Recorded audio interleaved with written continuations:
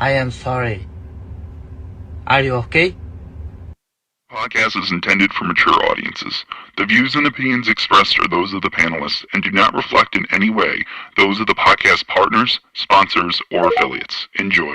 Hi, this is Michael Buffer, and you're listening to The Voice of the People. Let's get ready for Boxing Voice. Every day I'm hustling, hustling, hustling, hustling, hustling, hustling, hustling, hustling, hustling, hustling, hustling. Every day I'm hustling, every day I'm hustling, every day I'm hustling, every day I'm hustling, every day I'm hustling, every day I'm hustling, every day I'm, every day I'm, every day. You're gonna see it on MGM Grand. Only one will stand. And Bill Haney, William E. Haney come with that fight plan. They didn't think niggas out of Oakland was gonna push up on their ass. You dig? TheBoxingVoice.com. Well, tell the truth and shame the devil that Devin is a bad motherfucker. WBC, the lightweight champion of the world. Come get the real belts, not the same franchise shit. That boy is good. Bill Haney, say his name 3 times, pop up like candy, man. When you talk about that, you talk about one of the best fighters in boxing. SDS promotion. Tonight's crowd was pretty crazy. 80,000 in Australia. But the crowd doesn't win fights, I do.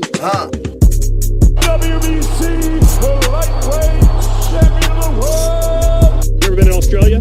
No, I never been, but I look forward to it. Going to go pick up some belts out there. Didn't have to sell a chain to make a fight. All we got to do is make that flight. You gonna hide behind them judges, but Lord Devin Haney gonna stand above. I'm serious, George Gambosi. Go! I'd like to wish you all a very warm welcome to Australia, everyone. I want to show all my experience, everything that it took to get to this point. I want to show the world. Who's the best young fighter in the game? Me, by far. For the 54th consecutive round, Devin Haney has outlanded his opponent in total connect. He can hit the mitts, he can hit the bag all he wants, but it's different when you're in there with Devin Haney. Gambosi, you in trouble. TheBoxingVoice.com. You said a lot, you did a lot. Tomorrow, you're in trouble. Pussy! I'd fight you in your backyard if I had to, because I know that I'm gonna beat you. And you'll see June 5th. Wow. The universally recognized, undisputed lightweight champion of the world, Devin the Dream Haney. SDS promotions. Yeah.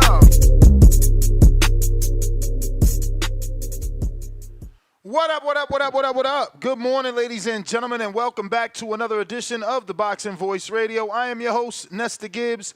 Should be joined by some co-hosts later on in the show. In the meantime, in between time, go ahead and smash the thumbs up as we get ready for another jam-packed episode to hopefully get you through your work commute and day. We're going to be discussing the previews and predictions for Sandy, Ryan, and Mikaela Mayer, as those two will be doing battle in a 10-round fight for Ryan's WBO Women's Welterweight title. And that is live on ESPN and ESPN Deportes in 2 days. That's going to be live in 2 days. So that is another Friday night fights on ESPN. We'll be discussing the undercard and making previews and predictions for the entire undercard. So if you're interested, this is what we're talking about. If you want to join us, you know what to do. All you got to do is,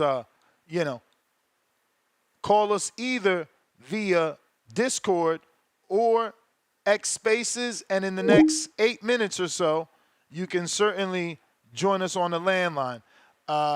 We're also going to be talking Devin Haney and Eddie Hearn, their back and forth argument over the Joshua tickets, and Eddie coming out with some pretty choice words for Devin Haney. Not very pleased with his behavior and the way that he, quote unquote, treated Eddie. So we'll get into that audio. That's also going to be on Netflix, believe it or not, because in the second quarter of 2025, the Netflix documentary or television show will be airing on Eddie Hearn. So we're going to get into that. But again, if you haven't already subscribed, go ahead and do so.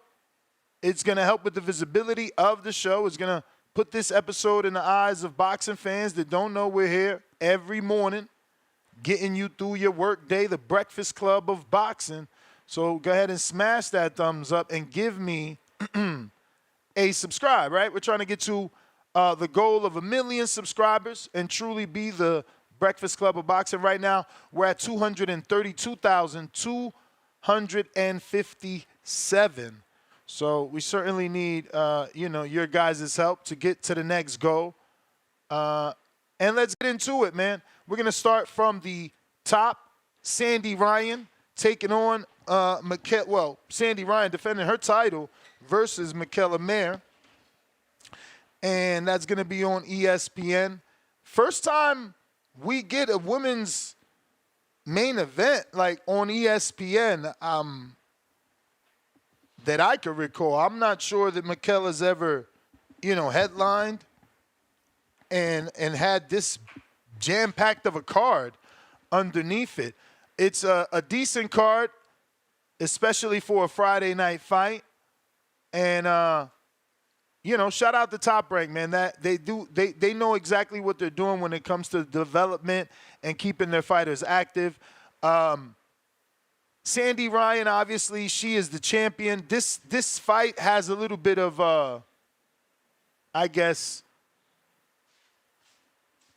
I'm interested, right? Mikaela used to work with Kei Karoma and Flick. Flick now works with Sandy Ryan. So Mikaela has had some words for Flick, called him he's nothing more than a pad man and things like that. So Flick, has been certainly, out to prove her wrong and been on his social media, laughing at Mikaela and her strength training tactics. So did Sandy Ryan. They joined in on the fun.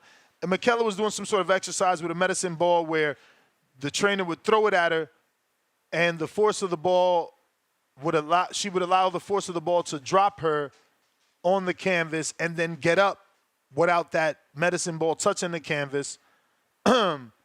So they made a joke of that. So there's some beef here, Flick obviously wants to prove that he's more than a pad man, and Mikaela wants to become a world champion. So I'm excited.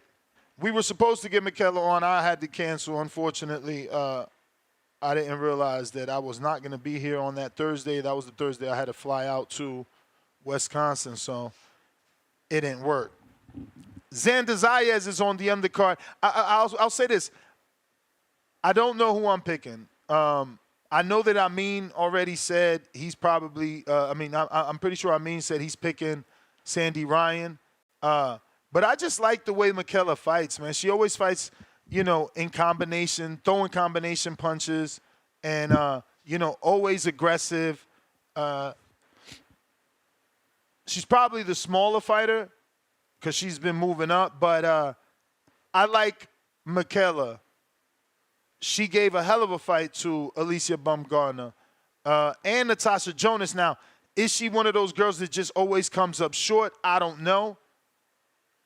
But I think I'm leaning Mikaela. But Two-Tone, the superstar, buenos dias. What it do? Top of the morning, TBV. Let's get it. It's cracking. What we talking? Devin the Dream Haney, Eddie Hearn? Yes, sir. Sandy Ryan versus Mikaela Mayer? Yep. Mikaela Mayer never win like the big. Has she ever won like the big fight? It always seems like the big fight always eluded her. She lost to Alicia Baumgartner. Who was that last queen she had lost to? What was her name? Natasha Jonas? Natasha Jonas. Yeah, Natasha Jonas lost to her. I don't know. The big fight just might elude Mikaela Mayer. Yeah, that's what I was saying. She does come up short, but she's got the experience. I don't know. I mean, I'm just leaning Mikaela. Maybe I'm biased because I don't know Ryan that well. I know she's been on the scene for a while, but I've just been following Mikaela's career more, I guess. I'm not sure. Again, I know that our women's boxing expert is certainly picking Sandy Ryan. So, if you over want, Mikaela Mayer. Yeah, I'm pretty sure Amin is picking Sandy Ryan over Mikaela Mayer. So, if you want to go with that, that's probably, the smarter choice. Excuse me. It's probably the smarter choice because he really, hones in on this women's boxing stuff. So, but moving on, Xander Zayas versus Damian Sosa. I don't think I know Damian Sosa. Have you heard of Damian? Never heard of Damian Sosa ever. Mexican fighter, 2 losses, no draws, 25 wins, 12 wins coming by way of KO. He lost to Ivan Alvarez and Artem Oganesian, not to be confused with Hovanesian. So he's lost to guys we never heard of, and we never heard of him. And most of his fights, okay, he's not a bum. He's not a bum. Oh, wow, he's not a bum. He beat Clay Callard.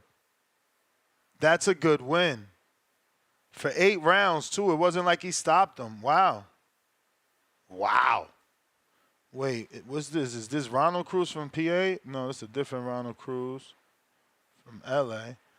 All right, well, he got that Clay Collard win. Oh, shit. He beat Marcus Valle. Okay, this the kid from Pro Box.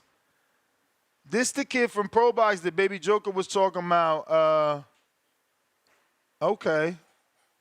Yeah, he's a Pro Box legend? Okay. This a Pro Box dude moving on up. But he only fought once on Pro Box. But that last fight on Pro Box is the one that, earned him his stripes with Marcus Valle. We all seen that. Okay.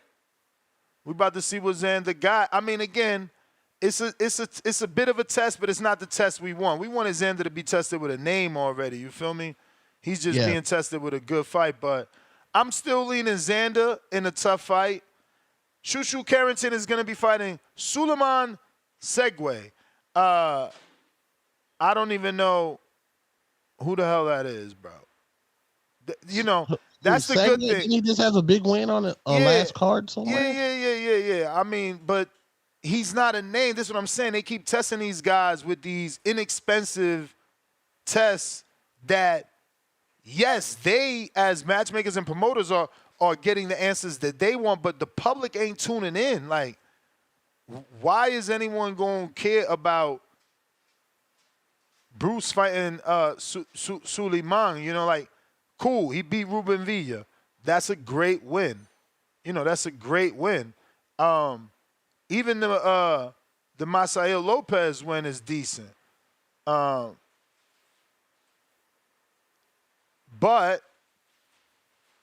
no name recognition. It does nothing for Bruce's popularity or stock. Not in my opinion. I could be wrong, though. I just don't know how many people know Suleiman and are going to be tuning in for the Ugandan Southpaw. But I am picking Shushu Carrington. Vito Milanecki Jr. is back in action, and this will be his second fight with Top Rank, or does this make his first? Let me double check here. I think this is his second with Top Rank. Yeah, they fought in Albuquerque on the Leo card. So he's back, and this time in the Garden, and he's taking on Khalil Haraz. Never heard of him, from Roma, Italy. And he's coming off of a knockout win in the first round in Italy. But before that, he lost on points in Italy. And in Copenhagen, he lost on points. Yeah, I don't know, man, why they giving this guy this type of opposition. But I guess it's more like we seen what you was doing with PBC, but they different matchmakers. We need to see firsthand what you can do, maybe. Like, that's the only thing I can gather from this, because these types of fights, they've given Vito already on PBC. So, yeah, I don't know. I'm expecting Vito to get the win. Khalil doesn't look like he's a type of guy to lay down, though. He's lost 5 times, never been stopped. And I'm gonna just screen share this. He just looks like a durable guy. He's got that face of a durable guy, and it looks like he got decent sized traps in this little box red pick. Now I could be wrong, I could be wrong about that, but we all know I like to read body language, even though that's a still shot. That being said, moving on. So again, we're picking Vito for the win. Suleiman homeboy got knocked out by Jermaine Ortiz, and he actually beat Elijah Pierce.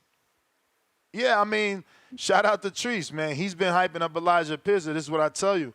They giving him nothing on OTX, but he be calling in talking about, could Elijah Pierce get a tank fight? I'm like, bro, the marketing of OTX is out of this world. When people, like, Pierce ain't done nothing. He's getting popular off a sparring tank. It's insane. But shout out to him, man. I ain't hating on nobody's come up. If he could spin that. Welcome to Blog Talk Radio. Into something, amen. Amen. But moving on, Tiger Johnson is back in the junior welterweight division. I forgot who called out Tiger on this show. They was like, man, I'll knock Tiger. I'm like, damn. Was it Mercado? Oh, it was Mercado. I think you ain't lying. Yeah. I think you ain't lying. It was Mercado. But he's going to be taking on Yomar Alamo. And I'm pretty sure we've seen Yomar Alamo. Let me just pull that up. But that name sounds so familiar. Tiger Johnson, a.k.a. Delonte Johnson, is 13-0, 6 KOs. Knockout percentage coming in at a 46.15%. Yomar Alamo, 22-2-1 from Puerto Rico with 13 KOs. Knockout ratio coming in at a 59% even. So slightly more power from Alamo. Coming off of 2 wins, the power must not be real because he fought Jason Velez this year and didn't stop him. We all know Mercado fought him like 10 years ago and destroyed him in like half a second. So. Oh, Velez got 16 losses? Get it together, Top Rank. Get it together. Well, no, they're not using Velez. They're using a guy that just beat Velez in Alamo. Oh, I'm about to say. Lord, child. Yeah, he just fought I think he fought on that Matias card maybe in Puerto Rico. Let me double check. Oh, okay. Oh, nah, this is a whole different promoter. Shout out to them. They doing their thing out there. He picked up 2 wins in He picked up 2 wins in Puerto Rico. The biggest one being obviously Jason Velez, and he was given this opportunity. I'm picking Tiger Johnson. This guy gives me he's like a morph of Pedraza and Pitufo Diaz. Check this guy's box right. Don't he look like he's both of them in one? He's Pedraza's and Pitufo's love child. I know that sounds nasty, but it is what it is. I mean, he looks like both of these dudes in one. It's crazy, and they're all Puerto Rican. But moving on. He had a big target on his forehead. We got Roland Polanco, my Dominican brethren. He's going to be taking on Marcelino Lopez. Never heard of him. Obviously, Polanco has been doing his thing and looking good. Knockout percentage coming in at 61%, .54. 13 wins, 8 via KO. Just knocked out Luis Hernandez Ramos in 2 rounds in Miami Beach on a top-ranked card, and they're bringing him back. He was on a TO card along with all the other Dominicans. So I'm going to keep picking Polanco. Then I'm picking the other Dominican, Elvis Rodriguez, to beat Kendo Castandera. Kendo is a journeyman that's been around for some time now. Let me just double check. I'm not confusing him, but I'm pretty sure. Again, I don't get. Maybe these guys are comfortable with like, yo, fuck it, just pay me $55,000, $35,000, and I'll beat these bums up. Because Elvis has been a top-ranked prospect 15 years ago. Then they cut him when he lost to Kenny Sims, so he went to PBC to become a prospect for another 7 years. Now he left PBC to go back to Top Rank to be a fucking prospect. No disrespect. I just don't get what's going on. And I get it. I don't get it, actually, because when he was a free agent, he got offers to fight world title shots with Matias. He accepted them. They chose not to go with him, obviously, and went with Pato. But, like, you being offered title shots, now you fighting, like, who is this? Kendo? I mean, I know Kendo. I'm sorry. I already know Kendo. But it's like, this is not what he should be fighting. Kendo's coming off of a win versus Cameron Carell. Like, people are, like, wondering, should Cameron keep fighting? Kendo lost to Antonio Moran. Don't get me wrong. Moran has turned it around. He gave a really good fight to Jermaine Ortiz. And he almost knocked out my boy Andy Cruz, had my man looking cray-cray in that round. But I don't know about that. Nah, don't cap.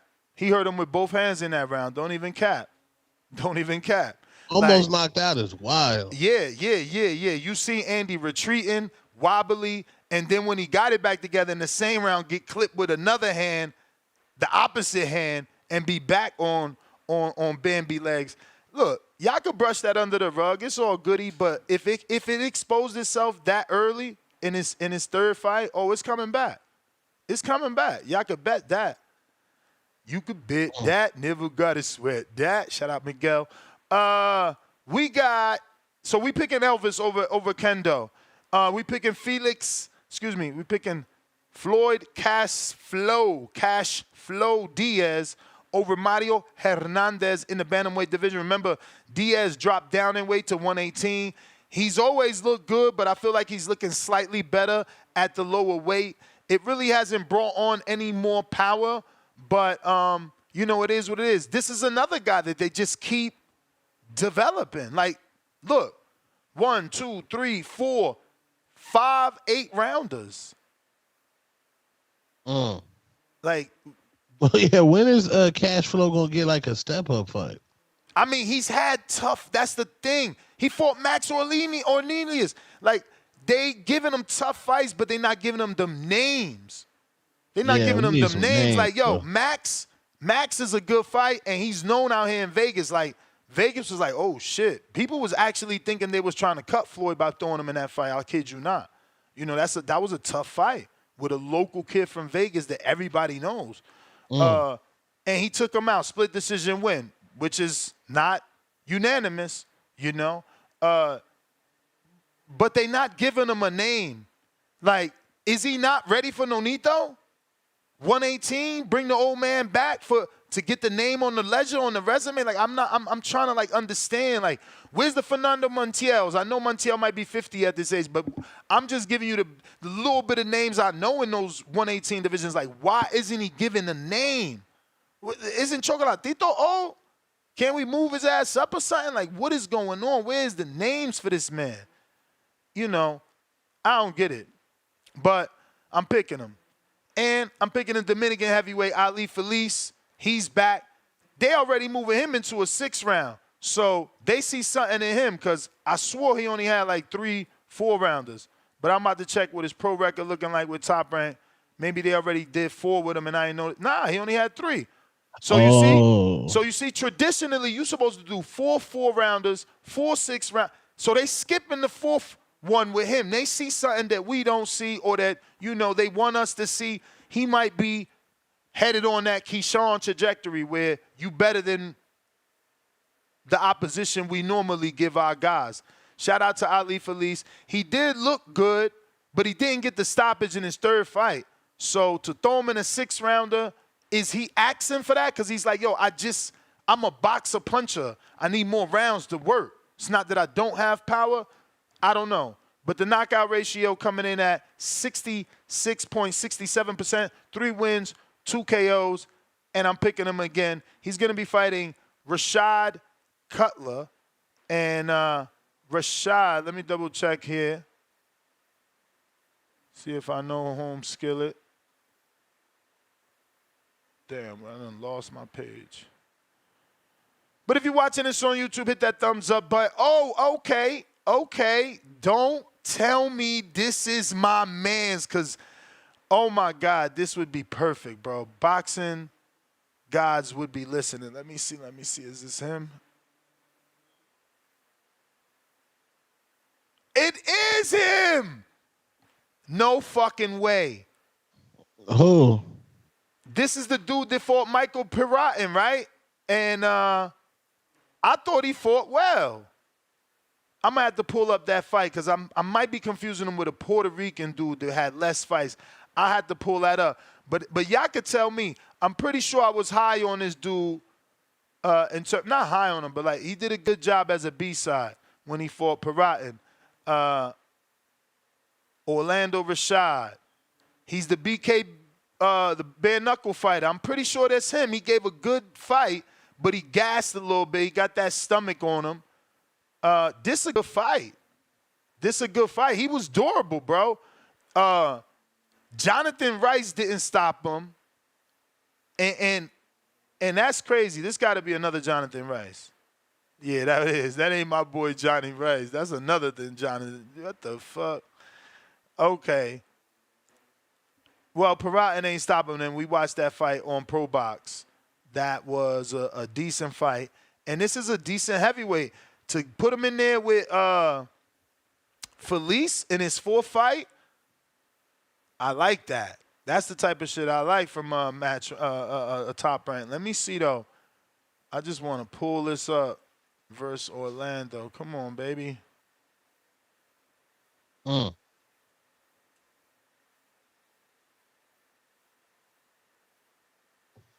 that like button. Make sure you hit that like button. Pro Box. Come on. Pull up. What's up?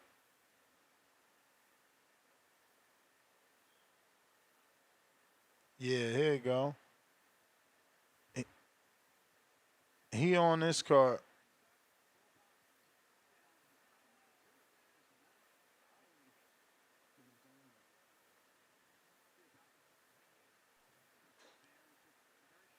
I don't see it.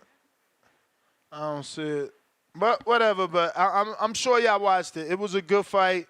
I know Treese remembers as he was excited. The dude was a bare knuckle fighter. I'm not picking him, obviously, over my Dominican peoples, but yeah, I think that's going to be a fun fight. I might have to tune in. That's Friday, so we'll be doing a live fight chat for that as our second show. And hopefully we can start on time to catch that heavyweight fight. Hopefully he gets TV time. It is a 6-rounder, so he should have some television time.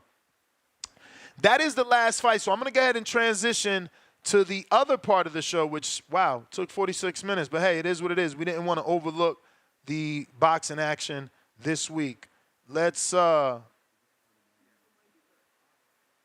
get to this Devin Haney, Eddie Hearn beef. And shout out to Boxing News for the interview. Last one before I let you go, totally from Saturday, but separate to the card. Conor Benn, of all people, filmed you and Devin Haney having an argument. What was the crack there? What was being said? It looked kind of heated. Didn't look like you were. It was heated because I don't know if you saw the Twitter about the tickets. Yeah, and I just couldn't believe. Like, bear in mind the relationship that I've got with Devin. Bear in mind everything that we've been through. I could not believe he would put that out on social media because he was moaning, and this is what he was trying to say to me. He said, no, I received a message from him at 6 a.m. on the day of the fight saying, I need tickets for Joshua. He messaged me, I think, 24 hours before saying, yo, right? And I had so much going on, I didn't reply. And then when I replied Friday night, he messaged me back Saturday at 6 o'clock in the morning, 7 o'clock in the morning. I need tickets for tonight. And firstly, all of the inner ringside tickets were pre-assigned with His Excellency and various people. Plus, we had months' notice from our fighters who had put in requests that we'd sorted out. So at that point, we just don't have the tickets, right? So I said, look, it's not solely our show that, we're just working on the event. You may have to ask Riyadh season, for the tickets. No reply. So then I'm sitting there at the show and it's like, wow, Eddie Hearn didn't get me tickets. This is he's so two-faced. It's like, so I just replied, I said, you're an arrogant fucking prick, to be honest with you. And I pulled him at the show and I said, what do you think you're doing? And he said, well, hey. I said, no, not hey. I said, what are you doing? I wonder how Dev gonna take this part, because I heard this already, and again, you can already see where Eddie is insinuating that Dev tried to play it off like they was all cool, like, hey Eddie, what's up? And he's like, nah, don't hey me, mate. Like, why'd you say that shit?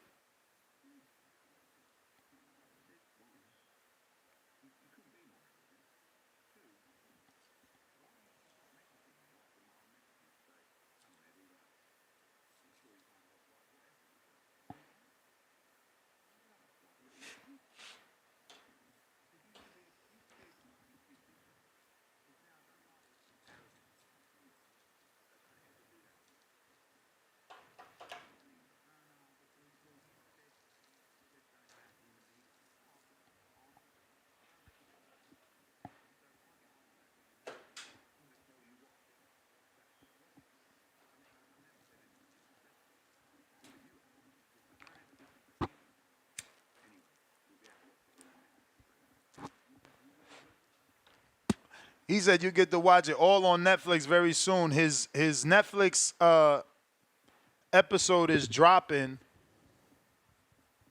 in the second quarter. Were you able to hear that? Yeah, I heard that. Yep, I heard it. Okay, they said dead air. What the fuck? All right, so let me redo that. Yeah, I heard that. That's crazy. Who was screen sharing for a minute? This is he's so two-faced. It's like, so I just replied, I said, you're an arrogant fucking prick, to be honest with you. And I pulled him at the show and I said, what do you think you're doing? And he said, well, hey. I said, no, not hey. I said, what are you doing? I said, one, you couldn't be more arrogant.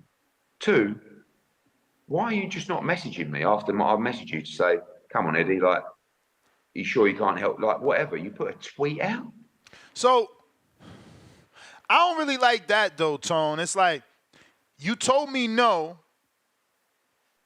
so you're upset that I went to social media, but your response is, why didn't you text me again after I told you no and ask me again, am I sure that you're sure you can't do nothing for me when I just asked you that? So basically he's saying, yo, why you ain't give me one more chance before airing me out? Because that's how I'm interpreting it. Because if I call Tone and yo, you got some bud? And he say, no, and I write on my story, fucking Tone say he king of Philly and he ain't got no bud, then he gonna hit me back like, yo, why you say I ain't got no bud? You could have asked me again if I got some bud. Like, bro, I asked you. You said no. I'm gonna give you another chance to say no. But I get it. If we boys, you do run back and you be like, come on, man, ain't nothing you can do. Call somebody, Eddie, I'm out here. I get that. But there's the flip side, like I just said. You feel me? But let me get back to that audio. I said, you're like a little kid. Called him a little kid. I said, you used to be a good kid, you did. I said, now I don't like this arrogance that I'm seeing from you. I said, so don't ever do that again. And he was like, no, I'll do it. Well, you said something about me in the media. I said, no, I'm just answering questions. I don't represent you. I said, so if I get asked about Devin Haney, I'm going to tell you what I think about the situation. And I've never said anything disrespectful. I said, but you have. I said, so don't ever disrespect me again. Don't ever disrespect me again. Hopefully it ain't a big deal. You know, hopefully Devin doesn't take it personally that Eddie is airing it out, and it will come out on Netflix with mics. So, you know, hopefully that doesn't bother Devin because, again, there's not a lot of promoters in this business, and there's not a lot of good promoters in this business. And then on top of that, there's not a lot of good promoters that pay well in this business. So, you know, some shit is, you know, you just got to take it on the chin, I guess. You feel me? I don't know. I think what Eddie was saying, like, bro, like, why we even on social media? Like, if you say that we cool and we care about each other, why we even run into social media, like, in the first place? So to me, when Dev went to social media, Devin wanted to sever the relationship, or Devin was like, his mindset was, since you cooked me in the Andre Ward interview, let me cook you on social media, which is Dev's what, 25 years old? No, I think he's older. Yeah. He Shakur's 1 year older than him, so yeah, Dev's 25. Yeah, we got to understand that these 25-year-olds grew up in the social media era. We have no idea what it's like to have social media in high school. We have no idea all the people, like men of a certain age like us. So that's what these young dudes do. They communicate through social media. That's what they do. I mean, Devin did have a pops. He got a real good pops, and Bill Haney. But hey, them kids grew up in the social media age. That's how they communicate. But again, that's foul. You shouldn't do that. You never should have ran to the internet if you didn't want to burn down that bridge, respectfully. But it's business at the end of the day. Pretty sure if there's some money involved, Eddie, it changes tune. It's business.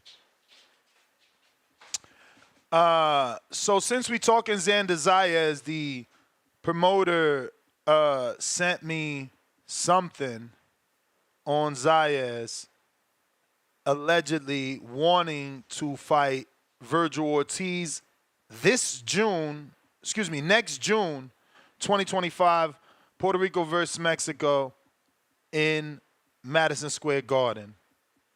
According to Fight Hook News, I think this is Jake Calderon. Salute. He said he spoke to Xander on this subject 3 years ago, and now he interviewed him, and Xander seems ready. What do you think of Xander after this win trying to get a Virgil Ortiz fight? I don't know that that's possible because obviously it seems like Atlas Sheik has plans for Virgil, but Xander rocks with Top Rank. Top Rank is with Riyadh Season. Riyadh Season sponsored Top Rank. They haven't done any Riyadh Season shit in New York. A Riyadh Season Top Rank versus Golden Boy. You know, Zayas versus Virgil. Can Virgil beat the young Zayas? We got to see how Zayas looks in this fight coming up Friday, but Zayas is a natural 54-pounder that's been there for a while. You know? So he may be the bigger guy. He certainly looks the bigger guy. But yeah. Yeah, man. Let's get a Mexico versus Puerto Rican fight, and let's have a Puerto Rican actually get a win and be celebrated, not celebrated off a loss and become. You sound like a hater. You sound like a hater right now because my man is doing all the rounds. Cause Sway not even Puerto Rican, and Sway in New York. Like, yo, come through, Edgar. You did better than Jamal and Jamel. Then Chento from Puerto Rico say, yo, ven aquí, pai, que tú eres de lo mío. You know what I'm saying? Had him on the show. Edgar's doing the rounds, bruh. He's doing the rounds. Wasn't he on Angela Lee's show too? The boy is hot right now. Keller Plant was on Power 105 talking about Edgar.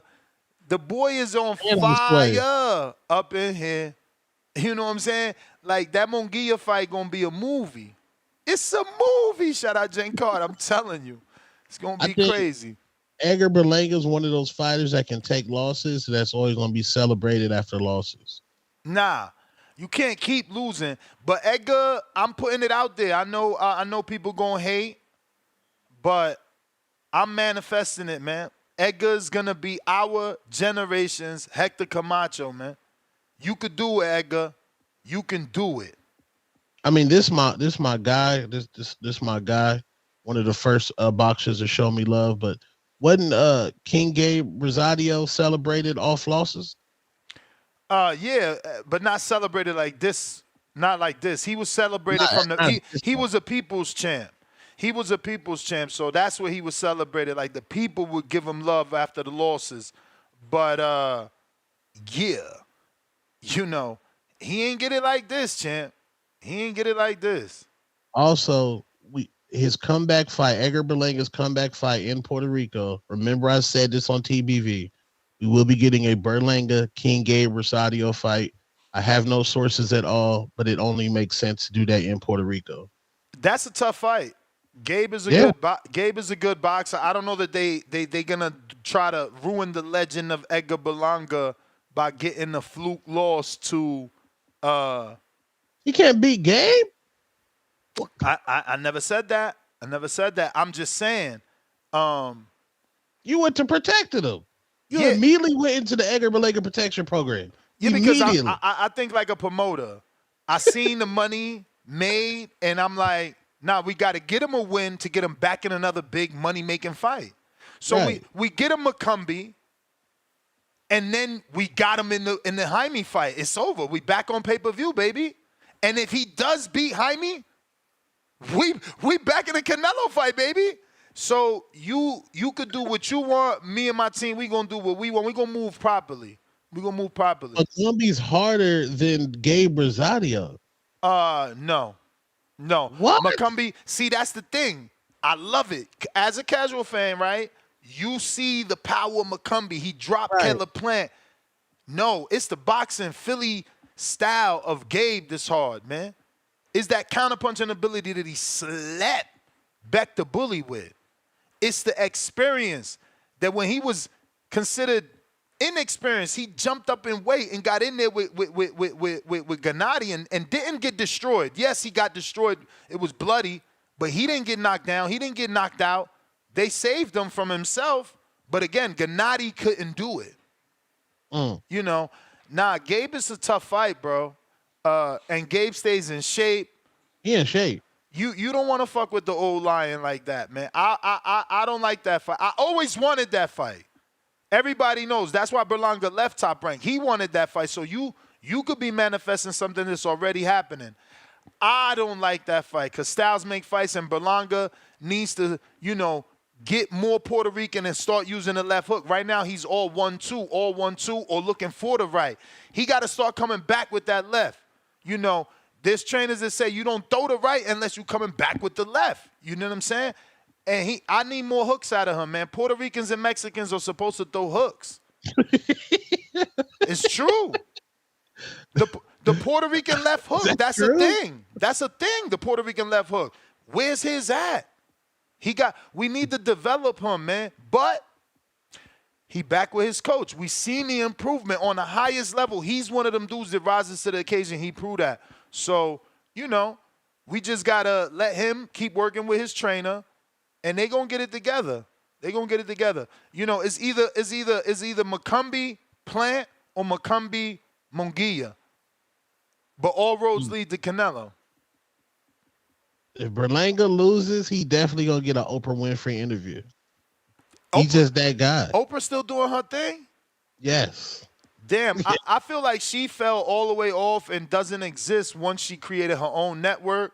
Like people just, not people, I guess the powers that be just blocked her. Like, oh, you think you could get your own network? And it was like, we don't even hear Oprah no more. Do she even pay for commercials? Like, I swear to God, I didn't know she was still on it. No, but her network got good shows on there. Like women, they have good women like programming on there. She's still cooking. She still got influence, but she just in the shadows right now. I wonder if her views drop. Like, because obviously, what is the own network? Is it an app too? Like everything else? Yeah, it's the app. It's the app, the old network. Yeah, she's still cooking, man. She's still getting that bag. Salute Chicago. But yeah, Berlanga, Rosado, that's the fight to make in Puerto Rico. I want to see it. That's tough, man, because you picking. First of all, you dividing the audience. That's not what you want to do. You don't want them picking who. First of all, You bringing a Puerto Rican from the Bronx and a Puerto Rican from Philly to Puerto Rico. Nah, you gotta keep one of them and put them against an enemy. It gotta be Berlanga versus another Mexican. Who could we get with a half-decent name? Maybe Soto Carras? Move him up. Let's see. Jesus Soto Carras. Who else? Let me see if there's some current Mexicans out there. At 60. Go Selecki. That's not Mexican. I know, but I'm just saying, go Selecki, bro. That's a common opponent with Diego Pacheco. That's a name. Even though he just got cooked, go with Selecki, man. I don't even see no Mexicans in here. Nah, me either. I was trying to pull some up from 60 too. Just Lester Martinez too good. What? He ain't Mexican. But I'm saying he too good to fight Berlanga. He don't fit the bill. He ain't Mexican. We ain't looking for no Guatemalan. Damn, that's hate. Pacheco, man. Pacheco, the only Mexican there. I don't see nothing else. I was looking for a lesser name than that. They gonna duck Pacheco. You crazy. Pro Box got some Mexican 168 pounders. Who? I'm in the top 15. I don't see nobody. Okay, I mean, that's let me not see ranked, this. though. Let me see this number 11 in WA. Is he Mexican? Pablo Corroso? Ezekiel is his middle name. Where you from, champ? Nah, that he the wrong type. He punching too much. He Argentine. 20 knockout, 20 wins, 17 by knockout, no losses. We good. We don't need that right now. Damn, I don't know who he can fight. It's either Gabe, get you a Dervinchenko fight, a Sulecki. Dervinchenko. I like that. And his manager manages Dervinchenko. I like that. Yeah, I like that. get you a Dervinchenko fight. Common opponent with everybody. I like that. Yeah. Moving on, though. Phone lines is open. We did get through that Devin Haney audio. We talking Devin Haney, Eddie Hearn. They're back and forth. Plus, previews and predictions for this Friday's fights on ESPN. Joe Pilot, what up? Yo, you hear me? Yep. What up, Two-Tone? Leave me out right now. It's got okay. Yeah, man. Edgar right now is in PR, man. He's doing a little run right now. He's doing a little, a little lap. Not a victory lap because he ain't win. A lap. But yeah, Two-Tone, now you're crazy, bro. Edgar Berlanga is getting credit because people, especially everywhere, was saying he wasn't going to last 3 rounds. He went all 12. He got off that canvas and kept fighting, There's a certain lion that didn't do that, certain lion didn't do that. Hey, he made me look dumb. I thought Charlo was coming to fight. I was like, yeah, he's being quiet because he's going to leave it all in the ring. Boy, was I wrong. Edgar didn't do that. He fought that. Yeah, he's a bigger guy, whatever, but it's still the size of the heart. Everybody got the same size of heart, No one got a bigger heart than anybody else. But yeah, Gabe was loved because Gabe, I think he did a bid and he came out and he was working at Home Depot.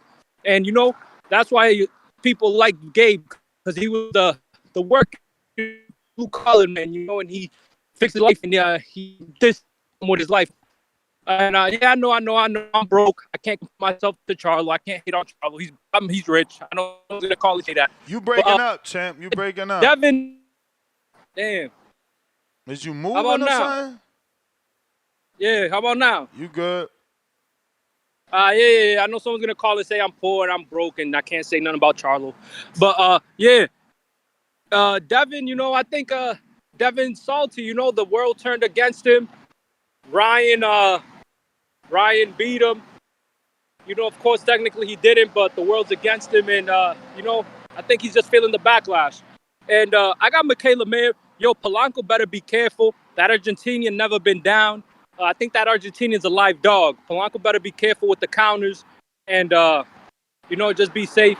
Elvis is basically, I don't know what Elvis is doing. Maybe they're trying to, make his way into some type of ranking for the easiest win. But I don't know what they're really doing with Elvis, you know. Even though I think Matias would have beat Elvis, but it's kind of sucky. But yeah, man, I got Mayor over Ryan. You know, I'm just going off. She's American. I'm American. Mayor, she's like the lankier fighter. And she's been robbed a couple times. I think she's going to dig down deep and beat Sandy Ryan. I think she's going to dig down deep. She's on the USA soil, so she's not going to, you know, maybe not get robbed by them UK judges over there, you know. But yeah, Ali Felice, I think this is actually Top Rank trying to get rid of him. I think if he might go 6 again, he doesn't look get the knockout. Maybe Top Rank is up in his diet, homie. trying to get. His first six rounder. First 6 rounder. This ain't them getting rid of him because first 6 rounder he only had 3 4-rounders. This them showing they believe in him. You think so? You think they're not trying to give him a test? It's like some type of test. I mean, they ain't give no other fighter a test in their third fight. You know what I'm saying? Like, so many of their fighters are on a diet that this don't make sense. This only to me, I only see this as, yeah, it's a test, but for them to see if whatever he's telling them is true, because maybe the father okayed it. Remember, the father is the manager. I mean, the trainer with James Prince is the manager. I don't know. I just think you don't go from 4-rounders to 6-rounders in your third fight unless they believe in you. He ain't. All right, man. You know, I concede. You know, he ain't do nothing to get cut. But that was the bell, right? I didn't hear it, but he didn't do nothing to get cut. Oh, my fault. Yeah, that was the bell. All right, and that was the bell. That was the bell. I'm out. All right. We got Brandon, Cincinnati. I mean, H-Town. Houston, what up? Hey, yo, Dash, can you hear me? Damn, you sick? Hey, H-Town, baby. I was just making sure you can hear me. Oh, shit. You trying to do an impression. Yeah, Dash, you know these David fans, you know, they would have called in and talk about little 5'7" Canelo. You know, David. That dude is funny, man. Anyway, Berlanga, what's up with all this Berlanga talk? Like, hottest name at 68. Facts. You know, who did better than this in their fight? Just answer this for me. Ngannou versus Fury, who had 0 experience. Ngannou versus Fury or Berlanga versus Canelo. Oh, you comparing a professional. I like what you're doing. No, there. I like what you're doing there. Berlanga's power is that real that you comparing it to heavyweight power. Okay. Is that what you're saying? I'm talking about experience level. That's what I'm comparing. I mean, you compare you trying to give Ngannou credit. You're trying to give Ngannou credit. You're trying to give Ngannou credit for a knockdown that came from power. The eye for talent Nestor gives, he said Ngannou didn't have a puncher's chance, and he didn't. You know, so, okay, but he dropped his opponent. But the guy who been pro since 2016, and that's what I said. That's what I said. That's what I said. And he's being celebrated. But that's what I said. You are doing an unfair comparison because you're trying to compare Berlanga to a heavyweight. Listen, you can't use 16 knockouts in the first round as a reason why he got the fight, and then try to talk about power not being a factor. You brought up power. I'm just saying unfair. I didn't bring up nothing. I just brought up experience. Unfair to compare. I said the man had 0 fights to a heavyweight.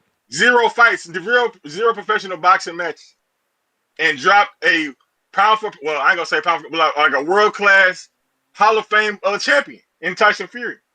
And a guy you said had 0 chance, but somehow after that fight, he was like, he didn't get nothing done. What'd he do? But somehow Berlanga's making the rounds. I mean, but why are you acting like I'm making it up? What do you mean somehow? What do you mean somehow? Did anybody give Ngannou the fucking rounds? Like how you calling in here? Bruh, look at the scorecards. But listen to me. Listen to me. How are you calling in here upset because me and Tone are telling you what is factual? He is making the rounds on all the biggest radio platforms. That's not our fault. It's not our fault that Ngannou ain't get that. No. What the fuck is you mad at? I'm looking at you I'm looking at you, Ness, because you had a problem with Ngannou. You had a problem with Pitbull Cruz getting all the love after the Tank fight when Pitbull Cruz did 10 times better versus Tank. Then you was like, y'all going overboard. I didn't see Pitbull making no rounds after he almost beat Tank, or people said they need a rematch. I ain't hear nobody calling asking for a rematch. That's a lie. That's a lie. That's a lie. I ain't hear one caller call in to say Berlanga won the fight. That's a when lie. Pitbull fought Tank, I heard plenty of people call in to say, I think Pitbull won the fight. Okay, well, what that got to do with Berlanga? You were against people praising Pitbull for how long? My dude. So now Berlanga get his ass kicked for 12 rounds. Somehow he the hottest name in 168. Yo, stop trying to make this story the way you want it to go. That's not how am I making it? I'm pointing out the facts, Ness. I cut I'm just pointing off. I'm highly annoyed by this Berlanga love, bro. I'm highly annoyed by it. It's very annoying. Can I speak? Because you lying to the audience. Sure. I never immediately bash Pitbull. Everyone knows I stopped fucking with Pitbull because he started ducking and was getting love. You can't get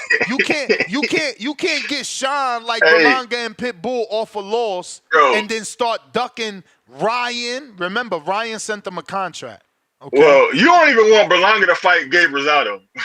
So you want him to duck. You literally encourage him to duck. But listen to what you're saying. No, I don't want him to fight Gabe Rosado. I want him to fight an active fighter in Macumbi coming off of 2 knockdowns, and I said either Plant or Munguia next. So who's the real boxing fan, me or you? You want Rosado who's commentating and retired. You a fucking idiot, man. I don't want Rosado. Who said it? I said you don't want him to fight Rosado. I didn't say shit about Rosado. You call it in here to say you don't even want Rosado. Of course not. You don't. Reasons. I didn't say shit about Rosado. You the one who don't want the fight. And you the one You the one advocating for it. You the one advocating for it. I'm telling you why I don't. I'm not advocating for shit. I'm telling you why I don't. Why you want it? I'm just advocating for why Berlanga's getting all this love is why I'm advocating. Like what is that about? Why? What did he do to get all this love? He on tour. That's why. That's my point. You see what I'm saying, Tone? You see how Ness do? You just a jealous Benavidez fan. You know I'm a David fan. Hey, Tone, we out here, ain't we? We out here. We outside. Ain't got no fans. Jealousy. I'm laying my case out on the table to expose this nonsense you got going on up here. Jealousy. I'm trying to remember the song, man. I think it was Santana had a song. Ain't no song, Ness. I'm just laying out the facts. And Ngannou didn't have a punch of chance. He dropped Fury. He ain't even buzzed Canelo in there, but somehow he getting love. This shit is crazy. Pitbull. No, it's not crazy. It's not crazy. It's not crazy. Look, you brought up Pitbull. You brought up Ngannou, and you brought up Berlanga. And those were way better fights. And way way better fights. Cool. All I heard was 2 fan bases. And one that don't got a fan base that's crying. That's all. You mad that Pitbull got a fan base. You mad that Edgar got a fan base. You mad that Ngannou don't got a fan base? That's not my problem, my brother. Ngannou, but what you mean Ngannou? Ngannou literally won on 1 scorecard. My brother, it don't matter. Do you understand that Berlanga had 117, 110? He did not 118, 109 on 2 cards. He did not win in the eyes of the people. If Ngannou would have won in the eyes of the people, he'd be doing the rounds like Pitbull and like Berlanga. He had a better right to do the rounds than Berlanga did. But he ain't get it. Why you mad at us? We ain't got nothing to do with his rounds. He doing the rounds in New York anyway. This is the hometown shit anyway. Like, come on, bro. All the way in Houston. He all the way in What? He in Puerto Rico too. He in Puerto Rico too. Bro. Like, we ain't trying to hear that shit. Get Berlanga up out of here, man. Berlanga, the bar was in the basement. Okay. Y'all happy he went 12 rounds. Then y'all talk about Charlo. Charlo was moving up 2 divisions and lasted 12 rounds. So what? Hater. Come on, man. Hey, I'm just speaking the facts here, man. Hey, stop all this Berlanga talk, Ness. Stop this Berlanga shit. You know what I'm saying? Tell Berlanga to fight. Tell Berlanga to fight David. We'll take that. That's a Mexican. We'll take it. Yo, David's at 75, homie. Oh, okay, yeah, all right, yeah, sound good, yeah. You better say. He should have stood where it's hot. You put Berlanga on his ass for real. He should have stood where it's hot. But on the serious note, though, that serious note, I'm gonna stop trolling you. You think Eddie could pay Triple G enough to come out of retirement for Berlanga? I mean, Triple G said that already. He said he not officially retired, so he'll field some offers. Why not? So what you think that'll be a movie? Triple G versus Berlanga in Puerto Rico. In Puerto Rico? Nah, that dude ain't he ain't the right guy for Puerto Rico, but that's a good fight in New York. Remember, Edgar's Puerto Rican. Oh, yeah. Remember, Edgar's Puerto Triple G is Rican. big in New York. Edgar's Puerto Rican. Triple G is big in New York. You could do that at Madison Square Garden, bring it back to the Garden, or fill out the Barclays, because Triple G did that already with Lemieux. But Edgar's from New York. You do that. You do a Triple G fight in New York. That makes sense. Hey, we put it in the air just now. We'll see what come of it. I think that makes sense. You know, he might not be exactly Mexican, but there's literally Mexicans for Triple G. So we'll see, man. We're gonna put that dude into retirement. Say what? Hell nah, man. You crazy. Triple G ain't going nowhere in that fight. You crazy as hell, bro. You crazy. I'm done. That's my call. Triple G literally would put Berlanga to sleep. Hey, blood. It's Hamza in the building, aka Corno de Chivo, aka Killertainment. I just want to get people to understand one thing, okay? If you get in there with a champion and it's a 12-round fight and you don't make it out of 4 rounds with the champion, you still on a novice level. If you go 6 rounds, you at a median level. 8 rounds, you're at the prospect level. If you go 10 to 12 rounds with a champion or a legend, because it's not guaranteed you're going to go those rounds, then you future champion. You have potential. You got skills. Remember, you get your ass beat in the ring. You get punished. You got to be able to take the punishment. Those are levels too. So, like, even though Berlanga's big, so was Callum Smith. Pause. And he got his arm busted up. You got to be able to stay in there. You got to be durable. This is why he talking about Gabe Rosado. He's durable. Gabe Rosado is a gatekeeper. He's not. He could be considered a journeyman because a journeyman could be somebody with over 12 to 15 losses. But a gatekeeper is somebody who, if you can't beat him for real, then you going back down. You're not about to be up there. Gabe Rosado, if you're not on your A game, as you can see, he'll knock your brains out. You know what I'm saying? He got decent size. He been out here. He got experience. He done seen everything. That's a good fight for Berlanga. I would tell you it's not a good fight. Triple G is not a good fight for Berlanga because Triple G doesn't like fighting taller people because he really doesn't like coming forward. We seen that with Canelo. He had an opportunity when Canelo met him in the center of the ring in the second and third fight to come forward. He didn't elect to because European fighters don't do good going backwards, and they don't do good when you control the center of the ring. You know what I'm saying? They need you moving. The only one I've seen who's able to do that is Bivol and Beterbiev. Them the only ones. But Triple G would definitely probably get hurt against Berlanga because he doesn't move his head. And that's the only thing that kept Canelo safe. Because Berlanga is definitely big and he's throwing punches. That's all. My genius. So you feel Berlanga is getting well-deserved recognition? Yeah, you got to understand boxing, bro. Canelo really wanted to stop dude. It wasn't a Jaime Munguia fight. Like, he clearly said he carried dude, but then Berlanga, it was different, bro, because size does matter. You know what I'm saying? Like, when somebody, he even said it, man, I'm going to 75 after when he was talking to Eddie. He shouldn't have been laying in the bed like that with Eddie. Pause. That rehydrating that big and you've already trained, meaning you're in shape and you're bigger. Canelo weighed in at 66. Canelo's not rehydrating at 20 pounds. So just say he did, though. He rehydrated to 186.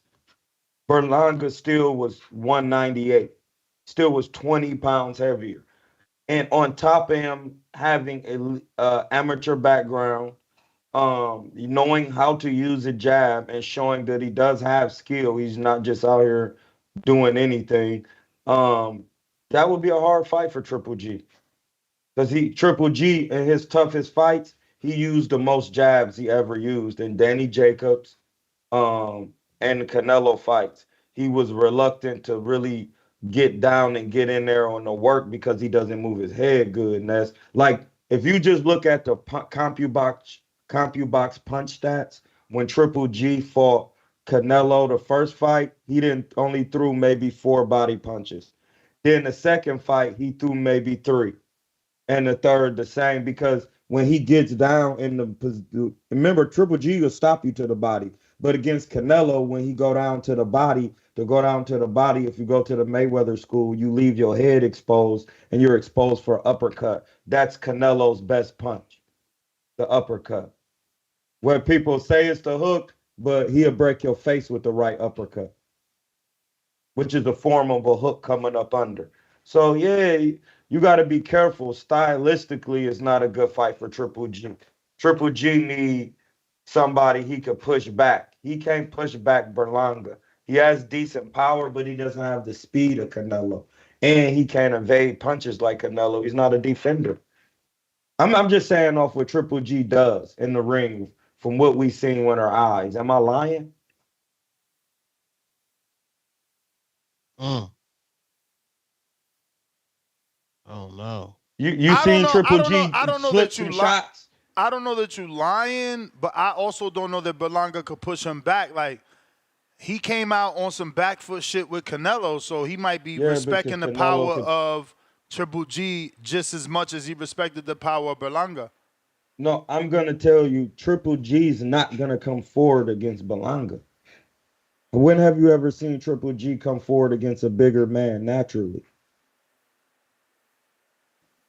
I'm just saying for what actually happens in fight.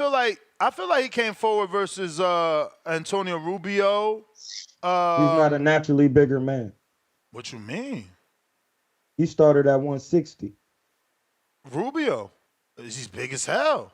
That's like, yeah, but he's still not. He wasn't. I said a naturally, like Triple G wouldn't come forward on a 68 pounder. He doesn't have that in his skill set. He needs you to outspar these type of European fighters. They need you to move backwards. They're very fundamental, straight up and down, no side effects. I'm saying with how he actually fights and what I've seen when his CompuBox. So when he goes forward, he jabs a lot. Triple G has a good jab. It's not a great one because he doesn't switch it up. But once Canelo start catching his jab and holding his ground in the middle of the ring, Triple G was reluctant to stay there. That's a fact. That's what we seen. He doesn't have that in his arsenal. They need you to go backwards so they can set you up off the jab with range. That's how Eastern Europeans fight. They need leverage and range. You don't know no guy. Look at Egas, how he fought. Once Terrence Crawford started pushing him back, he had nothing. He not check hooking. They don't move their head. Berlanga has a good jab. Triple G ain't slipping no jabs. That's just how he fight, bro. I'm talking about how he fights.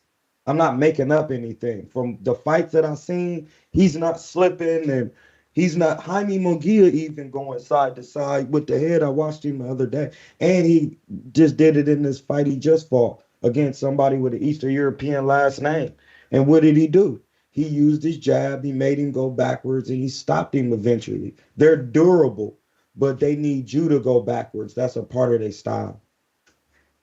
Is Tom up? I don't want to text him. He live on the West, man.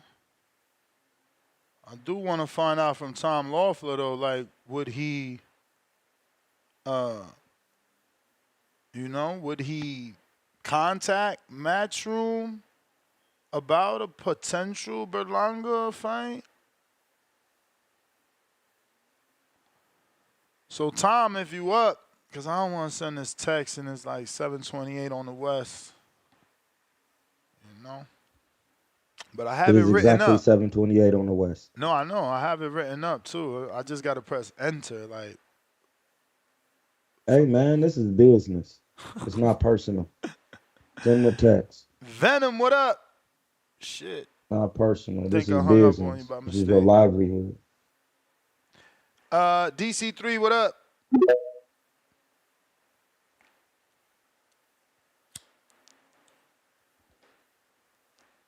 Got on Yo, mute. Yo. what's the deal, fella? So, we champion guys for last to 12. We champion guys that's cruiserweights, that's really cruiserweights, going 12 Man, the hate against the is true real for 160. this dude. Yo, the topic Let me get is my shit out. Let Friday me get night my shit out. fights. Let me Y'all, get y'all my hate. shit out. Let me get Y'all my shit rather out. hate Oh, on let, Berlanga, hey, yo. Ness, It let ain't him no get it hate. off It so ain't I no could hate. cook It's him. speaking facts. Let me get my shit out. And I don't want to get cooked because I'm not gonna stay here long enough. Look, we champion cruiserweights for going 12 rounds with true 160 pounders. Ness, we got to stop this, Ness. Ness, we got to stop this, Ness. This guy didn't win around, Ness. We not finna champion guys that didn't win around who talk shit like he was gonna go in there We and don't die on his need shield. you. You know what I'm We saying? don't need Nah, you. Berlanga y'all ain't got his gotta need own me. Cause fan base. Y'all McCombie, let me mad. get my shut up. Shut up. Be quiet. Let me get my shit out. McCombie, don't stop him. Joe Pilot, this is you too. McCombie is going to stop him. Y'all keep bringing up McCombie name. McCombie is Berlanga cherry pick gone wrong. I'm out, man. And stop bringing this man up. This guy, come on, man. He ain't win around this. We champion guys who didn't win around. This guy was a cruiserweight. He's really a cruiserweight. Ness, come on, man. This guy, he got bagged up the whole fight. He was in the corner the whole fight, Ness. He had Hey, his sir, hands in his excuse me, pocket. sir. Ness, Can a we got to stop this. cruiserweight Troy, I don't want to can a talk, Troy. I'm cruiserweight out, make Troy. junior middle? Can a cruiserweight make Ness, super I middleweight? don't care. They I don't. can't. Yo, He made the weight. let me. But Exactly. I hear These that. I dudes hear that. hating I about don't care that. about that. But He this made the dude weight. this dude was And 200 you don't pounds. care This about guy was facts. 200 You're pounds getting arguing back. dispute observable facts, sir. Everything I said was a fact. Everything I said was a No, fact. you're That this guy was arguing 200 observable pounds. facts. I'm not. Who You arguing? you Nobody going back allowed. and It's forth a You with me. allowed. disingenuous I'm the only argument. person It's all talking right. to You me. arguing in No, bad faith, it's bro. not an argument. Is somebody going back and forth, dude. Nobody's saying nothing back because I'm talking over y'all. So like I said, I'm not, man. I already know y'all gonna come for my head. I'm pretty sure everybody else agree with me. McCombie is gonna stop that dude, Ness. Stop bringing up Crazy. McCombie name, Ness. He's a Crazy. cherry pick gone. McCombie is a cherry pick gone wrong. I'm Crazy. out. Crazy. The reason why he said all that, but then he didn't explain technically how McCombie was stopping when McCombie can't fight on the inside, and he couldn't get past Caleb Plant's jab when he chose to jab. He hops in. Why would you hop in against Berlanga when he has a right hand? See that I could just that's when technical boxing comes in and you just sound crazy. And cruiserweights don't make super middleweight. If you make the weight, who cares what you rehydrate? You're actually hurting your body. And when you box, you know that. It's not healthy. That's why you get tired. You don't have all your strength. You don't have all your fluid on your brain. And this is why you got to stop arguing observable facts. This is why I said I don't talk about what don't happen. All right, and when Sugar Ray Leonard fought Roberto Duran, he was 76 and 1 or 75 and 1 with 56 knockouts. And even though Sugar Ray Leonard won a gold medal and was like the golden one, they said Roberto Duran was gonna knock him out. And he said if he stand there with Roberto Duran, he gonna go to bed. He went 12 with Roberto Duran toe to toe. Yes, and he lost, but he still gets all the credit for staying right there and fighting his fight and not getting knocked out. You don't get that. It's levels. And that's why I said I explained the levels when I got on here. 4 levels is a novice. 6, you a intermediate or medium range. 8, you're a prospect. 10 rounds, you're a contender.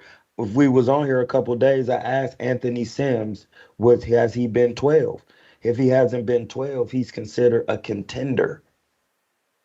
He contends he's in the contender rounds, 10 rounds and less, and 10 rounds when you get to 11, 12, you're fighting 12 rounders, you're fighting for some type of title or you're in line for a title. Okay, like you got to stop arguing observable facts of boxing. I'm not making this up. These are the words they use for boxing. Y'all got to stop that. This is real boxing. Yes, we give credit for being able to not get your ass. Caleb Plant didn't last 12. So how about that, man? Nah, Did they want to Caleb last minimize 12? it. They want to That was minimize actually it. a younger. That was actually a. Hey, we don't care about no age. Wilfredo Benitez was 15 and turned pro, and in 2 years he was a world champion at 17. Ain't no excuses. They want to I minimize bid it. you. They want to minimize it so they could keep Edgar in this bum box when he's not a bum, and he proved it. And then there's a jealousy going on. And it's sad to say, I only hear black fighters, black callers calling in upset at Berlanga. Why? Brandon from Houston, black. DC3, black. Why y'all mad at Berlanga?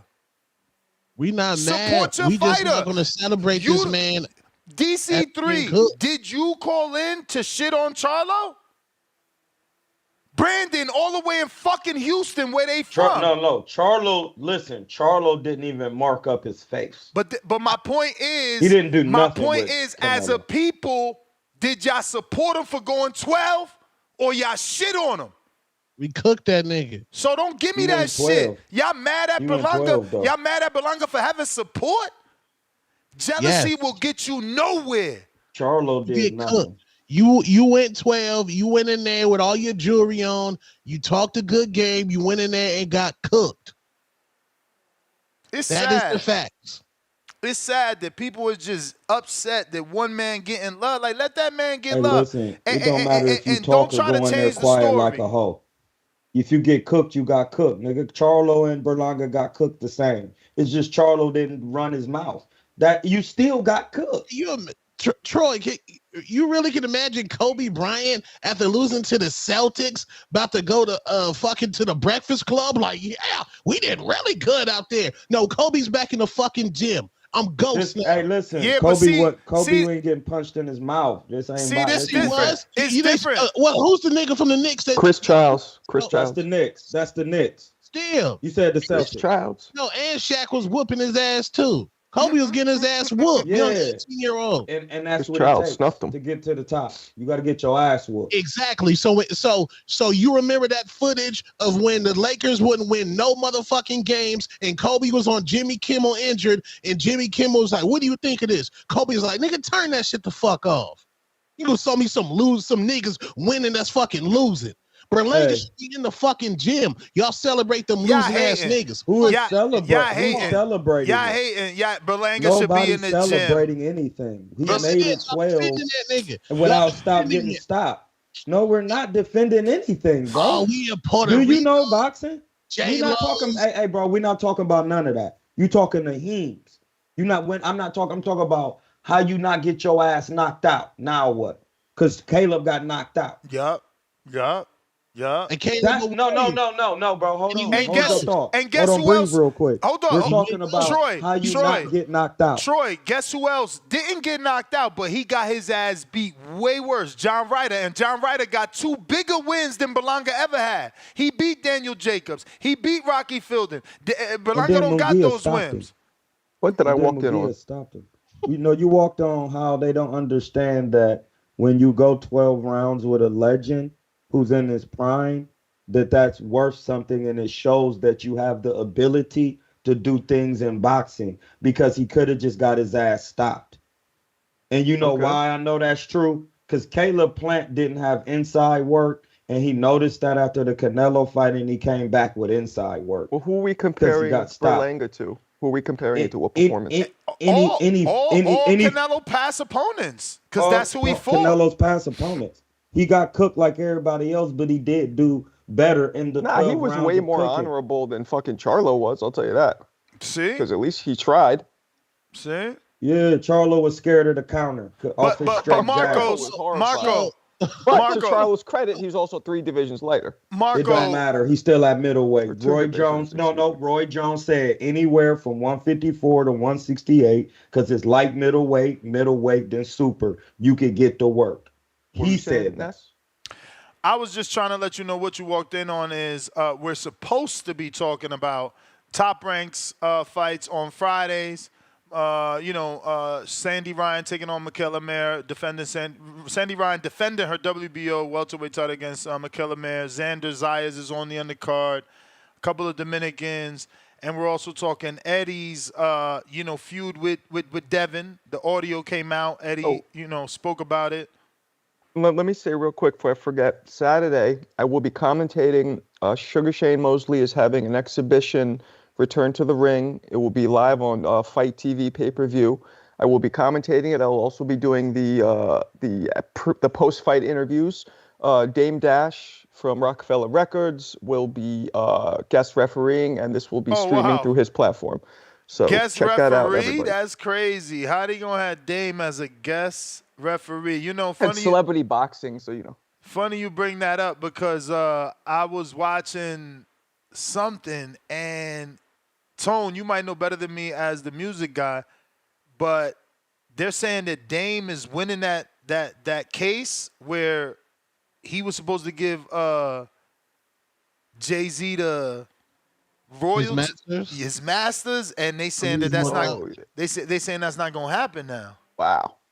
They said he can't set. Well, I know Drake tried to purchase them, and some went through where Drake couldn't do it. But yeah, Jay-Z's fighting that right now. Drake disrespectful. Why would Drake want to purchase Jay-Z's masters? Like, what's wrong with you? What you about to make worth a lot of money? You gonna make a verse and say I own your masters? Like, what type That's of weird what Michael shit is Jackson that? started doing. He said he started trailblazing doing that, man. He started purchasing Michael everybody's Jackson masters. bought the Beatles. Yep, and he tried to say it's because front Paul of their McCartney face. told him, "Yo, a business decision." Paul McCartney goes, "Yo, I got some business advice. Always purchase masters." And he went and bought the Beatles masters, and that ruined their friendship. He bought the Beatles masters because the Beatles owned James Brown masters and several other artists masters. And when he bought their masters, he owned the other masters that the Beatles owned, and he started giving people their masters back.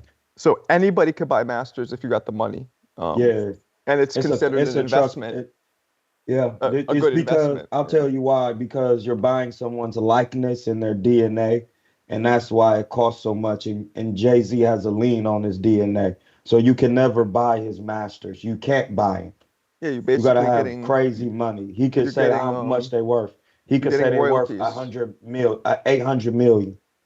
Like you can, when you got things in your own estate, you can acquire your own price to them. When you have a foreign private estate, as these guys do. But Dame Dash, kind of off the topic, was an amateur boxer as well, which I didn't know. Not bad. Dame either. really put the beats on you. Yeah, Dame could throw hands. Yeah, not bad. So I think he'll be commentating with me at some point of the broadcast as well. So that's in Philly Saturday. Nice. Let me get to some callers and super chats here. I got first super chat of the day. Pistol Parkway Mozzie, $5. Eddie Frontin. He's a master of selling controversy. Him and Dev building a rivalry for a future fight. Popcorn emoji. Back at us with another two. Mozzie says, Eddie and Dev on the phone laughing right now. New York Giants, $5. The Berlanga Hold That L tour coming to a ring near you. Let's go, champ. Pristine Sports Network, we don't care about no damn Berlanga. Hashtag irrelevant. Thumbs down emoji. You a hater. Trobeta, $50 Sweden. Are you living vicariously through Berlanga? Because I feel like if you were a professional boxer, you would be exactly like Berlanga. Talking Face to you? with tears of joy. No, you. Oh, me? Yeah, you the one from New York. Get the fuck out of here. It's got to be talking about you. And They already made me look like Berlanga. I'll take his hairline. I'll take that shit in a second. You're the fighter, too. You're the fighter, and you're from New York, so that's totally for you. Yeah, I'm not a Boricua, though. I mean, you're in New York. Close enough. Yeah, that's true. The Axiom, $2. Jose Benavidez versus Berlanga in Puerto Rico. Jose? I like that. I like that, yo. I like that. That'll build. What you mean? That'll build the fight. Jose's too small. Oh, not small enough for Jamal Big Brother Charlo, though, who actually weighed 166 3/4 for that fight at the weigh-in. He blew the catch weight. Who did Benavidez just fight that beat him? Danny? Charlo was the last one to beat him. Oh yeah, Jamal. Yeah, Jamal. What did they fight at? What weight did they fight at? 166 and 1/3. Oh, well, I guess he's not too small. He's not too small. But he started. What did Benavidez start at? Hey yo, and Charlo big ass ain't knock him out either. Remember that. Benavidez probably started at like what, 135, 140? He started light though. Benavidez started light. Yeah, no, he You did. talking about Jose started at 140. Light, I think he started at 140. Yeah, 140. Mm-hmm. He had a WBA 140. He beat Mauricio Herrera for it. Mm-hmm. All right. And he had over like 300 Emmys. Damn. How many did you have, Troy? Probably less than 12. I can't remember, but it was I only had 15 amateur fights. Yeah, I didn't have that many. Yeah, I didn't have that many amateur. We got Venom. Yo, me? We hear you. Alright. First things first, Nash, you were real disrespectful with mentioning Xander Zayas and Virgil in the same sentence. You gotta quit that. Again, you see, you guys like directing. I'm reading Virgil's quotes. Like he was in an interview. Virgil's quote. He was in an interview. Jake Calderon interviewed him, and the interviewer said what Virgil said. Like, what are you mad at? That's what Xander said, and we all know Xander's a young pup, and you know he's shooting for a star. But we all know that's not his. Why not embrace that? Like, why are you not embracing that someone is calling out Virgil? I mean, that's the thing though. He's just calling out. We know Top Rank ain't gonna do that. So rather than do that, calling people out. Why not? They just seen the success of Berlanga Canelo, and they dropped the ball with Berlanga. They literally dropped the ball with Berlanga. They built Berlanga. So you think they're not gonna take like, bro? Who else invests in Puerto Ricans? Cash out, Xander. It's too early. Cash out. Would be better. Man, it's too early. That's what it would be. It'll be a cash out. Did you not forget how your man struggled in the last fight and showed everybody in the world that he's just like a put my head down fighter? That shit was. You can just go on BoxRec and see the win column on his resume. That shit was ill. Back to Xander. He need to fight the Vito Melaneckis, the Joey Spencers, the Tellez. He needs to fight that group. Like, what are we doing avoiding those fighters? I can't stand fan bases that put roadblocks. The man called out your favorite fighter. Fuck is you talking about everybody else for? Like, that's all it is. Nah, it ain't just a call out. He wants that. Hey, bro, somebody call your name. They won't just get some work with you, bro. What are you talking about? It's just a call out. That's all it is. That's like me saying I want some work with you today, and you saying, "Well, no, that's not a real call out. He talking about tomorrow." No, bro, that's today, cousin. Respectfully. Since Hamza wants to speak out, let me talk to Hamza. Hey, listen, he had a wild young take shit. Y'all got to stop this young shit. I just told you, Wilfredo you had a wild Benitez, take with this Triple G shit. Triple G. First of all, that'll be a tough fight for Berlanga. I don't know what you're talking about, this European style. Yeah, Triple G blocks punches with his face. I know you don't know what I'm talking about. That's why I articulated it. He could take a punch. He don't worry about his defense. He'll give up 3 punches to land his punch. And we don't know, but Berlanga been dropped multiple times. Not that just didn't with Canelo. work with Canelo. Bro, could they different styles? Triple G's pressure is more. No, listen, Berlanga has a good jab. We seen that. Triple G got the best jab, so that good jab ain't matter for nothing. Triple G got the best jab in and around that division. No, he doesn't. Yes, he does. He only uses one. Why is his jab the best? Explain it to me technically.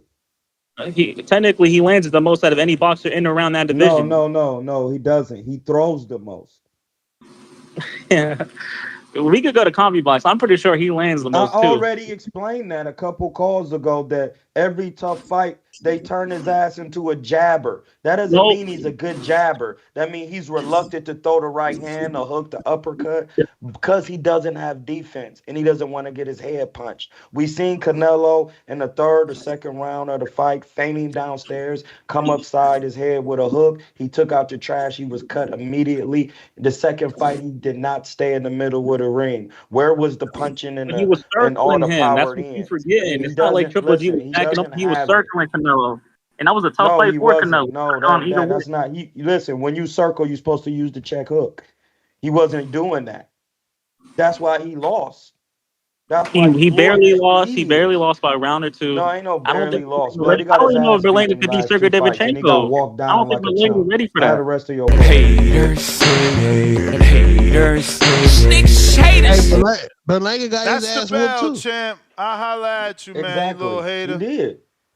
So if Berlanga got his ass whooped too, why the fuck are you on Sway talking about you had a mental breakdown? You practiced not getting hit by the left hook for 19 weeks and you But tapped you your see, gloves. do you know why? You know why? Humility.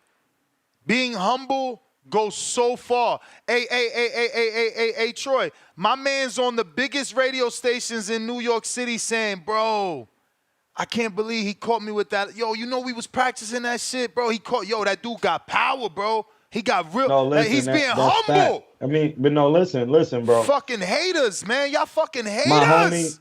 homie sparred a Puerto Rican legend, Miguel Cotto, my homie Aaron Coley. He said, listen, bro, I'm way bigger than him, but he definitely has that left hook. He said, I could see why it knocked people out. It don't matter if you blocking it or not. And that's why I came on too. The Puerto Rican left hook is a real thing. I have been watching some Puerto Ricans. I've been watching Evan Rosario, Tito Trinidad, Miguel Cotto. Those guys have good left hooks. And it's a different type of left hook than the Mexican left hook. It comes in a loop. It's a good technique, but it's a little bit more loopy and it's hard to catch because it could come around to the kidney. It could come around behind the head. That is a good shot. So when you're a Puerto Rican and you get caught with one, you have to show respect. But listen, this is a gentleman's sport, my niggas. What is we talking about? So y'all ain't never had your ass whooped for real. I had to come back. I'll regress. Never mind. I'll regress. Nah, man. That man had a mental breakdown in the fight. Go back to the gym. Get your mental right, bro. That's what we need from you, Berlanga. Get off the ring. Hey, Tone, you're not so what lying are you, about the what are you mental annoyed at, breakdown. Tone? You annoyed that like Berlanga was doing what? I missed it. No, He mad because he went 12 rounds and we saying that's a part of boxing. No, being able to go 12 rounds with somebody who could stop you because Caleb didn't make it. What? So no, what do you? No disrespect. No, salute Caleb. Caleb, when he took his ass woman, he went ghost, went back to the gym, got with Breadman, went and knocked out Anthony Durrell. Berlanga took his loss. Now he's in Puerto Rico with Bad Bunny, J-Lo. Now they in the streets of Puerto Rico dancing. They on every radio stations, and all of his protectors like Ness and them is saying, yeah, it's a movie. Your man got cooked 12 rounds. That is the fact. Your man looks skillless. Your man will get stopped by McCumbee. Go up there and fight Gabe Rosado and get you a soft touch, bro. You ain't like that. You are He not would not like just stop by McCumbee. Bro. So okay, so you're saying that he's basically celebrating like he won, but he really lost. Okay. Well, you know what it Nobody's is, though? celebrating It's that. a weird thing They're though because celebrating nobody him. They're celebrating him, though, Marcos. These guys are hating him because Sway, he can't invite himself on Sway. He can't invite himself on the Breakfast Club. He can't invite himself to Puerto Rico and the hottest radio stations over there. You are mad because he got a fan base, just like Pitbull. Pitbull got up to 1 million followers off a loss. Right. So I think, and it's okay. So I'm glad you said that. And it's similar. The two biggest names in boxing, right? Tank, Canelo. If you look good against them, you get adulation. You Yeah, get but that's what they you get mad admired. at. That's what they mad at. They saying that Right. Pitbull deserved it, Berlanga didn't deserve it. But I'm saying he did because men before him got knocked out. But you know what the Liam difference Smith is, though? was on the floor crying. He You know what it banging is, the though? floor. Oh, my ribs. The difference Callum is, Smith didn't let his fucking hands go. Callum the didn't let difference his is hands go. And then when he Pitbull- said, oh, my bicep. Like, come on, y'all not respecting. Pitbull was more experienced, right? Berlanga, I think, was looked at as more green. So the fact that he did that well impressed people even that much more. And Tone is saying, if I'm not mistaken, yo, the dude lost. Why are people treating him like he won? Why is everybody celebrating him? But this because I feel like it was such kind of a mismatch of a fight that he exceeded all expectations.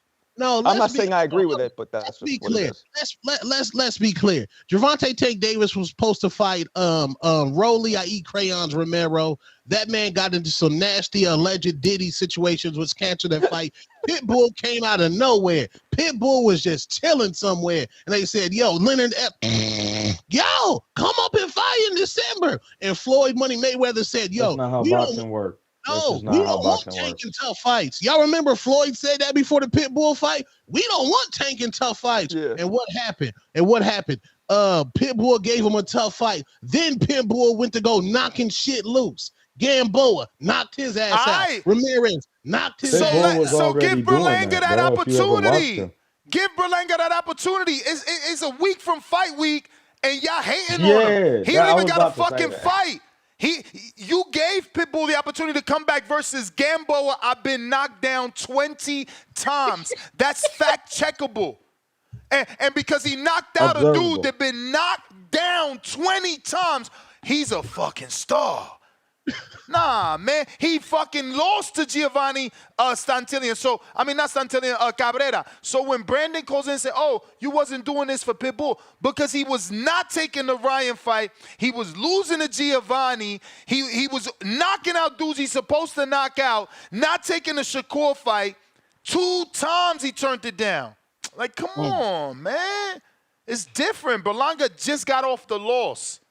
He just got out the loss. Like, let that man get his fights just like Pitbull. We ain't even supposed to be talking about it. This is how big he is. Y'all mad he a star. We not talking about it. All Tone did was say, "Yo, Berlanga doing it," and I gave my opinion, like, yeah, he is. He all over. And that upset y'all. The show turned into Berlanga. Y'all forgot about fight week. You forgot about Devin and fucking Eddie and the audio. No, it's hate on Berlanga because he's bigger than my favorite fighter. His chains is bigger. His girl probably look better. And he been in a bigger motherfucking fight. And he got a bigger fan base. And y'all fucking hating. Y'all fucking hating. Tone sparked up when you mentioned the yams. Y'all hating. Hold up now. Y'all hating.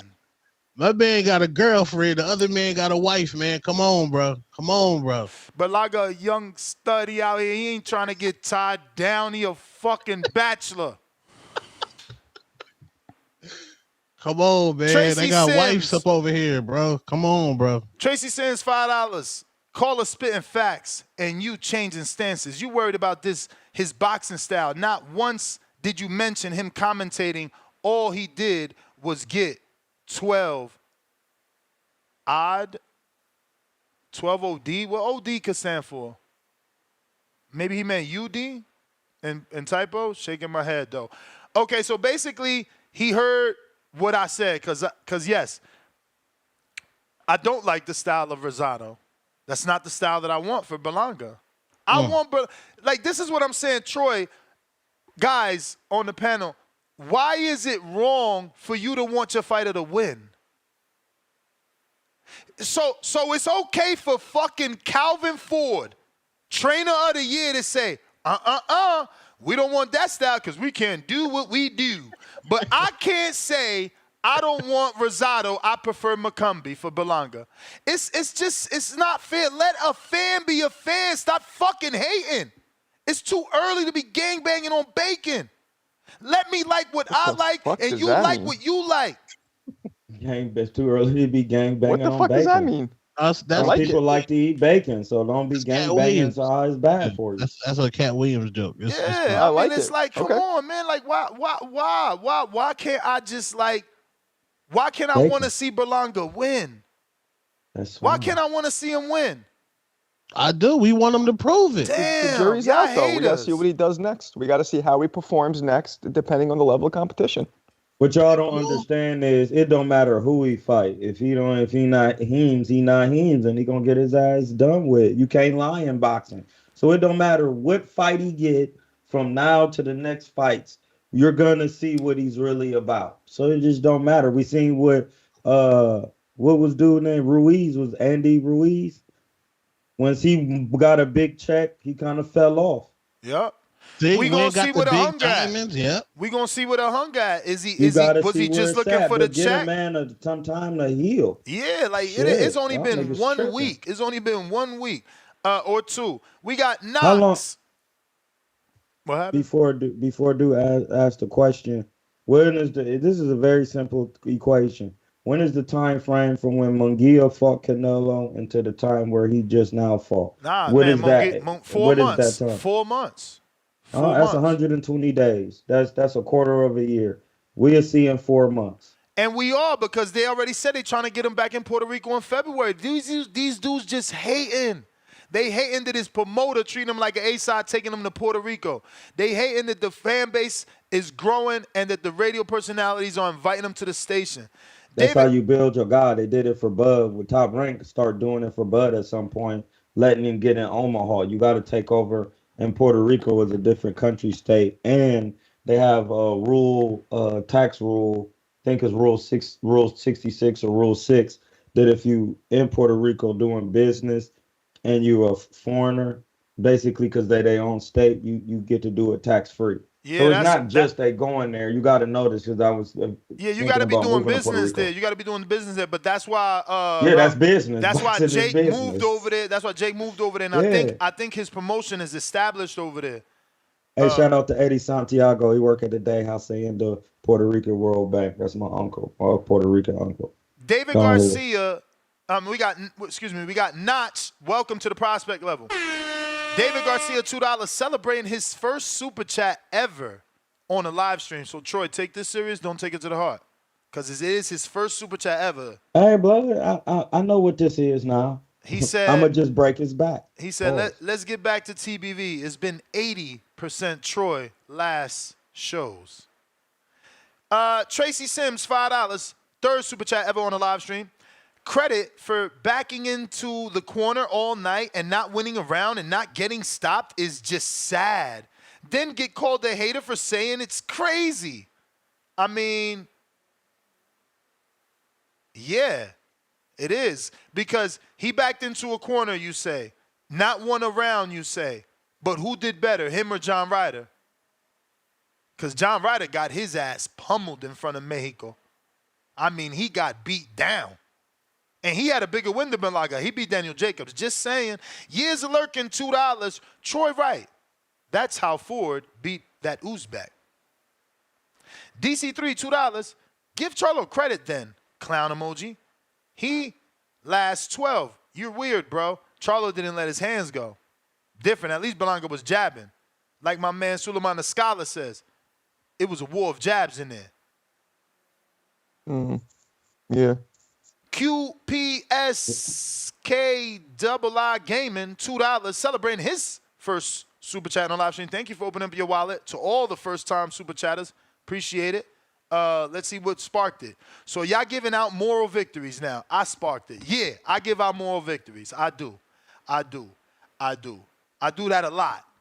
And I told you I was going to do that beforehand. I literally gave y'all a grading curve. I said if Berlanga gets a knockdown, his superstardom's going to raise this much. If he gets a knockout, it'll be this. If he lasts 12, it'll be... I told y'all beforehand. Y'all just mad. Y'all mad. It's okay.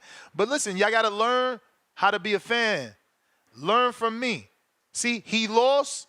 I'm not kicking his back end. Stop kicking your favorite fighter's back end. DC3, $2. I'm looking for the silver lining. What'd he do right? His defense was good. His defense was better than Munguia. Munguia got caught with a combination. Berlanga got caught with one punch. Yeah, but Munguia also was vulnerable. He came in more. He tried harder. And again, you said it, vulnerable. That is what Troy likes to call lack of skill. Fuck you putting your head over your knee for? Berlanga ain't do that. So we ain't get hit with no uppercut. You feel me? So let's stop discrediting. I could look for the good. You don't have to be like me. You could be like Brandon Lenz and be a fucking hater. Be jealous. They both got dropped, but Munguia's was on the inside because he more reluctant to be on the inside. Berlanga is a more stereotypical boxer, meaning he learned boxing in the amateurs. He was gonna get hit with a hook or a shot like that. It was more or less that Jaime was gonna get hit with an uppercut because he'd be fighting in more. Jaime got some decent inside work. He was really on the inside with Canelo. And he's big like Berlanga, but I think Berlanga is just a little bit bigger than Jaime. Pause. But, I'm glad you brought that up. That's another thing we got to stop doing. See, I've been watching boxing when Julio Cesar Chavez weighed 182 pounds. on fight night versus Sebastian Sergio V. Martinez. No, versus Sebastian V. That's 22 pounds above the weight. Nobody got mad. Why? Because if you make the weight, you allowed to fight. All this, he was a cruiserweight. He was a stop fucking hating. That's not a cruiserweight. Like, I'm just going to give y'all the real boxing. Like, He was at 2-something, Y'all bro. did it What was to that? Devin that Haney don't mean too. nothing, Y'all blood. did Just it to because you Devin walk Haney around too. at that weight, that mean you out of shape, my nigga.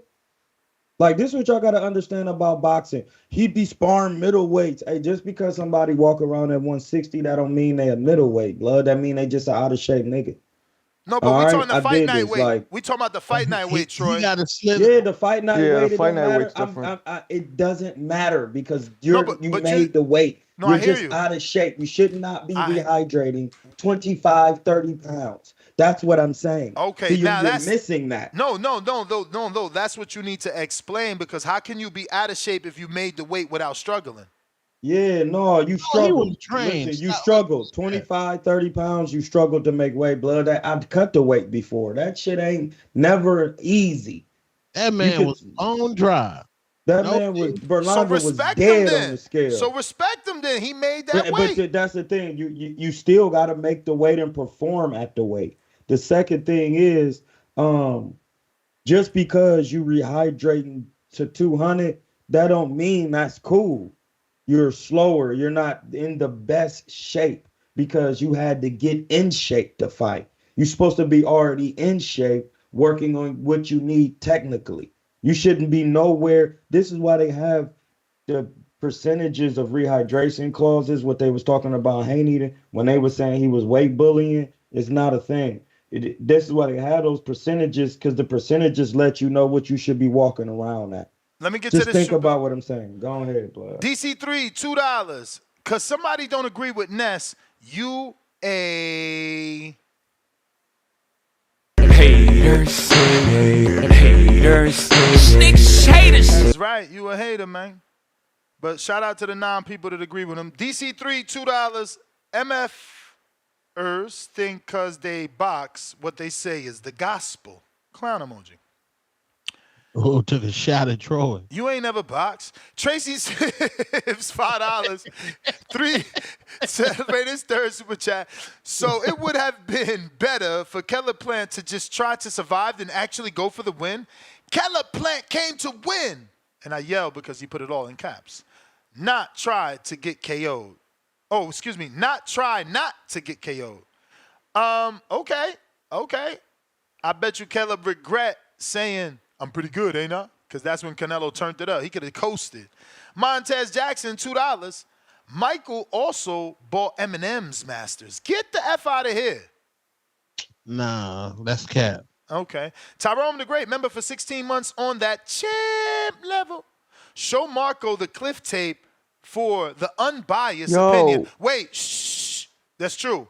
No one say nothing. No. No. You talking about Cliff? No, nothing. You can't say nothing. I don't want to influence anyone. I saw the Cliff thing.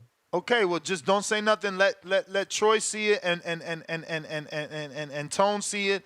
And Let me just say, somebody came on my show last night. Chill. Why you can't I'm not wait? saying anything about it. I'm just saying somebody came on my show last night and made me watch it.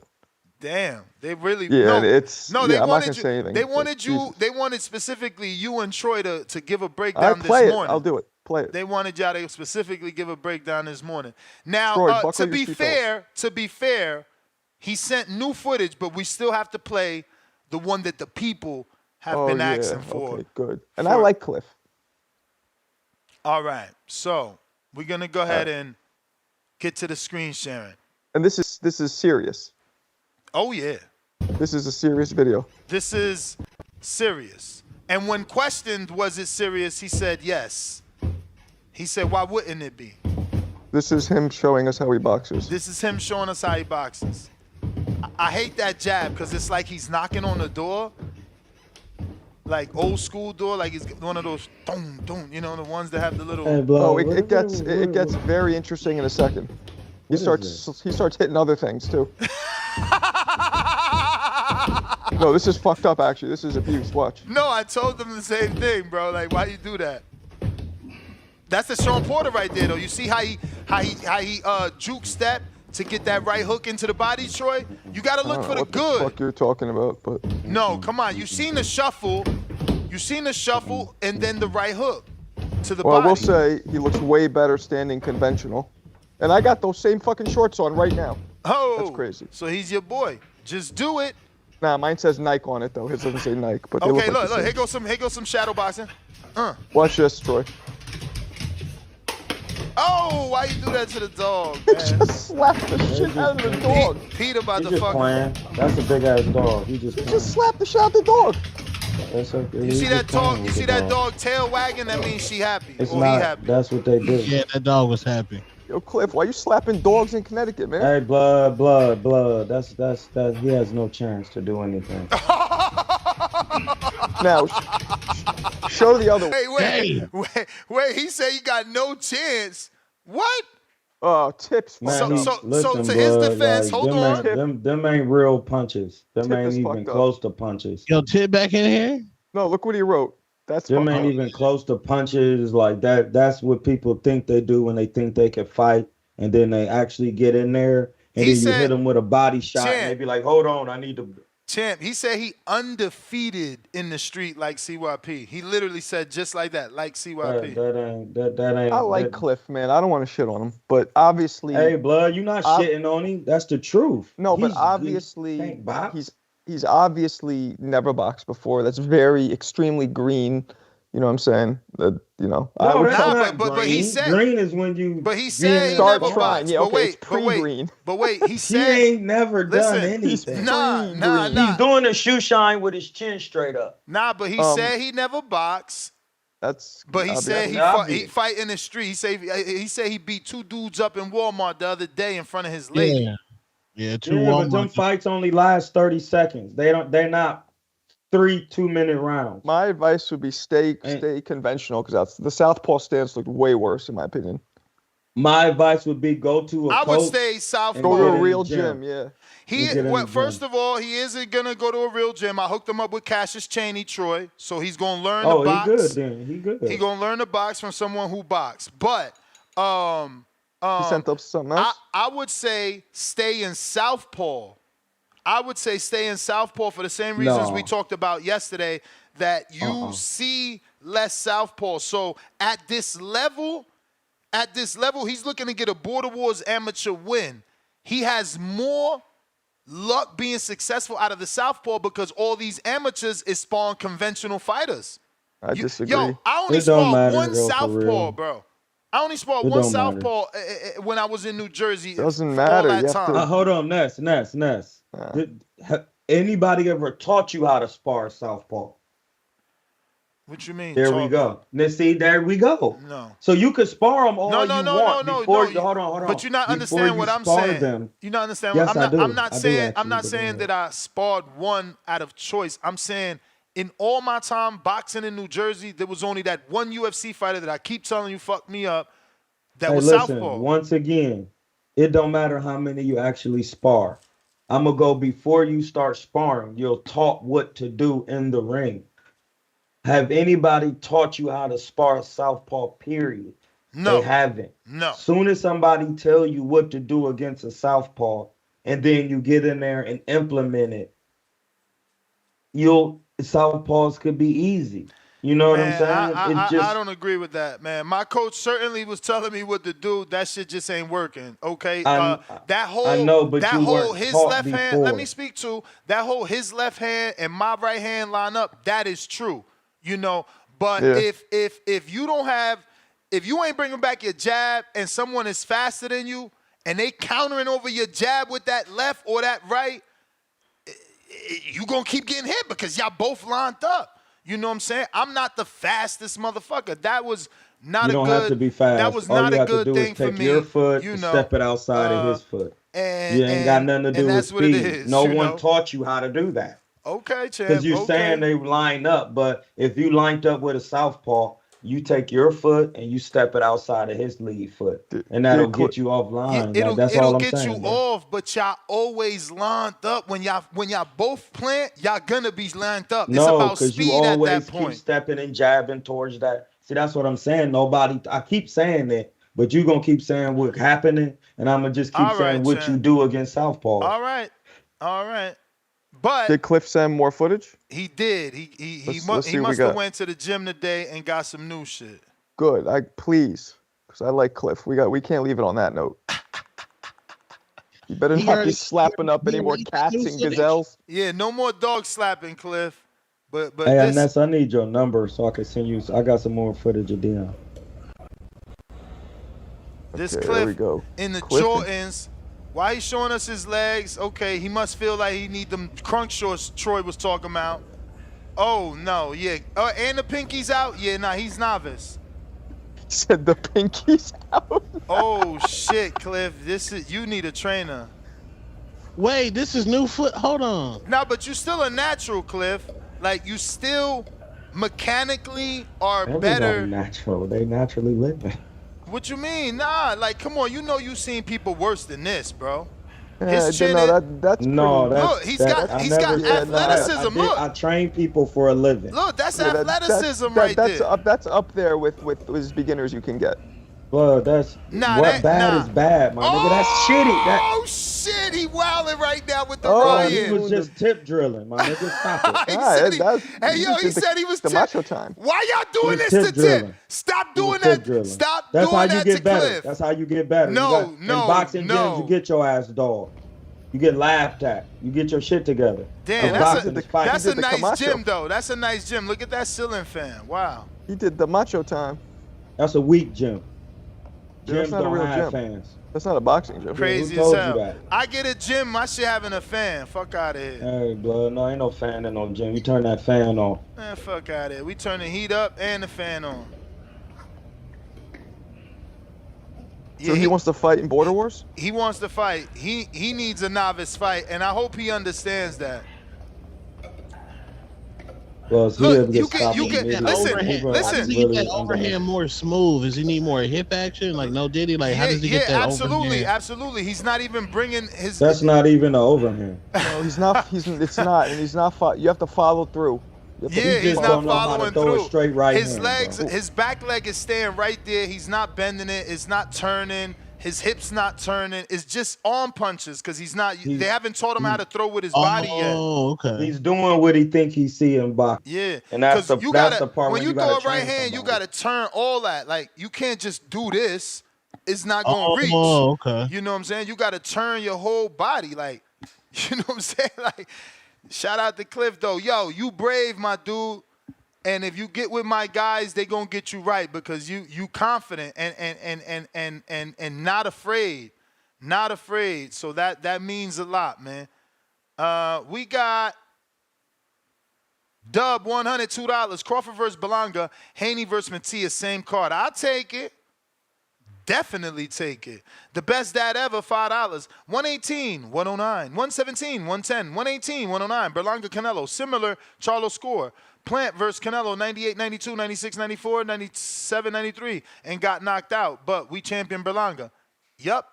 Gregory Donovan, member for 44 months on the champ level. Berlanga was capping in that interview. He said he took Canelo, quote unquote, out of his element. What in the entire FU?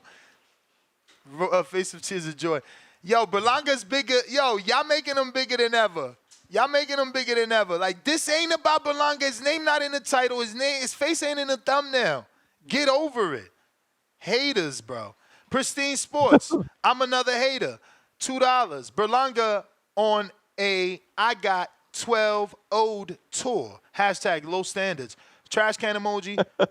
Tears of joy emoji. Damian Marshall, member for 17 months on that champ level. Ness, you brought up Berlanga. You turned it into Berlanga show and ain't even get to the predictions. First of all, that's 2 lies you told. I told all the predictions. I literally waited till 47 minutes before we even spoke about Haney. And I know this because when I seen it, I said the time that it took us to talk about Haney. Secondly, it was that man with the trucker cap that brought up Berlanga. All I did was celebrate my boy for getting the fucking rounds. Y'all hating. But it's okay. Because Joey Crack got a song and they best friends, and it go a little something like this. Y'all wanna live Berlanga lifestyle. Never seen a brick, never seen a crack house. Please stop singing. You feel me? You feel me? Y'all can't live Berlanga lifestyle. Y'all not and it's Berlanga. Okay? Haters. QPSKII Gaming, $2. Chains bigger. Berlanga wearing Cuban zirconia. See? Now my man got Cuban zirconias on. Now y'all hating on his jewels. Now his jewels is fake, even though he tagged his jeweler. Even though he tagged his jeweler fake. The hate is real, but it's okay. We gon' you know what? I got exactly what y'all need. Haters, haters, snitch haters. Puerto Rico, toma, and that's what they really mad at. That Puerto Rico ain't turn their back on him. They ain't say he is a kitten, he a cub. They ain't say none of that. They praising him. You did it, Papi. You made it 12. You showed them. You ain't go down. You know what I'm saying? You got back up. You feel me? You did it. And we going to get back in there because you young. We going to do it again. But, yo, Canelo felt that power. That's all we know. That's all we know. Y'all hating. Tracy Sims, $5. No Pitbull did that with his performance against Tank. Berlanga did nothing against Canelo, but survived. Miss me with the BS. This Trent Jones, Ohio. Trent, you a hater. That's all. I got more sound bites for haters like y'all. Hold up. This one is for... Hi hater. Shout out Mano, man. Fucking haters I got in the a building. question, Ness. When the last time somebody did something with Canelo?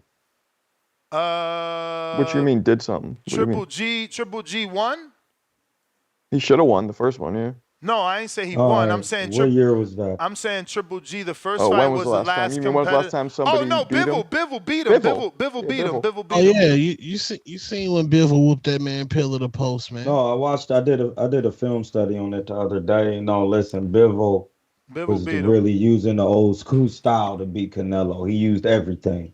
He would not let Canelo do anything, and he did not get listen, when Canelo couldn't land no punches. That's why. He couldn't land no punches against Bivol. He didn't land anything. I watched the fight. So wait, when I say I never y'all seen a tripping. better high guard, that shit was crazy. Y'all ain't even break down the footage. Y'all just literally shit on my man. Y'all got to tell him what he need to do right. He asked the two boxers to break it down. He needs to keep his elbows in. So That's like good. if I'm facing the camera like this, you see how my shoulder in the front? That's boxing 101. Hold this fist up, keep this touching here, and then this should be right here on the rib cage and bring the hand close. He throwing the right hand like this. No, the elbow don't go. That's a right hand for when you closer. So you want to get better leverage. You throw the right hand, you keep the elbow down. You see my elbow down? You bring out, twist the wrist, and then you got to turn your body and get square so you have room to bring the hook back. If he throwing the hook, this hook, your elbow got to come up 90-degree angles, and then you got to turn the body. When you throwing your shoe shine, your chin should be where your hands is. If you like this, do you see any protection? No. Do you see protection? You right there. Yeah, you Those been are down. several He things. been down way too much. That shit was looking like the Beyonce dance. Marcos, he what you was want to add? Tip drilling. He kept his whole body leaned back, and he's throwing from a lean back position. You obviously got to plant your feet, lean forward a little bit, get good balance. His balance was way off. What Troy said is true. Elbows had to be down, on top of your ribs. And when he throws his punches, he wasn't committing to any of them. You want to punch through. Bars. Yeah. The small thing I would say is close your fists. That too. Mustafa Mickens does train to shadow box with open hand, but it's more like swimming hands, not pinkies out. More like that. Not like thumb out like Timboski or pinky out like Cliff. Like, close your hands or you're gonna break your fucking fingers. We got Cruz, $5. Jaime landed 10-punch combo on Nello, and David was surviving with a jab. Plus, Nello landed 50% punches on David. No way he did better. Berlanga, trash. Why he keep saying David? Yeah, that's what I was wondering. Salute the chat, man. Y'all in a generational run with the jokes today. Hell yeah, it started. Tip Bellis, $2. Cliff throwing LGBTQ jab. You ain't shit. RT Boxing with Mr. A, $5. Mayor got Joe Joyce defense going with Ryan. 7-3, #Hardin. 3 faces in clouds of Hardin smoke. We got B. Paulie, member for 45 months on that prospect level. Vega got a good one. 3 more, you're going to be on 4 years rocking out with us. He says, hey, panel, what body fat on fight night? So what body fat percentage on fight night? I don't know. I don't weigh in. What's your body fat? I mean, and you guys would have had to had one of those scales to know what your percentage is on fight night. I had mine checked once. It was like 7, but I mean, that's all depending on the person's physical makeup. It's all different. You got as low as 7? I'm probably at that now. 7%? Between 7 and 14 is where men be at. Women is a little higher because they can body fat percentage can't go down too There's low. no way Marcos is at 7% right now, bro. Why you say that? You're How not, much you weigh, Marco? He's not lean enough. 165? What do you mean I'm not lean enough? Oh, yeah, you little. I then. watch What your you like, videos. 6 feet? I'm 5'11". 5'11", 165. You're not- It just depends on how much of weight you weigh. And plus this, I fought as an amateur at 18, 19 years old. I was the same exact weight. I mean, Do you have the scale? Do you have those scales where you could check it? I had, when I did it, it was No, that but thing do you that have one pinches now? you. Do you own one now? Nah. Oh, okay. Because I own It was one. that thing that I got pinches you. one. I own one too. Shit, 7? That's crazy. That's shit is like I 70. think, no, mine's is actually 15.1. I'm in That's shape. not bad. No, I know. I'm in shape. That's why 7 is ridiculous. Mine was 7 back in the day. I haven't Yeah, tested it right. Yours recently. was 7, like, bro, you probably were weight But I'm cutting the for a same week. weight. I'm the same Like, weight, and I not just got a little eating, more that muscular. shit, 7 don't make sense. I don't know. Maybe I'm wrong, but 7 don't make sense. Donovan, excuse me. Gregory Donovan, $5. Berlanga was capping in that interview. He really said he took Canelo out of his element. Oh, we read that. What in the entire fuck? Tracy Sims, it's not about him being Latino and getting love. More power to him, but praising him for not getting knocked out is not cool. P.S. Troy, what gym in Natty? Oh, recommendation, Troy. Gym in Natty. I don't know about no gyms in Natty because I was in Columbus, Ohio. So I don't really know. If he was in Columbus, I would just tell him go to Blackburn or any gym in Columbus. You know, they got boxing. Buster Douglas put boxing on their programs down there, but listen, just go to any gym in Cincinnati, any rec center, they're gonna have boxing in there and you'll be good. They do a lot of boxing in Ohio. It's just like a regular thing. It's like New York hoops. You know what I'm saying? Like East Coast hoops. So just go to any gym and just start from there. I'm telling you, they'll get you right. We got Spark, $2. Boxing lit. Fire emoji right now. Nest crashing out though. Boom emoji, hand on face emoji. Alex, Border Wars 15, opening bout. Cliff versus his dog, 2. Fire emoji. That's sad. Lake County, $2. Cliff fight like a kangaroo. Kangaroo dripping Cliff. Oh shit. Nah, his Stop name making is fun. Drip. Yo, at least Cliff has the balls to send the video. Half these dudes, not half, most of these dudes wouldn't even send a video. Cliff's street name is Drip, by the way. That's where he got that from. He's the Pinky Brawler. The Pinky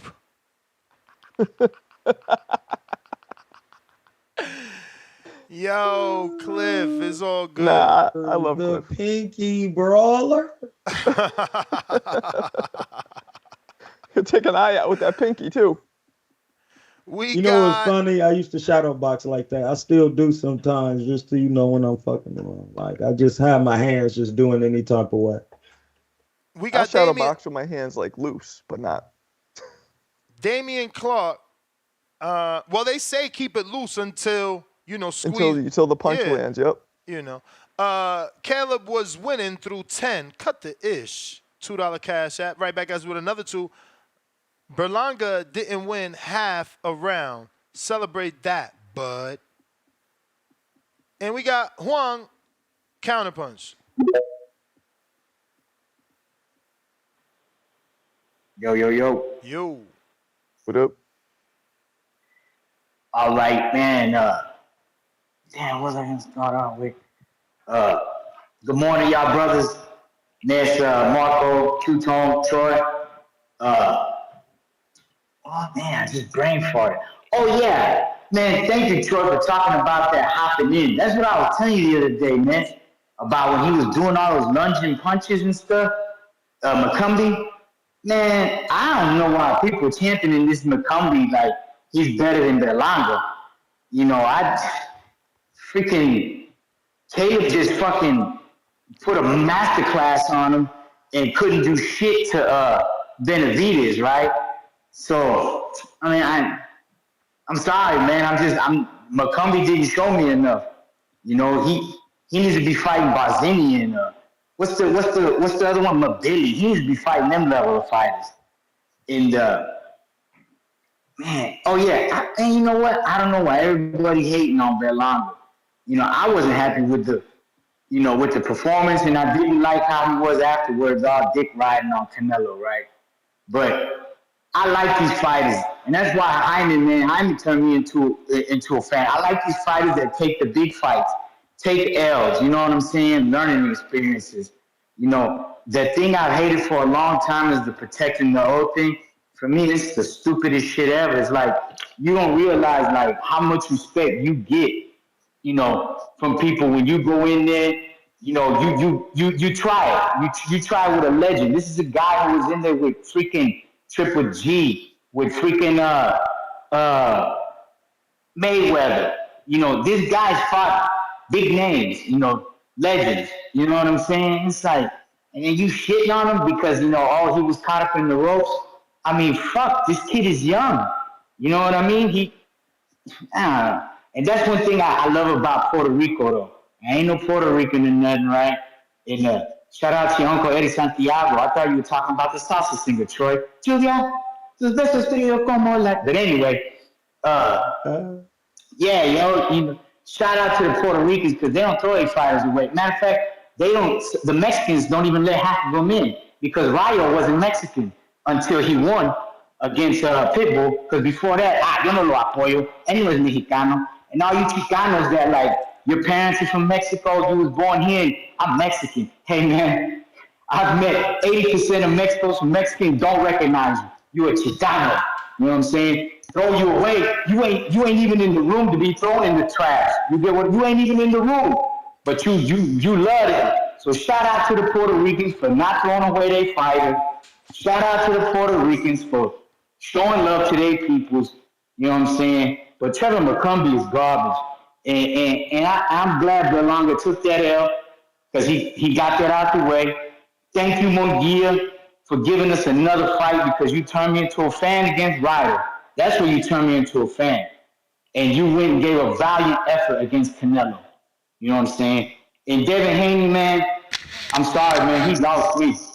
You know what I'm saying? You want to be all alhamdulillahs and all that, man. Speak about the genocide. That's all I got.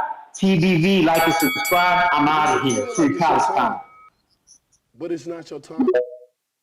Saquon, what up? Saquon is our New York City correspondent. He just got back from London covering the AJ fight. What up, champ? What's good, Ness? What's good, Marco? What's good, Troy? Can y'all hear me? Can you hear me? We hear you. All right, yo. So I'm kind of. I wanted to say this with the two-tone voice to Troy, respectfully.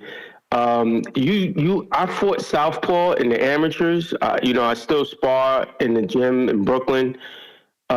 You can't just tell people to do this against a southpaw like a southpaw is just gonna let you do it.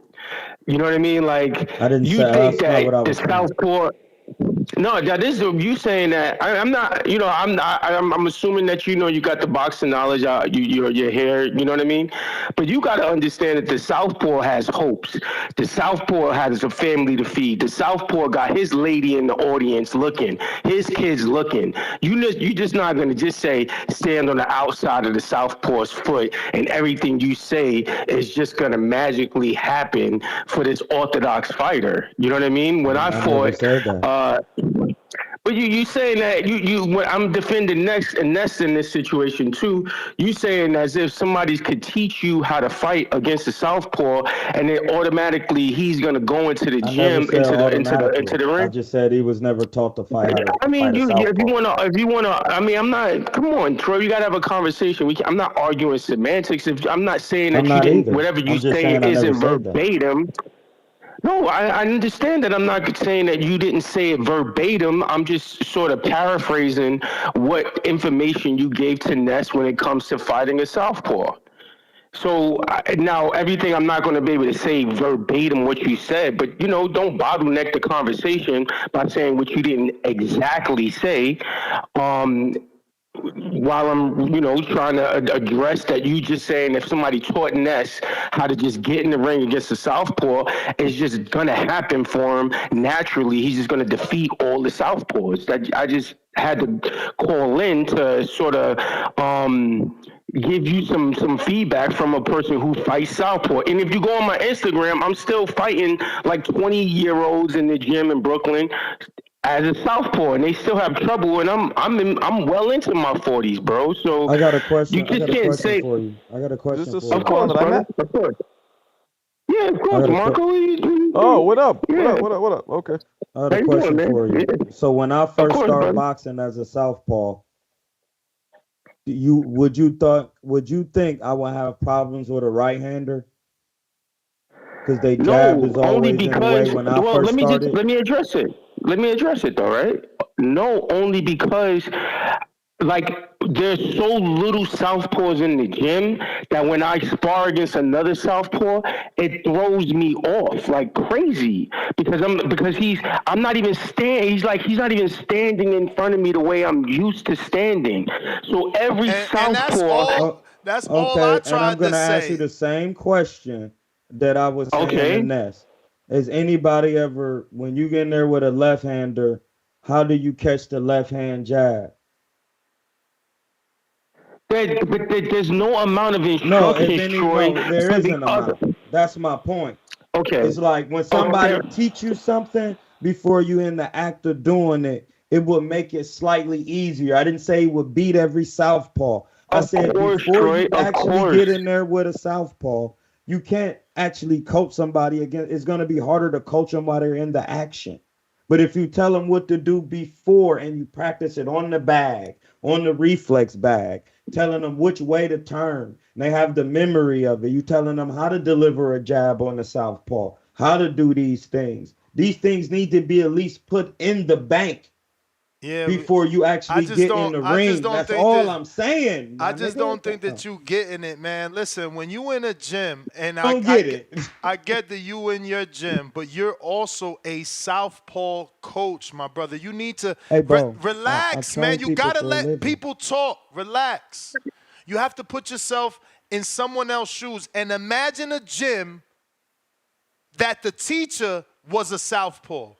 Excuse me, an orthodox fighter. Imagine that gym where there are no southpaws, where a southpaw comes in from another gym. Why is a teacher just going to be teaching a fighter southpaw training when every day, it's not every day, but twice a week, you sparring the in-house orthodox fighters there? You're going to be taught about you cutting me off, my brother. You cutting me off. You cutting me off. You keep demanding respect. You got to respect. Like, everybody wants to have a conversation with you. You trigger people and then don't want them to. He called in to talk about to you, but you won't let people talk. You got to let them talk. Go ahead, Troy. Go ahead. Y'all done? Now you're going to ask me if I'm done when I'm giving you the floor? I'm giving let you him the floor. finish, bro. Because I'm just gonna say what I did as a professional boxing coach, a teacher. I taught classes. It's just like that's just something you teach in the gym. Because I'm a southpaw. Nobody's debating your expertise, Troy. Nobody's debating your expertise, I'm Troy. not saying that. I'm just saying when you go to the gym and you teach in boxing, you teach how to defend against southpaws and right-handers, no matter who's in the gym, because that's a part of boxing. That's all I'm saying. Tell us your schedule. Tell us your schedule. What days do you teach your orthodox fighters for these random southpaw sessions? Every day. Exactly. No, every day. So you just grab your normal. So your normal orthodox fighters who's training for orthodox fights, you say, "Hey class, it's time to teach you southpaw work." Come on, man. You sound crazy, man. No, how are you telling me how I sound? Because I've been to more gyms than you. Because I've been to more gyms than you. I've been to more gyms than you, man. That's why. I've been to world-class gyms around the fucking world. And you're trying to tell me how I was teaching classes. It don't matter. I've been to Nazim Richardson gym. I've been to Emmanuel Stewart gym. I'm telling you how I taught class. I've been to Wilder's gym, Keith Thurman's gym, Earl Spence's was gym.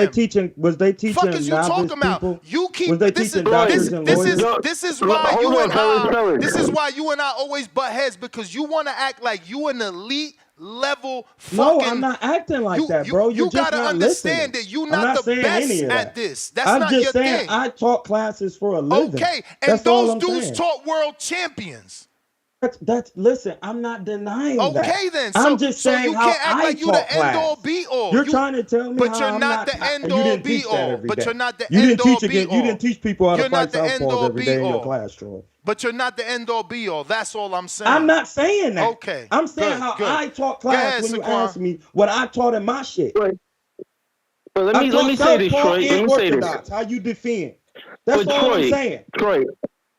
Troy, all I'm saying to you is that just based off of numbers alone, it's impossible for you to be telling people how to train southpaws every day. Stop telling me what I didn't do in my class and tell your story, blood. You telling me what's impossible I'm for me telling to do my as a story, boxer. yo. Like that just shit sound crazy to me, blood. That's what y'all not getting. Did you take one of my classes?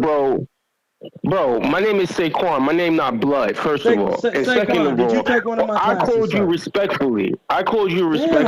All I said to you is... It's not respectful when you're okay, let me just finish saying what I'm saying, in a class where you pay Let me money say for what it. I'm saying, bro. That's it. You ain't gonna get to all I'm finish, saying, Chan. You ain't gonna get to finish. He does not let that happen. Troy, all I'm saying to you is that when you are telling a fighter how to fight against a southpaw, even if you tell him every day, if he's not using it in the training every day, it's not going to stick. And as soon as you get punched in the face, we all know you revert back to whatever it is that you are going to be as a fighter. We all know that. But Saquon, he says he does teach it every day, so you have to just let that go or choose to believe him. All right.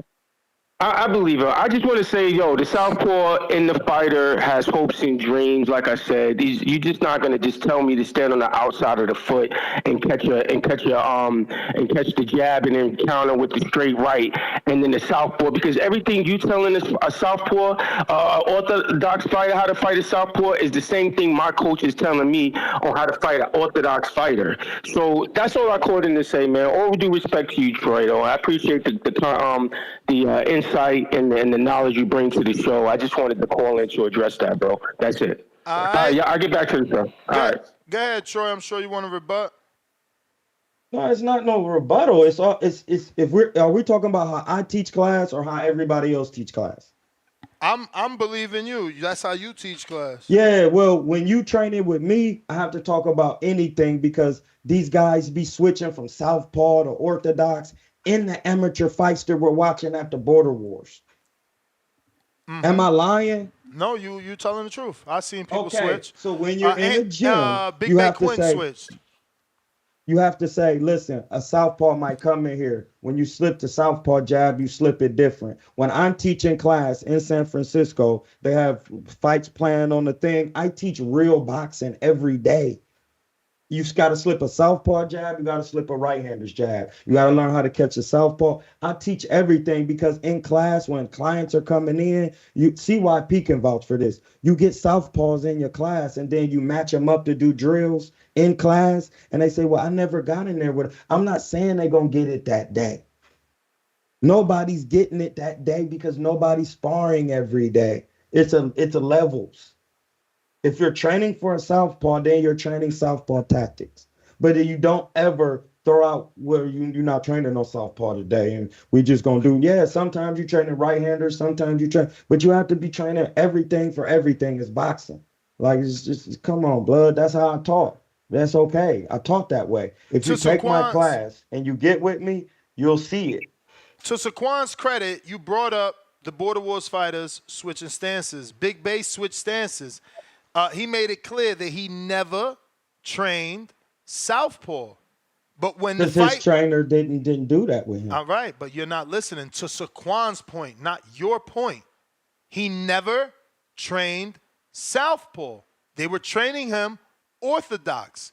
He got in a fight and he switched southpaw. Never did it in the gym. Never was trained. He switched southpaw and he still won the fight. But he fought the entire fight southpaw. Yeah, and Troy, let me say this to you, bro. A lot of trainers don't even like to train southpaws. Like they tried, when I first started, they tried to switch me to orthodox because it's just easier for them to train an orthodox fighter. A lot of southpaws aren't even trained properly as southpaws, bro. And you as a trainer, you know that, bro. Like that has to be. No, I didn't say that. I didn't say you said, Troy, we can't have a conversation if you're either assuming that I'm going to repeat everything you said verbatim or you're assuming that I'm putting words into your mouth. That. That's what you said. Because the automatic implementation, if you're a world-class trainer, has to mean that you have enough experience that I can just say something and you can make an assumption on whether it's true or not. That's what I'm saying. But what I'm saying to you is that there are a lot of trainers who don't even want to train southpaw fighters. I'm well into my 40s, Troy, and when I go into the gym, the trainers just want me to go in and just give their young boys work because they don't even have southpaws in the gym. They don't got southpaws. Exactly. Like, yo, just give them the look. And he ain't gonna go hard. Just give him the look. Yeah, exactly, bro. I said, yo, bro. I said I'm almost 50. We gotta go. Well, let me just say this before. One more thing, Ness. I say this to them before I get in the ring. I say, yo, I'm almost 50, man. Do not let this young boy go crazy on him. I'm just gonna give him a look. And he's like, yeah, that's it. So that's how little southpaws are in the gym. Okay? All right, fellas. Y'all go ahead and do your thing, man. Thanks a lot, Troy. I appreciate you. All right. I totally agree with that, bro. There's been instances where, you just happy to get southpaw work because it don't come. You don't get that often, man, especially on a low level. If you're not paying for sparring, what the fuck? DC3 $2. Again, it's a different experience for you too, Troy. You in California. You was on the, you in a whole different, this side is different than the East Coast. DC3 says, I will stop Troy. I don't care about that boxing. Sure, but Malcolm Counterpunch on Twitter. Bucky Rogers. Stop you, Troy. He would, because I'm not doing no boxing. Hey. Bucky Rogers $2 says, the chat wins today. Loudly crying face, rolling on the floor, laughing face. Swift with the $20. I hear you, Shaquan, but every fighter, orthodox or southpaw, is going to do everything they can to not make your training work against them. That's where the round, sparring, and experience comes in. I don't know. I feel like he forgot the word not, right? Mess. Right? Because it says, I hear you, Saquon, but every fighter, orthodox or southpaw, is going to do everything they can to not make your training work against them. I guess he doesn't need the word not. That's where the rounds and the sparring and experience come in. All right. Counterpunch Malcolm.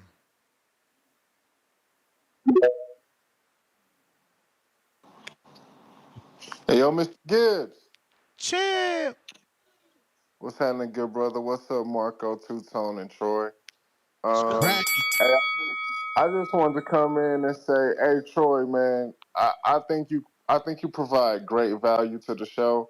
I learned a lot from your breakdowns. In that last little exchange, it sounded like this is what I heard. Tell me if I was wrong. I got you. Ness suggested that Cliff stay in the Southpaw because it's not a lot of Southpaws out there and he could confuse people. And all have you an were saying advantage. Right, and all Troy was saying, don't get in that ring as a Southpaw until you learn how to fight Southpaw. That's all he was saying. That's it. You So listen, if you're not listen. This is why it's hard for me to articulate that. I needed somebody else to come in, but and the reason why I was saying it real quick, because no matter if you're southpaw or right-handed, there's rules. There's ways you catch punches. Once you learn how to do that, it don't matter if they switch. People used to switch on me. I'm gonna tie up the jab hand and then set up the left hand. If you left-handed, I'm going straight to Floyd tactics. I'm jabbing to the body. Now I gotta watch out for the hook on this side. There's rules in boxing. Easier to where said when than you, done. hey, bro, I know that. I did it. I'm just saying, once you know the rules, it makes it easier. You gotta know the rules first. How to catch punches on both sides. Thank you. Yeah, no problem. I just wanted to help you out there. I don't know. Troy I don't always even know hitting why us they with gave that you one. so I'm much gonna resistance. Thank you.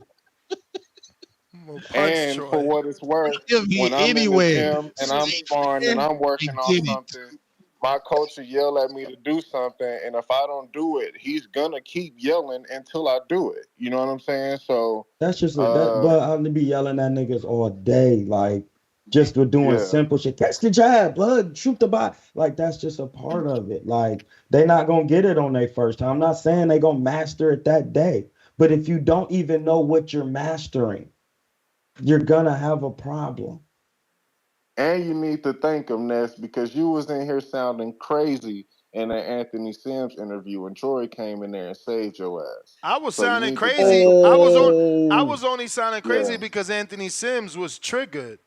I still told the truth. No, No, I don't want to hear I it. still was saying the And see, same shit Troy, Ness was hey, Troy, saying. this what you got to add to your bag, man. When people go off on that bullshit, just let them have it, bro, because people from a distance can't tell who is who, man. Shout out to that And that's Jay-Z my line. call, bro. Shout out to that Jay-Z line. But yeah, Sims was just mad at me because I'm not running with that. Listen, how you gonna tell us that by getting a tune-up you won't get an opportunity, but you literally tell us in the same sentence you took a tune-up and you got a 2-fight deal. You may feel like it's your turn. You took a tune-up but and it's you got a not your 2-fight deal. Then you say, Sims but that was- ain't the same. I'll tell you why he Sims was was saying frustrated. that. He was just Of course The frustrated. he reason why he was. was Of saying course he that mess was. is because they're giving him a 2-fight deal with the potential chance to fight a star. But every time he smoked the guy, then they canceled the contract, so it didn't lead to nothing. But it did. He did get the fight. But he's saying it's not leading to that big money fight that he wants. That's all he was saying. It ain't leading to that, but he is still keeping him a check. It ain't in the position where you at now, where you're frustrated and you haven't fought for a That's year. the thing he was saying, the rebuttal that Ness, them checks ain't worth it for how much work you got to put in on them camps. That's all he was saying, bro. And again, that's where we disagree. There's more fighters that say you stay ready so you ain't got to get ready. So He's spending his own bread. what you mean? He ain't spending his own bread for them tune-ups. You ain't see the tune-ups he was getting? Those are No, like no matter how when you boxing in your own fight, you spending some of your own bread to do things. So like you going in the hole a little bit until you get that check. Just doesn't matter. Hey man, you in a bigger hole right now, having fought for a year, coming off a loss. That's what I'm saying. I agree. That's what I'm saying. I agree with you too, because you got to take something and you got to stay busy. You know, that's He was my just thing. frustrated, man. He was understandably frustrated. You ain't getting nowhere if you ain't fighting, and all you gonna get is what you got. 160, and that's another thing. he said, "Oh, Troy saved you." No, Troy ain't saved me because I'm doing my research. He said he ain't getting no offer. I proved that to be a lie. Forced him to tell the truth on the interview. I did listen, blood. I Ness forced him has to tell been the doing truth. this. I You ain't know what I'm say saying? shit. He I said just he ain't really getting no wanted to talk offers. to Anthony Sims. He said he ain't getting no offers. He ain't never talked to Pro Box. Then I do some digging. He got an offer for Lester fucking Martinez, the boogeyman. All of a sudden, you fight at 75. Seemed The like he was reason just why he was frustrated is because people don't really know his pedigree. He had nothing to do with him not getting the fight. But we know He was his saying the pedigree, reason why he man. wasn't getting the fight because of his pedigree. Champ, but we know his pedigree. This is what I'm saying. Like, you got to make me a believer at this point, Troy, and I hope you can respect that. I'm not saying you yourself, Troy. I'm saying bro, him. you talking to me? Yeah, no, Like, but I'm saying him. Anthony Sims, got to make me a believer at this point because when he first came out, that's what we already bit into, the crunk style and the Muhammad Ali and But then you ain't beating the dudes you're supposed to beat. So you keep telling me you this good, but you ain't beating the dudes. Like, you gonna come on my interview and say, who the fuck is Zach Chelly? They made me fight Zach Chelly. My dude, you lost to who the fuck is Zach Chelly? Hey, Ness, this is what I was saying about some of these fighters that people be mad at me. Like, you have to show me something. I'm just going off what he said. He was mad for the understanding. He was just mad, frustrated. Or just and frustrated. I guess Ness, it's up to you to you laid him the truth, but you could have done it more gentle if you cared about the way he's going to react. I couldn't do it more gentle when every time we say something, he hit us with, well, Marvin Hagler, well, Sugar Ray Robinson. Right. No. Durant, you were and right. it's like, my dude, you not them. You not them. You were right, but I guess when somebody's he wasn't using when that somebody's as them. He was frustrated talking like about that, the business. You know what No, I mean? but he was saying if Hagler wouldn't have gotten the opportunity, y'all wouldn't know who he was. And it's like, what? Yeah, I know. Hagler had to go a long road. If everybody would have just turned their back on Durant after his first loss, it's like, what? Do you understand? He was already a champ when he moved up and weight and got a first loss. Like, what is we talking about? What is we talking about? I'm saying you was right because you have to keep working after the loss and keep showing it. That's what we saying. Like, you can't get the loss and then just be chilling. Durant got knocked out by Tommy Hearns. You he mean kept chilling working. what Berlanga doing? It's only been a week. When you want him to fight tomorrow, my nigga? It's like, I don't know. When do y'all want this nigga Berlanga to fight? Somebody tell me. Damn, you a hater, bro. Let me get back to it, man. You got to get Berlanga on the show. Brandon, Cincinnati. Let Tone tell him. Yeah, we need Brandon? we need him on there. Yo, Nuss, how's my audio, brother? Crystal clear. Clean. Back on this road. What's going on to the whole panel? I don't feel like naming everybody one by one, but salute to y'all. Y'all do a great job. Earlier, somebody said gym recommendations for the great city of Cincinnati. Yes. I got two recommendations. You either got Golden Gloves downtown. It's in the heart of the trenches. That's where my son used to go. So you got Golden Gloves. Or if you're a little more advanced, the #1 amateur boxing gym in the country, Real Deal, is also here in Cincinnati. Them dudes went to the JOs and 5 of their fighters came back with #1 rankings. So they've been crowned the #1 boxing gym in America. That's Real Deal. So those are the two. You either got Golden Gloves. The lady who runs his name's Christina La Rosa.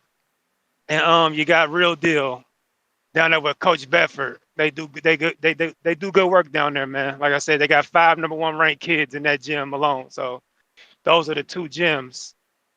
The top ranked card is the quintessential top ranked card. You got a lot of prospects we know, so that's a plus. It's loaded with guys we watch kind of come of age from like their beginning to now. I think Tiger Johnson's on there, Shoo, bunch of guys, Xander. So that's a good thing. The Sandy Ryan and Mayer. I'm not really big into women's boxing, but as far as women boxing goes, that's a pretty damn good fight.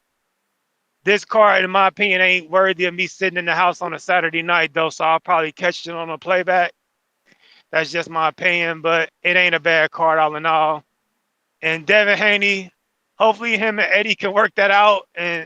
But Devin reminded me so much, and Two Tone can attest to this because I know Two Tone will probably be outside. Devin sound like a broad in the line at the club, complaining to the security, like, I got a section. I know the promoter. Like, call the promoter right now. I got a section in here. Like, well, my name should be on the list. Like, that's what Devin sound like. He sound like a disgruntled bad bitch waiting in line at the club trying to get the promoter to come out to let the security know that she has a table in this motherfucker. So that was a little sassy of Devin, man. Eddie Hearn got a million things to do promoting the card.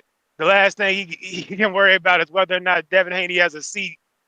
So yeah, Devin kind of was a little sassy with that, man. But all in all, I think they could get that sorted out. I don't think that's that much of a deal. So that shit's just funny, man. That's just what he reminded me of in that situation. But other than that, man, I'm gonna let y'all go. TVV, protect your mental health at all times. So shout out to the Green Bay Packers and roll damn Tide. But it's not your time. I'm out. CYP. Yo. Yo. Want to give a shout out to Kimachenko. You know what I'm saying? I just completed my first mile, my first 500 sit-up. Man, listen, man. I appreciate you. You know what I'm saying? Because I wouldn't have got on that treadmill, nigga, if it wasn't for you. Okay? I just want to I appreciate you. I'm getting in shape and I'm going to beat the hell out of you. But, the Devin Haney shit, I know what it's like to run shit and have famous friends, right? If you text them and let them know you're coming, if you're important to them, they will have your tickets. It's simple. It's very simple. You tell your assistant, hey, put Devin on the list for 3, and that's it. It takes a couple of seconds. The fact some of y'all don't know how easy it is, it's not that complicated. Eddie Hearn loves to make y'all think something else that's not true, like he's going to try to milk AJ for a whole bunch of more fights, but damn well he's putting him in danger. It's cool. It's up to AJ to decide this or not. It's not. I'm not going to blame Eddie. AJ got to smarten up. This motherfucker trying to use you, G. Anyway, I was hearing, I think it was Joe Pilot. I think it was Joe Pilot. Was talking about how good Berlanga did, how they don't throw their fighters away. I want to tell people something, man. I don't want to say this, but it's it's true, but I don't want to say it. I'm gonna say it anyway. As black athletes, we don't look at our athletes the same way as other groups do, right? If LeBron James blows a lead in the finals, we're not about to say great job making it to the finals. Like, we don't do that kind of shit. Like, we if a dude Charlo literally is undisputed, moved up 2 divisions to fight Canelo and didn't do well. And every time they mention Charlo's name, they talk about the Canelo fight. Think about that. Undisputed don't even mean nothing no more. The fact they did bad against Canelo matters. But Berlanga, who ain't never been a champion, ever, went 12 rounds and got dropped. And we praising him. The only reason they doing that is because he ain't black. If he was black, they wouldn't praise Berlanga for that. Black people, one thing I always say about us, we hate on everybody, okay? So if a black dude hating on Berlanga, it ain't no big deal because they hated on Charlo too. So don't take it personal. Puerto Ricans, Cubans, whatever. When a black dude hating on you, trust me, they hate on their own worst. The biggest LeBron haters are not Mexican. They're not white. They're black. They're black. Hold on, CYP, I got one for you. No, the biggest haters of LeBron are in Akron, Ohio. You wouldn't believe it. Thank you. It won't make no sense. His home fucking town hate him the most. So let's not take it so personal, but I do understand why y'all do that shit. Like when Pacquiao got knocked out by Marquez, the whole goddamn Philippines damn near had a morning because they don't have much. So a lot of times you got to understand that it's not they ain't made it to our level yet. So they gonna be a lot more celebratory, a lot more angry than we gonna be. We gonna look at it. Oh, who's next up? Who's next up? Because we went from not being able to play to not just playing but taking the shit over. Listen to what I just said. Rewind. We were told we couldn't play. We weren't good enough to play. We're allowed to play, then took it over. They ain't gonna never see it like we see it. CYP out. I mean, that could sound cool. It just sounds like, y'all don't know how to love each other. Because if you went from not being able to play, then allowed to play, then dominating, why not celebrate? But instead, you shit on each other and mad when somebody else happy for Berlanga. Like, won't you look in the mirror? Michael Jackson made that song 50 years ago. Start with the man in the fucking mirror. Y'all not praising Charlo. You calling him, maybe you need to tell people he undisputed. Remind them. Every time one of your people call in here to shit on Charlo, remind them, yo, you shitting on an undisputed champ. See, I kept it fair. And you know what they to both do. got And you know what to smoked. do. You need to remind them that if Charlo's name was Jamal Rodriguez, he'd be a legend. Because Jaime won one world title how many years ago, and he celebrated. Huh? But you also got to look at context matters. No, we got to look at you. We got to look at you. You the main one out here on Twitter shitting on your people. You don't see me making no. Yeah, you. Yeah, you. Who? Come on. I've never shitted on nobody. He an owl now. You don't see me making one diss track about motherfucking Berlanga. You made diss tracks about Clarissa. She needed that. All right. And I don't care. And this is the difference in love. You think she need a diss track. I think Berlanga need a tune-up. You want to teach a lesson. I want to see him win. See the difference? Y'all got to look in the mirror, man. Y'all got to look in the mirror. Y'all got to look in the mirror. Whack, you get cooked. Y'all got to look in the mirror, champ. Y'all can't be mad at nobody but yourself. You feel me? No. Charlo, okay. I did it too. Listen, I did it too. What I would for years I would say Dominicans is bums, and people would get mad at me, and I was like, you know what, Ness, you wildin'. You ain't even giving them a shot. You ain't even giving them a shot. You just generalizing, saying they all don't train the minute they get their check, and it is unfair. And I stopped doing that. What about earning a shot, though? What about earning a shot from what you done? I thought we was men. I mean, Berlanga earned this shot. Though, Berlanga earned this shot. Berlanga earned this shot. Him and Mike Tyson the only ones with 15 straight knockouts, right?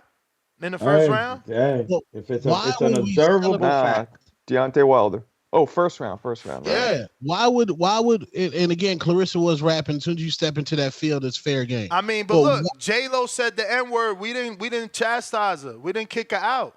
That's what I'm saying. You got to learn how to love your people. Back them. Good and bad. No, you don't. Y'all pick and choose.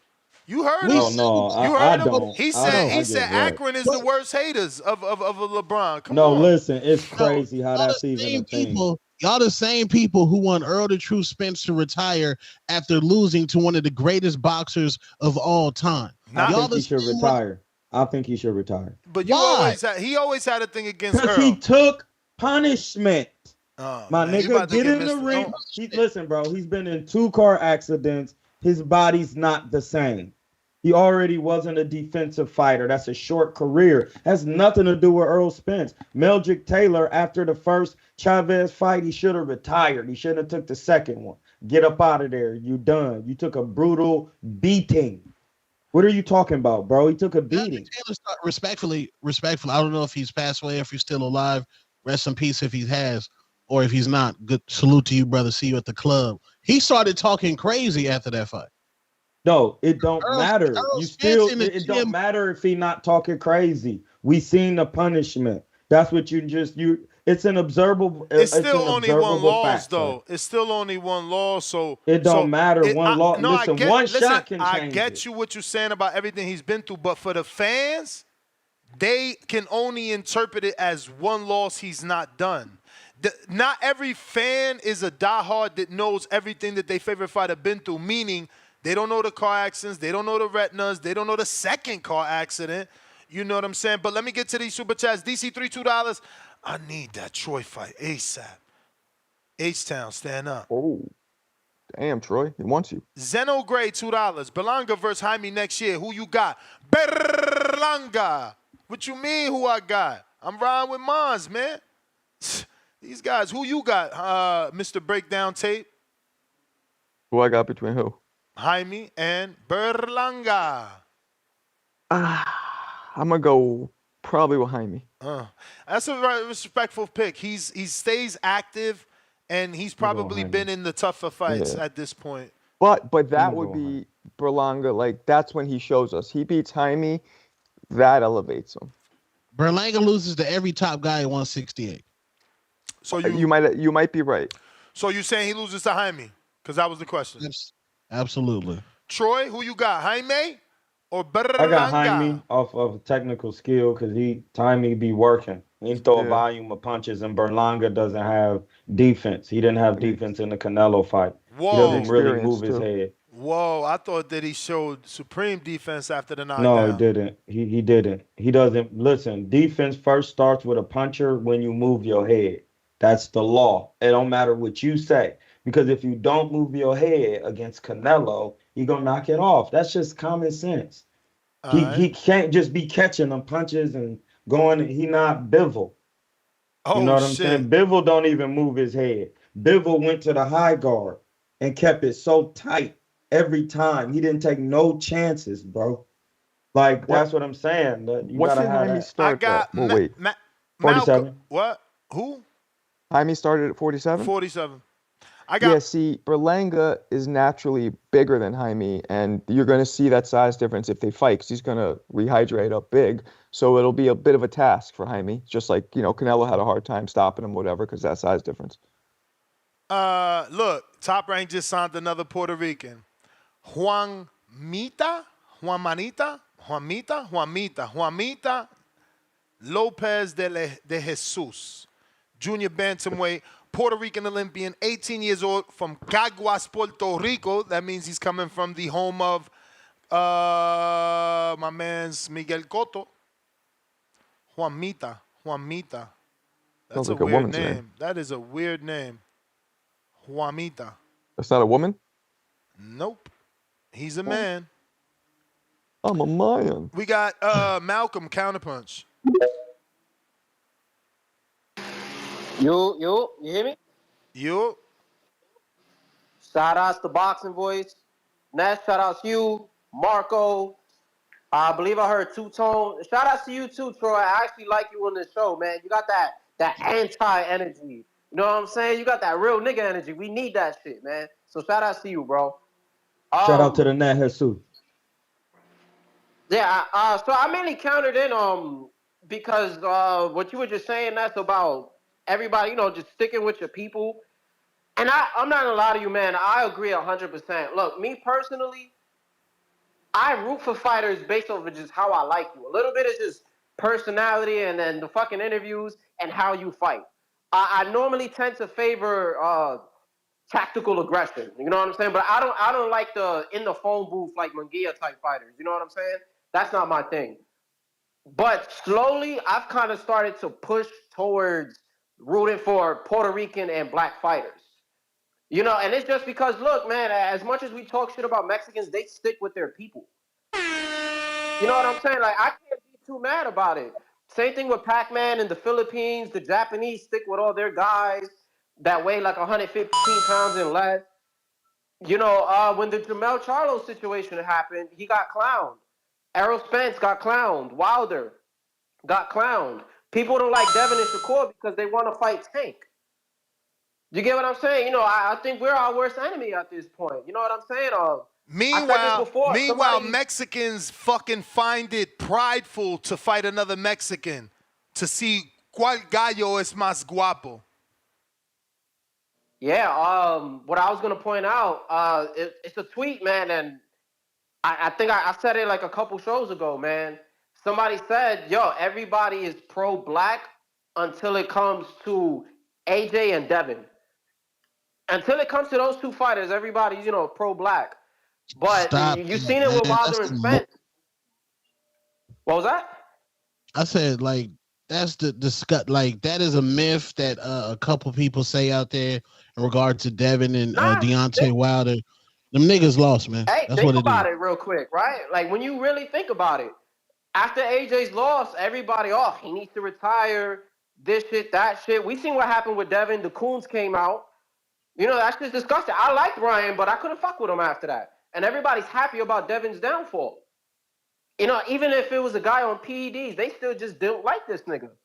You get what I'm saying? But had it been the other way not around, even big enough not for people not to like. We got to stop that because there's 3 people in the mention saying they don't like Devin.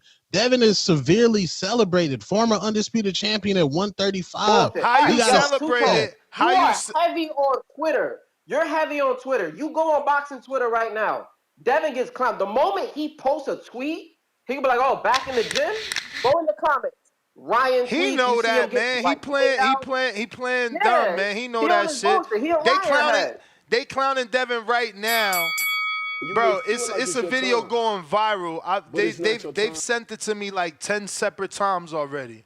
You know, the picture with Diddy and Devin, that they send that how many times? Like, come on, bro. Creepy. Come on, bro. Like Yeah, I can't defend him on that. See, Shout out to Boxing Boys. this, but I this is can't where we defend go to no Devin on that one. accountability nation. I No ain't talking about that. accountability. I ain't talking about that Devin- picture. I'm talking about the Photoshop one that Dean the Great and everyone else is posting.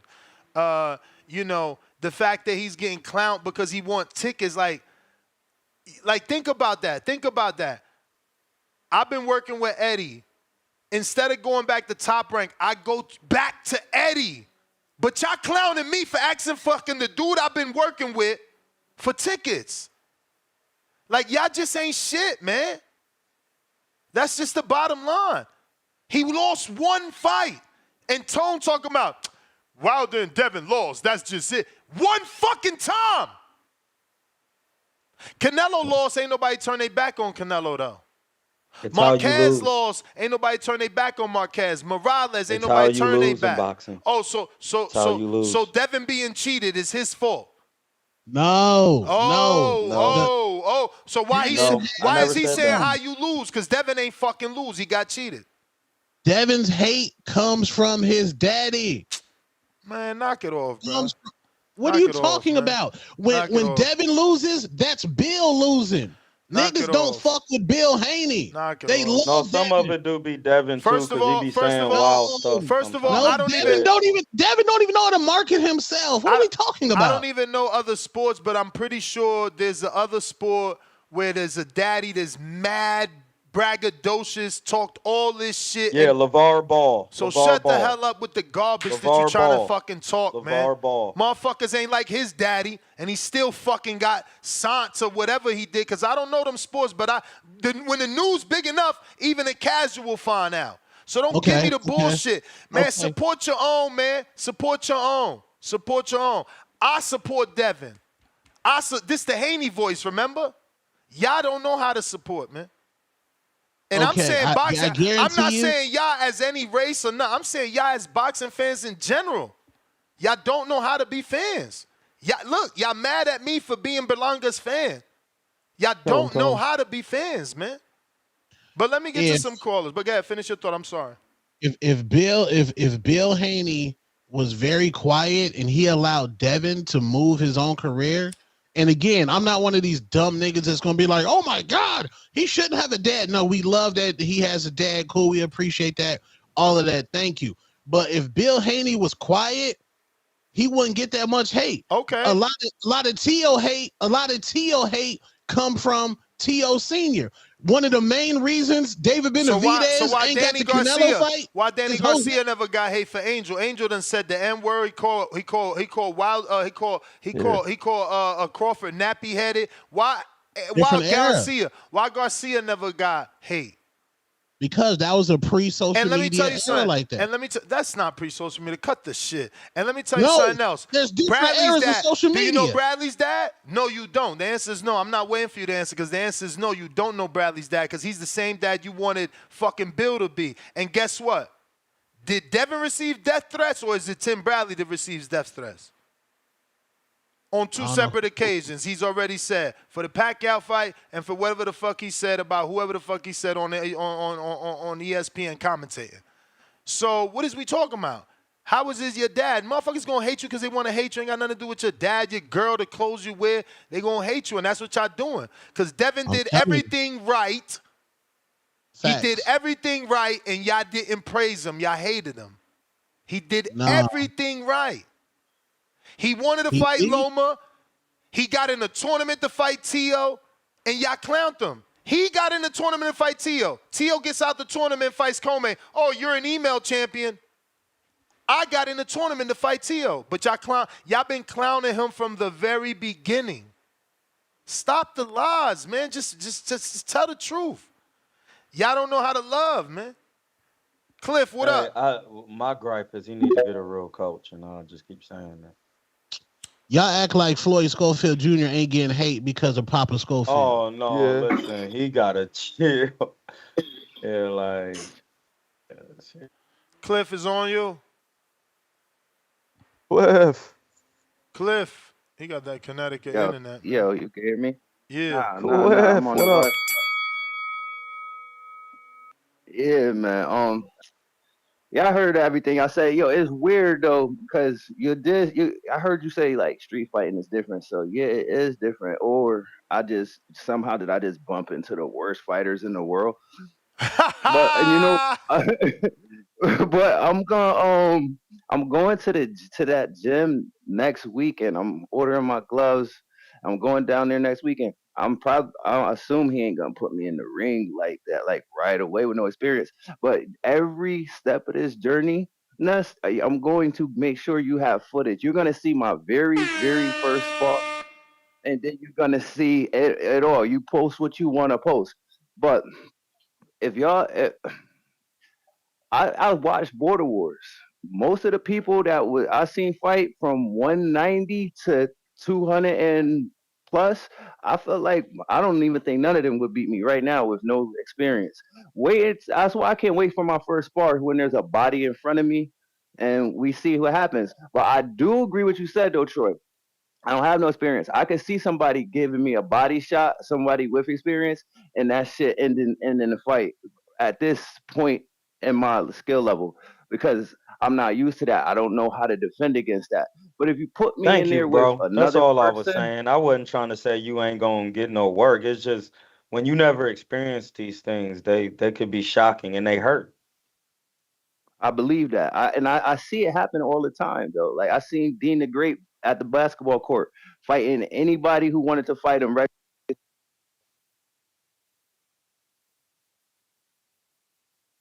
Oh, Cut I got a out. call. But he stopped everybody. Yeah, I got a call. He stopped everybody with body shots that at that basketball park. But nah, I mean, and everybody who pop and shit, it's easy to shadow box, right? So show me how it's done. Whoever going crazy, just show me how it's done. Just send yours in. Be like, Cliff, this is how you're supposed to do it, and I'm gonna watch. I'm gonna see. But yeah, I'm gonna be in the gym. Everything gonna come together, and we gonna see how I'm looking then. But and I do think Bill got something to do with the hate though. Not so. I think people don't like Bill. I'm just saying I there's think that other got. fighters that have trainers and fathers just like Bill. Angel Garcia, Teofimo Lopez, fuck, who else? Why you think Brian Norman There Jr. is. getting hate now? I mean, everything ain't built the same. Two people go to court with the same exact charges and they don't get the same exact verdict. So Nah, that's you the know what I mean? fact. I don't know why it's like that, but I feel like he got a little something to do with it. And that's it. I just wanted to say, man, I'm gonna be in You that may gym. feel We're like gonna it's see your how shit time, go. but it's not your time. Alright. We be hooping. I'm trying to get in that hoop, John. You. Yo, man. So, I'm calling in or whatever, you know what I'm saying? I hear all the, Berlanga slander. I hear all the New York slander. People just can't fathom that someone not named Canelo or Tank got fans. You know what I'm saying? Like, I don't get it. Like, it's okay to support a fighter. You know what I'm saying? Like, from Pier 2 in Brooklyn all the way up to 161st in the Bronx. You know what I'm saying? Berlanga got love. And I think people just need to get with the program. You know what I'm saying? It's a new star, you know? Uh I really don't get it, man. Berlanga, he don't do nothing crazy. You know what I mean? He in the gym, you know what I mean? And he fight. Like, I don't know. It's a lot of Berlanga hate. I really don't get it. You know what I'm saying? Like, New York is in the building. I think that's what it is. People don't like New York. You know what I'm saying? New York is in the building. And your match comes to New York City. You're breaking up, champ. So you get your popcorn ready. Hold on. Can you hear me now? Yep. You hear me? Yep. Yeah, man. So just get y'all popcorn ready. You know what I'm saying? Berlanga, we on our way, and I'm not Hispanic. I'm not Puerto Rican, and I'm still supporting Berlanga. But I can also, at the same time, support Spence, support Charlo, not throw my fires away, support Dev. Like you said it best, man. These guys need to learn how to be fans, and like I'm not tripping over the Bill Haney. I hear crazy dads all the time. Like I'm a hooper, you know what I'm saying? I got a billion Bill Haneys in the same gym at the same time. You know what I'm saying? Like so, like you said, man. If they want to hate, they're just gonna hate on them no matter what you do, what you wear, what you say. You're just gonna have haters, and if you're not popping if you don't got haters. Word is bond. So, but I'm excited for the boxing this weekend. Nobody even talking about Alicia. She she fight on Friday, which is crazy. But I guess the Mikaela Mayer fight a little bigger. You know what I mean? But Yeah, it's still a good that's fight. part Alicia's fault, man. She should have That's a fact. never allowed this fight to be on Brinks TV. Fact. Whoever is promoting it is doing a horrible job. No one Fact. knows. I retweeted it, this morning, funny enough, because of the IBO. They tagged me, so I realized, oh shit, it's fight week. But yeah, it's, lack of promotion. You know what I mean? Facts. And we hardcores, but even we need reminders. You know what I'm saying? They can't just believe that, oh, we hardcores, we gonna show up. And that's what they lacking, man. They forgetting about us. But I don't know. This fight, I don't know. Nobody even talking about it, like you said. Word. But that's all I got, man. Shout out to y'all. All right. So Stick Talk sent some footage. I don't know if he's serious because he didn't say. He said a comeback fight for me. I don't know that I'm coming back. But this Stick Talk, he the right size though. He's 6 feet and chubby, but he fast. Who we just got? Somebody just got in his weight class. We just showed footage though. And Sean Mission Impossible, he said no yesterday. He's out. So we do have 2 heavyweights. And maybe Capicu. That was the one we showed. I'm not a fan of this touching the bag shit that Floyd. Nah, he speeds up eventually. Yeah. Floyd don't be doing that. But remember, every shot. Yeah, he does a little. Every shot touch can't be makes it hard. There goes a Yeah, look. There goes a left hook right there, Marcos. You got to pay attention. But remember, every I shot know, can't be I know, hard. I know he's putting You it together. I'm just not a gas fan out. of people doing that shit in the middle. You You would gotta gas switch your out. speeds up, Marco. Yeah. I'm not a fan of that, but So You're not a fan of switching your speed up in boxing? So you throw everything hard. Your camera's off, Troy. You throw I everything know. hard. yeah, I like throwing everything. Yeah, you will get gassed out. Nah, that's how you build endurance. But what happens when you throw No, that? What happens- listen, Marco. The rules of boxing state when you miss hard shots, that's what Yeah. makes you tired. Missing big shots. Yeah, I know that. Like, And That's when how you build someone endurance. slips that shot, I was it's gonna taught. make you I was miss. taught from a young age from this guy right here, Kevin Rooney. Everything is hard and it's fast, and then it built my endurance, so I didn't get tired nearly as quickly. Oh, because they taught you that Catskill custom model style. Yeah, that's how they do it.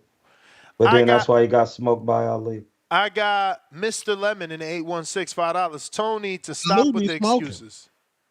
Tony, What'd he heard say? that? He said you need to stop with the excuses. What excuses? Just because Devin's fan base is like Nicki Minaj fan base and he weaponizes them? Weapon? What the hell? Yeah, Nicki Minaj weaponized their fan base. Devin and Bill Haney weaponized their fan base. How do they weaponize it? They say certain trigger words, racial words to weaponize a group of people to go ahead and get emotional and hate on other people. Oh, yeah? What about this super chat? $5 El Frio. The gag is we haven't heard a peep from Bill Haney in months, but Devin continues to get hate. Straight cat. See? What's your answer to that? Bill been silent after the loss.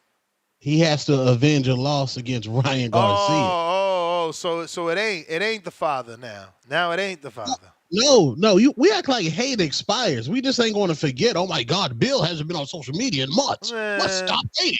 Whatever. Oh, we remember. Gervonta Tank Davis fans remember when Bill called Tank a monkey. They bring it up every day. H-Town, I don't know what the show's about or who called in, but I'm sure Cliffy P is at it again with the street fade. Y'all better stop playing with the drip. Don't forget his street name, Drip. That's hilarious. Drip. Drip versus main event Tip Catchweight. Oh, shit. Hey, we Two-Tone, got the a fan of superstar. Troy. Gotta say it twice. Hey, Aaron Coley is on your side. He's saying some of that is from his dad, though. That's what my man Aaron. I had it on mute. He's saying some of it is from his dad because he even be on the fun. He from Oakland. He from the town. He's saying he be like, man, shut your ass up. Like, so I get it. But then when that's saying his dad ain't talking now. So now where is it coming from? Yeah. We got a Oh, fan snap. of Troy. Fan of Troy. Pack Oh, Buster. shit. Pack Is Buster. that true? And Aaron said it come from him looking like a hole in the ring now. See, this is what he's saying. Yeah, but because Aaron ain't factoring in them drugs that made him look that way. Nas, bro, you a hardcore. Regular people, they only see Ryan beating up Devin. We not regular over here. We know that man had Osterine. We ain't That don't gonna make brush no that hope, under the man. rug. You trying to have it brushed under the rug? No, sir. Pack Buster, who this? Hey man, you know who it is. Shout out to Troy. You know what I mean? Oh. The Pack Buster. You know who it is, man. G-Von. Hey, yeah, man. Troy, you know, Troy is Why that can't guy. you put But G-Von Pack Buster so we always know it's you? nah. I mean, it It's makes you better it this makes way. you wait. It makes you Get wait. that Who on is the it? books. It's better this way. But look, It didn't matter. you know what I was gonna say though. I'm the one who put the bounties on the Puerto Ricans' heads for border wars, right? But here I Where go Drew again defending. Here I go again defending Berlanga, right? Because all this bullshit needs to stop, man, and it has nothing to do with race or any other bullshit. Like the shit CYP said about Charlo being a champion, that is why we expected more of him, not because he's black or anything like that. At the end of the day, he was an undisputed champion at his division. Yes, he went up weight classes. Of course, you know, you got to take that into account. But wait, actually, matter of fact, before I get to all this nuts, I had a few questions for you, right? If you and me made a bet, right? If we made a bet and we have a chat where we take down bets and then, you know, we screenshot like what we bet, you know, the bets on a fight. Once the fight is over, I go back to that chat. The comment is now deleted, right? But I have the screenshot. What do you think is happening there? Do you think that man is trying to honor the bet that you had that he just deleted the comment you had? No, I would think the opposite. I would think he doesn't want to honor it. But and then look, and then on top of that, once you confront me about it, Who was it, instead of me Jerry? saying, Is it no, Jerry look, Soriano? Because no, he hold texts on. me and deletes all the time. I already text him back like, why do you keep deleting? That shit is weird. Hey, look, let me just get this off real quick. But look, and then when you confront me about it, instead of saying, "Oh shit, you caught me" or anything, I say, "Man, why you guys come in here crying?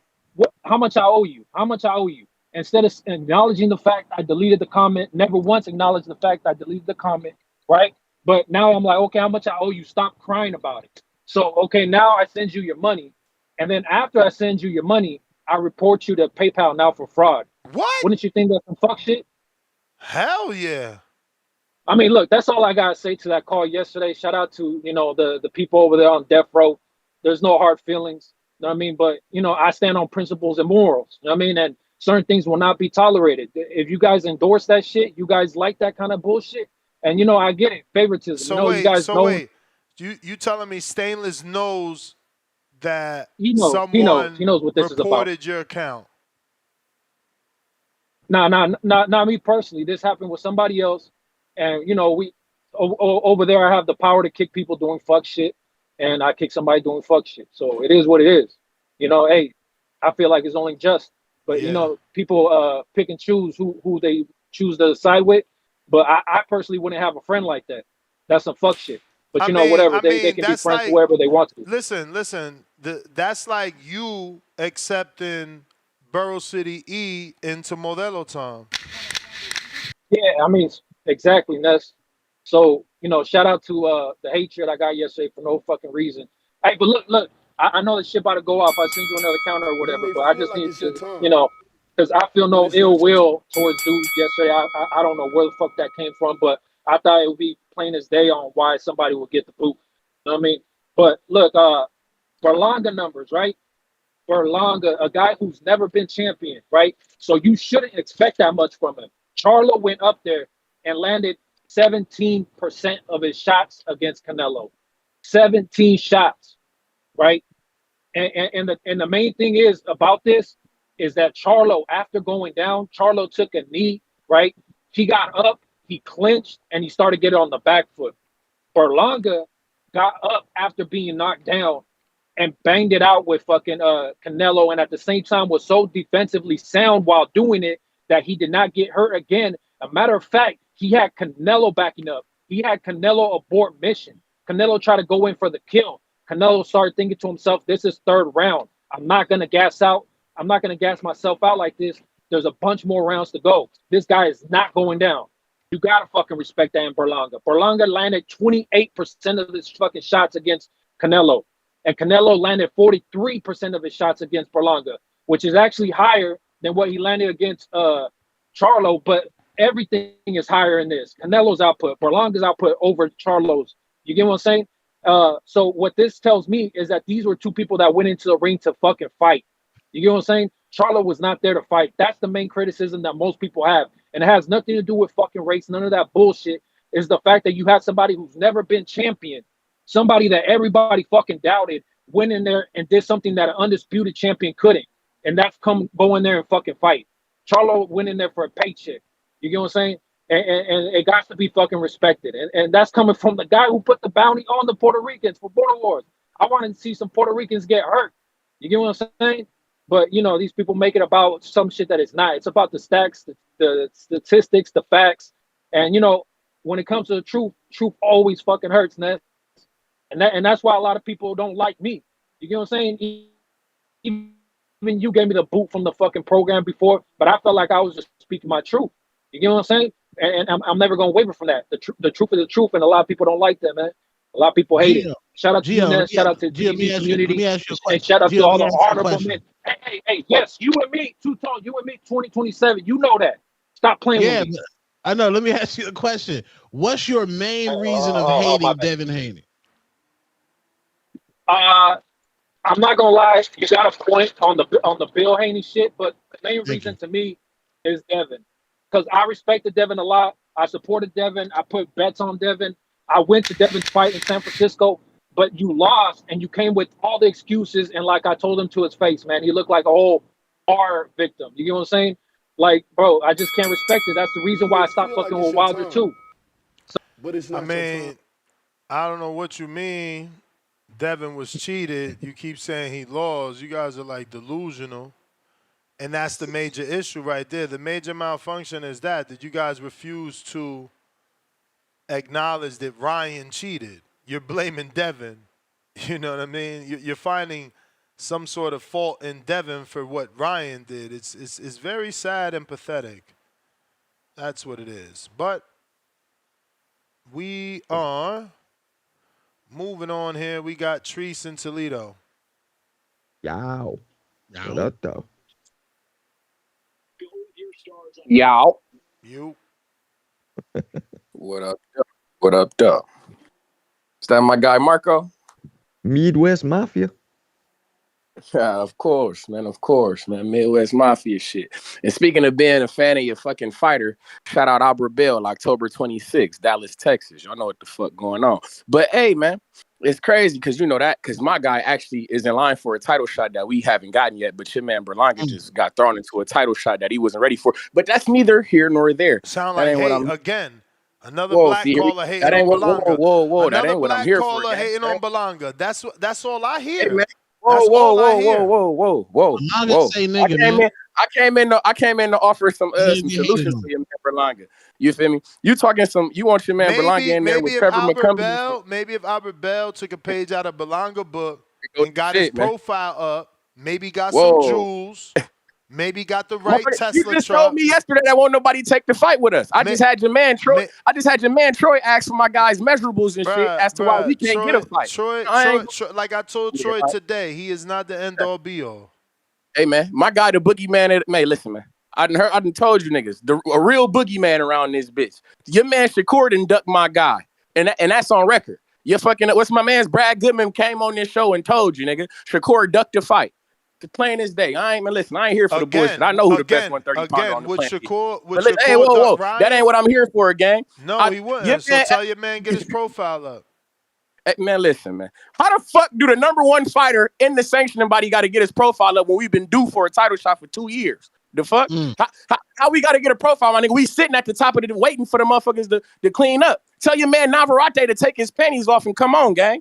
Tell your man Oscar Valdez to get off the bullshit instead of trying to chase a rematch down when you got your ass kicked in the first fight to come see us, gang. But no, that's not what I'm here for, Ness. God damn it, I told you. But listen, man. I mean, you the one came in bringing up Albert Bell and how Albert Bell can't get fights, but Berlanga can. So you the one sound like a hater. Hey, man, listen, man. All I said was October 26th, Dallas, Texas. Come check us out, gang. But you feel me? If your man Berlanga really want to do something, though, he need to go on that motherfucking Canadian tour. You feel me? He need to go see what's my man who just had the good loss, Bazian. Check him out. Or go see Christian and Billy or some shit. You feel me? You was on the Irish tour. You done fought these Jason Quigleys and Patrick McCorrys and all this bullshit. Go ahead and get on the Canadian tour. Fuck with them two fighters. Here we go see what them Billy and Bazian doing. Here we go again talking about Berlanga. He not even the subject. Because you want, when the bell, let me burn. I'm burning on this bitch. I got another call. We burn. He a star. I see it. Y'all can't help but talk about that star. He's a twinkle. He ain't shit, gang. He's nothing. Taking over the game. Taking over the game. Hey, y'all ain't I got another. I got a whole lot of topics. Ain't nobody say Tank name at all. Ain't nobody say Tank name at all. It's all about Berlanga now. I see what we doing. Whoa. If you had to let me burn, we was about to get the Tank because I heard you talking about my. I got another call for you. I heard you talking about my other fighter. Shout out Elijah Pierce, my nigga. My guy is making a name off of being in there with Tank. You feel me? Good sparring session and whatnot. And here you go with the shit. Here you go. I did tell them guys that they need to think about bringing Inoue to Atlanta for my guy Elijah Pierce. You feel me? They should do something like that. You motherfuckers want Inoue to come to America and shit like that. Like I told you, I got the perfect fighter. He down there in Atlanta. He got a good profile. He got a good label behind him in OTX and shit like this. You feel me? He number 5 in the fucking rankings behind your man Sam Goodman, who was supposed to be next up, but it ain't looking like it's going. So Inoue, come on to Atlanta. Get us down here, you feel me? Come get the hood behind you, gang. Go ahead to Atlanta. Fuck with Elijah Pierce. And you said your man Ali Felice, right? He got to fight with my bare knuckle brother? Yep. Oh, yeah. Let's do it, man. We're about to bring the violence to that motherfucker. Shout out Rashad Coulter, man. I fuck with that guy, man. He do it all. Muay Thai, bare knuckle, boxing, you feel me? He violent with the shit. I like him. I like what he do. And on this Sandy Ryan and Mikaela Mayer and shit, I don't know. I kind of want to pick Mikaela Mayer, but she got a tendency to drop the bag. But somebody did say that the fight is in the States, so that might help her out. Or should have been over there in the UK like Bumgarner and Jonas was. So she might be on to something. But I do want to say that Elvis Rodriguez and Tiger Johnson, I got my eye on y'all, man. I think you two motherfuckers is on loss alert, man. I think them two guys is on loss. One of them two guys is going down this weekend. I don't know who. It's too many fights. And when we have fights like this, I've noticed that it's usually one upset on a card like this. It's too many fucking A-sides on this bitch. One of these guys is bound to go down. I don't know who it's going to be, but I'm keeping my eyes on Elvis Rodriguez and Tiger Johnson. Yeah. And like I say, man, October 26th, Dallas, Texas, Albert Bell, the best 130-pounder on the planet. Come check us out, man. A guy who actually should get a title shot, unlike some motherfuckers who just got thrown in there. But hey, shout out TBV, shout out Toledo, Ohio, man. Y'all be cool. More outro Berlanga hate. More outro Berlanga hate. Y'all can't help it. Tell that guy to get in there with Bazian. Go to Canada, man. New York is right next door to Canada, man. You know what the fuck. Y'all be cool, man. The star is going to go to Canada. I'm telling you, these dudes be delusional. JP, what up?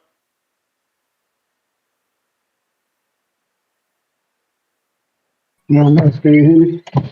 I do. Hold on, JP. I'm sorry. Well, I don't see Jerry there. Go ahead. He had a counter, but I don't see him. Go for it. We hear you. All right, man. Look, quick story. When I was 13 in my Pony League baseball league, at our banquet, I got 3 trophies.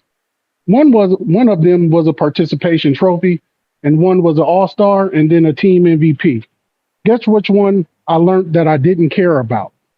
The It was the participation. participation trophy. But you gonna hate on Berlanga anyway, though.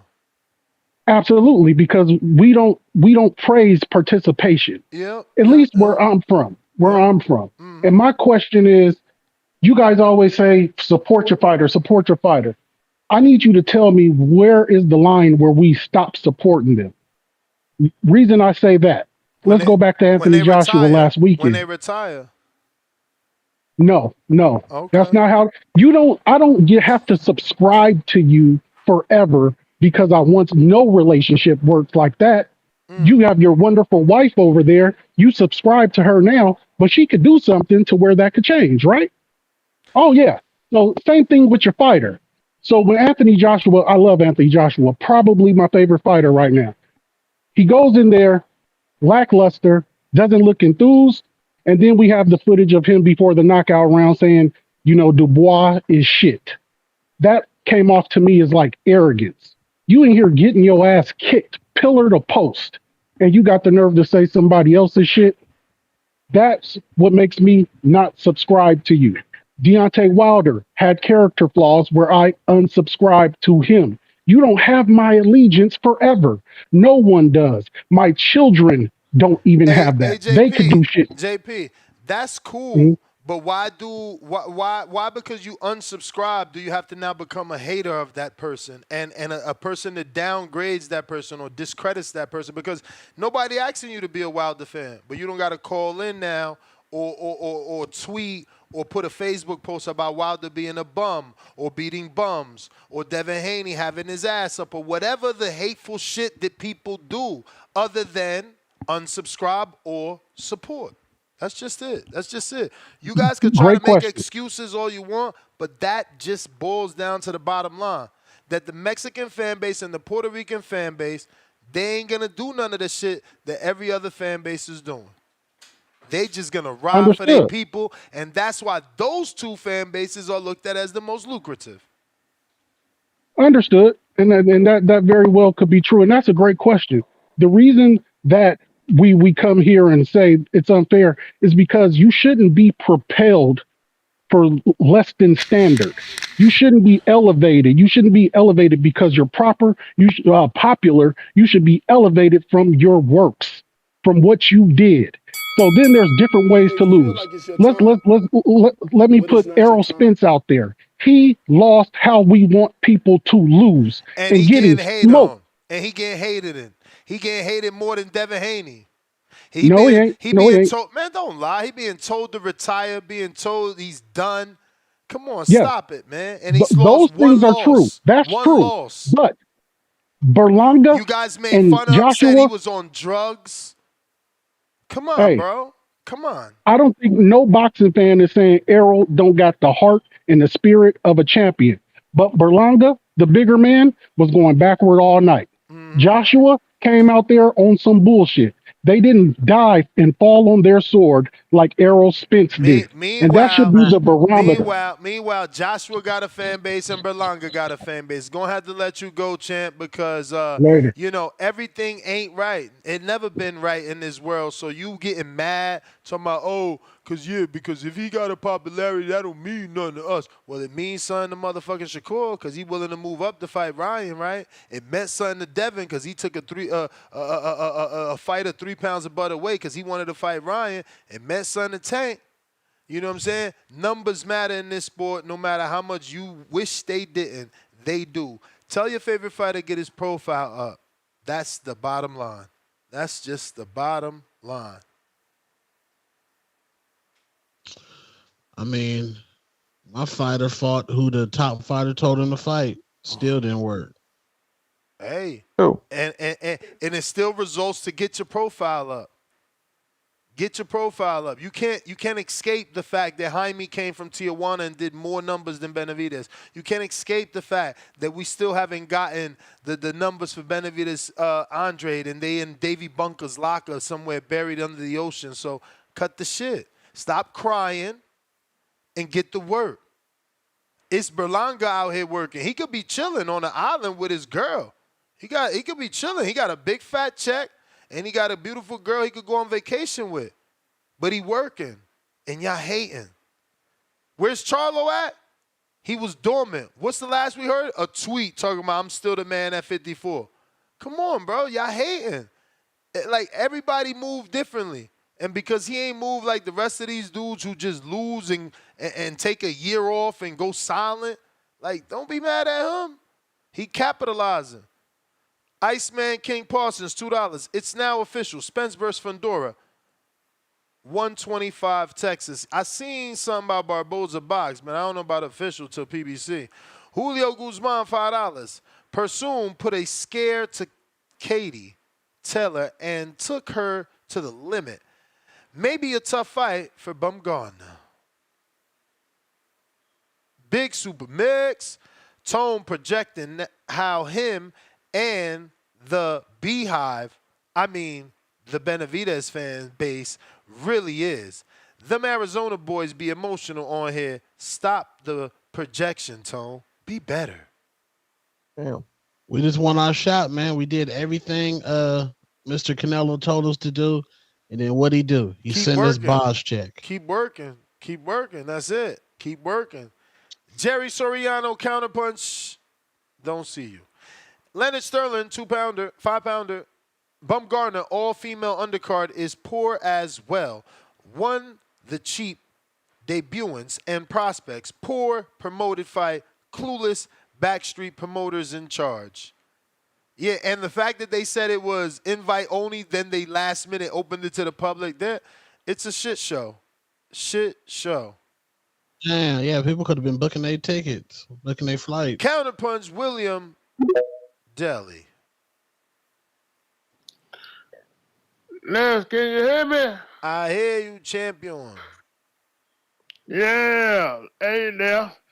I'm finna surprise you.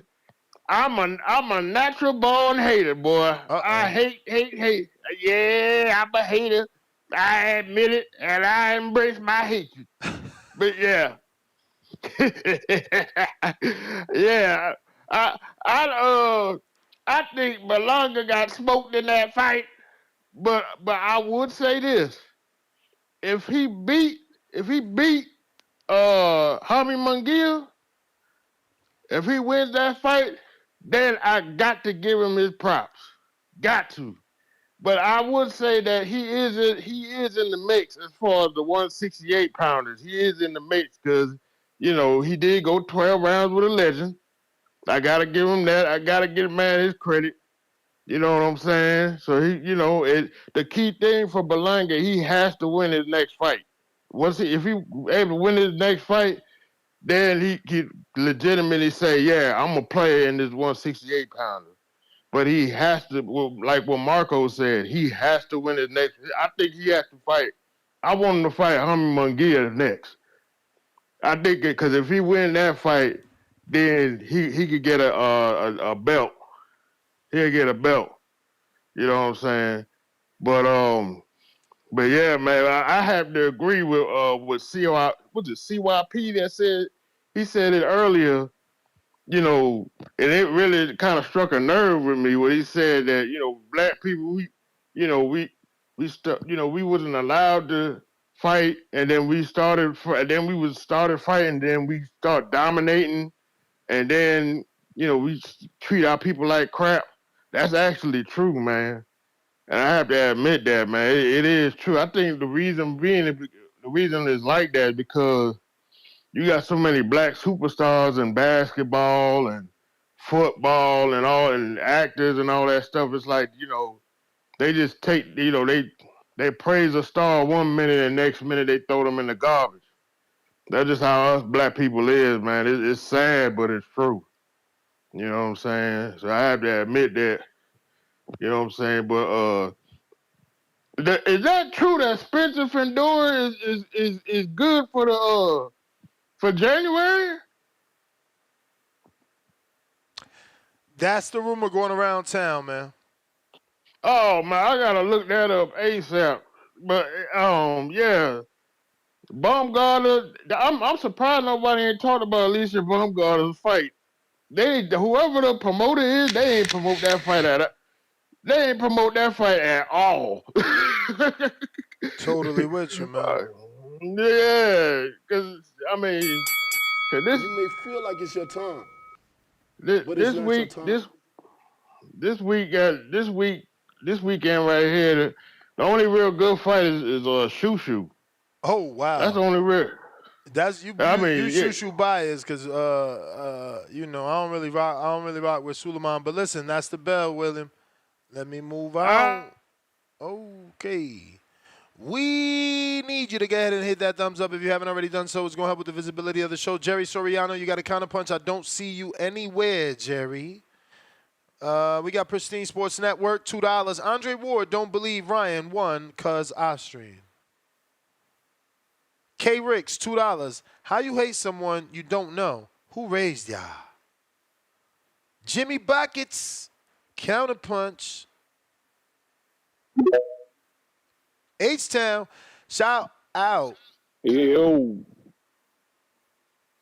Go Yeah, ahead, y'all can hear me? Yep, we hear you. Yo, what's good? What's good, everybody on the panel? I think today's topics is interesting. How it's like Devin Haney and Berlanga. Because I heard a nigga call earlier talking about, I guess, I don't know what the fuck he is. A nigga who was talking about he put out the hit on the Puerto Ricans or whatever. He said, we got to give Berlanga love. We got to give him love, da-da-da-da, so on and so forth. And then proceed to say, oh, Devin Haney acting like an all victim because of what happened between him and Ryan. Yep. Do you hear how fucking backwards that sound? How stupid that sound? You niggas calling talking about, oh, why we hating on Berlanga? Why the fuck y'all hating on Devin Haney? That's the real question. You know what I'm saying? Devin Haney is a Hall of Famer, first ballot, undisputed.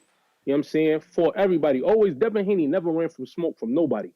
Always put himself in position to fight everybody and anybody. T.O. ducked him. He fought Loma. He beat Loma. He went up. He fought Ryan. Ryan so shook. He go cheat. Ryan so out of his fucking mind. He go cheat. Go put some shit in his system. Because that Ryan ain't never been caught for that shit before. That shit ain't never been in his system before. All of a sudden, you fighting somebody like Devin Haney off of a loss of tank. All of a sudden, you doing all this extra shit. Why? Because you scared. But Devin Haney is the one who's sustaining all the hate. A first ballot Hall of Famer. And niggas is calling talking about why we hating on Berlanga. A nigga who never done shit. Why the fuck? Berlanga ain't do nothing for me to give him props. That nigga got beat pillar to post. 12 rounds, they beat this shit out that nigga. Talking about what he did better than Charlo. Charlo is the bar? Talking out there, scrub. That's the bar y'all was hoping to achieve. Oh, well, at least he did better than Charlo. You niggas sound dumb as shit. I said better than How Ryder, can too. out of one side of Ryder got his ass how beat. can out of one side of a nigga mouth say, oh, we gotta get this nigga props for getting fucked up, but then we gotta say, oh, I don't like what this nigga doing because he acting like he a all victim. Cause bro, these niggas putting their life on the line. I don't think niggas get it. We fighting in there one-on-one. You could kill me. Just off of the strength of what we doing. You going and doing performance enhancing and drugs. I got an issue with that, and I'm acting like a sexual assault victim. That's hate, nigga. And that's hate in its purest form. Because we talking about someone who's actually done things in the sport, who actually deserves to have the position that they have, who's actually achieved things and deserves the profile that they have. Yet we here every day, countless times. Like you said, niggas is under his all day hating on him. All these Ryan fans is out here apologizing for Ryan, saying, oh, who cares? What does it matter? What does it matter? But if it was their favorite fighter, they wouldn't be saying that. That's the shit I'm talking about. Niggas not objective. I don't give a fuck about no Berlanga hate because Berlanga ain't do shit to deserve props. He got beat the fuck up. Simple. But y'all niggas sit here every day, and he was a perfect example because out of one side of his mouth, he gave props to Berlanga. Out of the other side of his mouth, he started hating on Devin. You niggas is clowns. Feel like it's your Stop time, asking about who hating. but it's not your time. Be objective, nigga. What the fuck is y'all talking about? Appreciate you, and I apologize. I interrupted. I quickly realized that was only for G-Von. So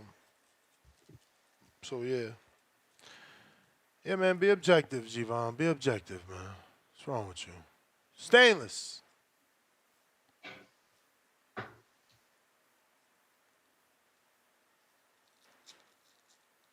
CYP.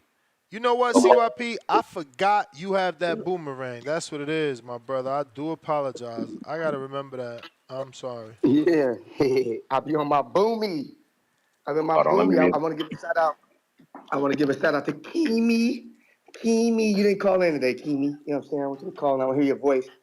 You know what I'm saying? Made me feel good about my day. But this call is for G-Von, man. Like, damn, boy, it be killing me, man, because Canelo had a lot of opponents, right? A lot of opponents during that 168 run. He had a lot of them. He had Caleb, I'm pretty good, Plant. He had Caleb, out to my arm, Smith. He had Billy, retirement check, Saunders. He had nobody coming off a loss year to him. And he had barely went around backing up Berlanga, right? But for some reason, the guy who catches your attention the most is Charlo. Out of all them dudes I named, none of them are black, dog, except for Charlo. Charlo, the one who's undisputed and moved up 2 divisions in place of his brother, is the one that you criticize the most and always have something bad to say about him. So let's just say that's just a one-off. Fuck it.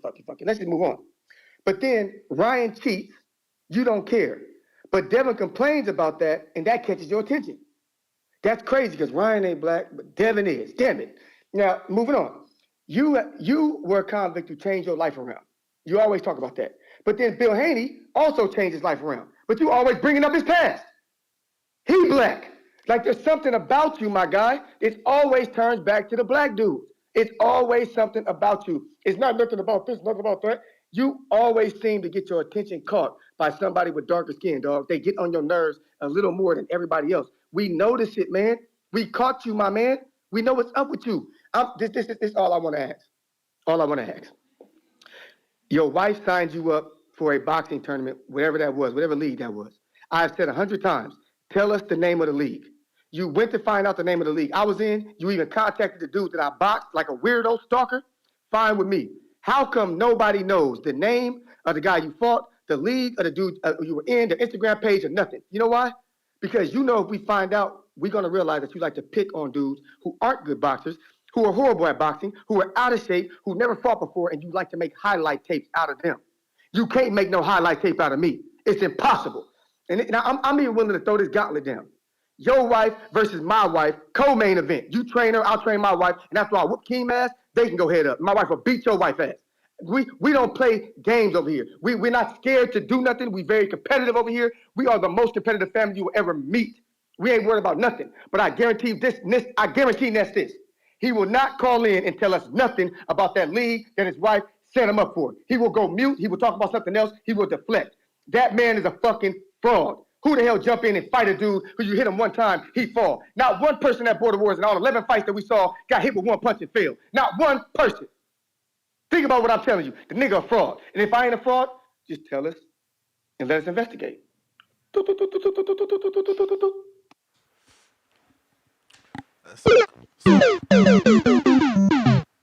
So crazy, because it is very easy to tell the league, you know.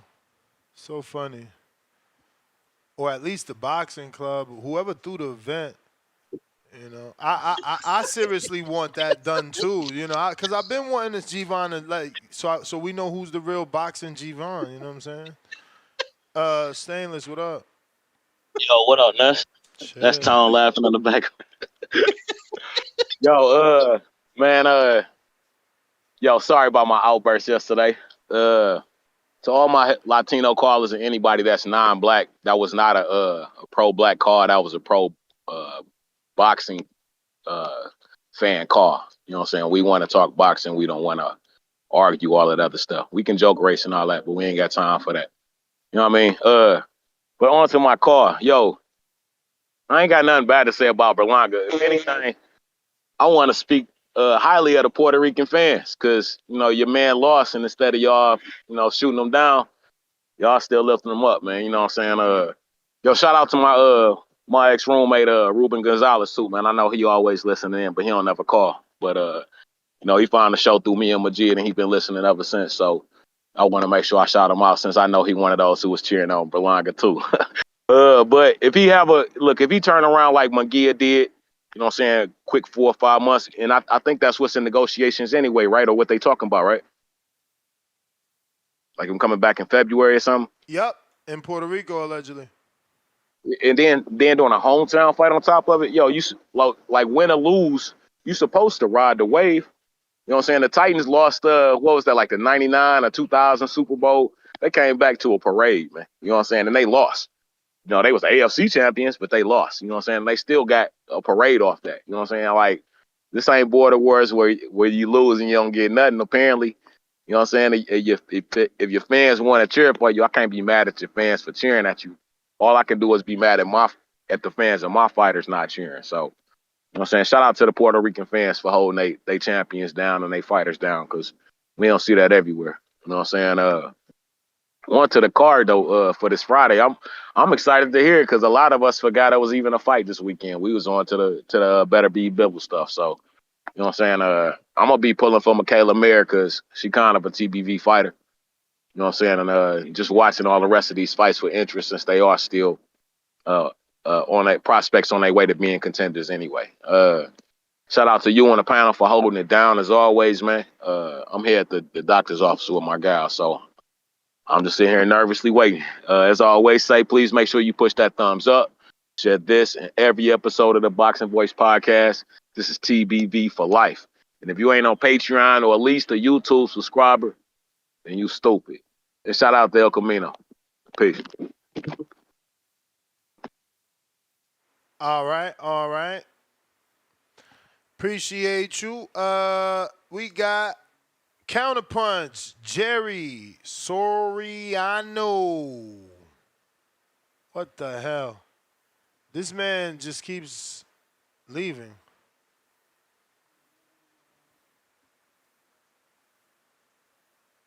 He must be busy. Yeah, man, that was crazy. They said wives fight. That ain't happening. Has there ever been I wouldn't even. women? We had one woman's fight scheduled, wife's fight scheduled. Jose from Canada's wife was going to fight Adrian's girlfriend, but shit got canceled. Man. C-Dub. Yo, how the audio? Straight. That's what's up, man. Shout out TBV. Smash that like button. It's free. Do something with yourself. The Breakfast Club of Boxing. Salute to the panel. TBV community, we here. Man, speaking on Berlanga, he survived. Congratulations to him. Just like Charlo. And Berlanga was the bigger fighter. There is no silver lining. Cut it out. He was a 200-pound guy, over 200 pounds, and he was on the back foot the entire night to the smaller fighter. You know, shout out to him for surviving. Eddie Hearn, you know, he said it many times. He say, and I say it many times, but I get flack for it. But what he's saying is get down or lay down to Devin, if y'all don't understand. This simply means I don't got to do favors for you. I don't got to spend a second for you making sure you got fights or making sure you got a seat. You know, I don't got to do favors for you. I don't got to refrain from speaking negatively on your situations when I'm at the water cooler. It is said I have to prioritize my fighters. Emphasis, if you don't notice, put it on my. He said if Devin was my fighter, I would have got him a better deal. I would have negotiated differently. The breadcrumbs are there. People just got to notice them on the ground. Top rank card, prospect heaven. I'm looking forward to it. It's the future. It seems time for Tiger Johnson, but hey, I'm not disappointed at how slow they're moving them or building the fighter until Dean ready for the top 20 or the top 50. Shoo, he get in there with the top 20 guy. So I mean, it's time. Let's get it. My boy Troy did save you Ness on that interview. You know, shout out to you though for speaking from the heart. You know, Marco tried. That can't be ignored. He was showing compassion, but Sims didn't calm down on the attacking part until Troy asked what gym he was trained at. Yeah, but and agreeing it would be hard for him to get a chance. again, y'all giving Troy credit instead of calling out Sims. The truth is Sims didn't calm down till Troy came on and stroked his ego and said, "Ain't you from Detroit?"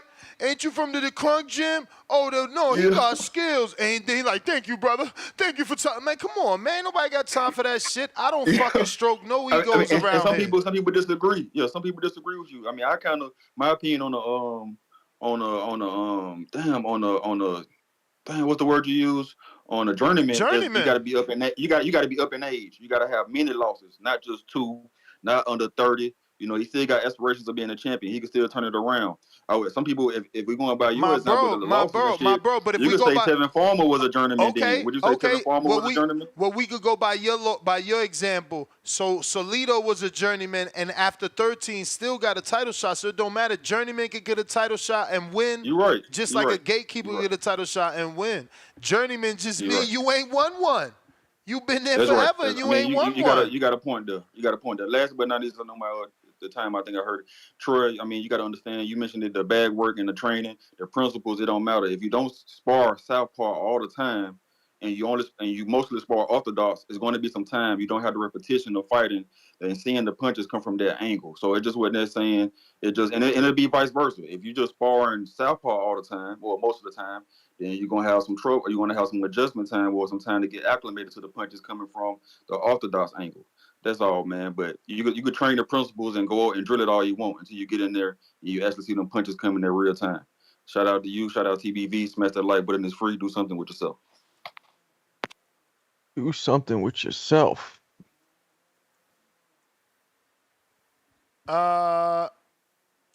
Dubois. Daniel Dubois? Dope.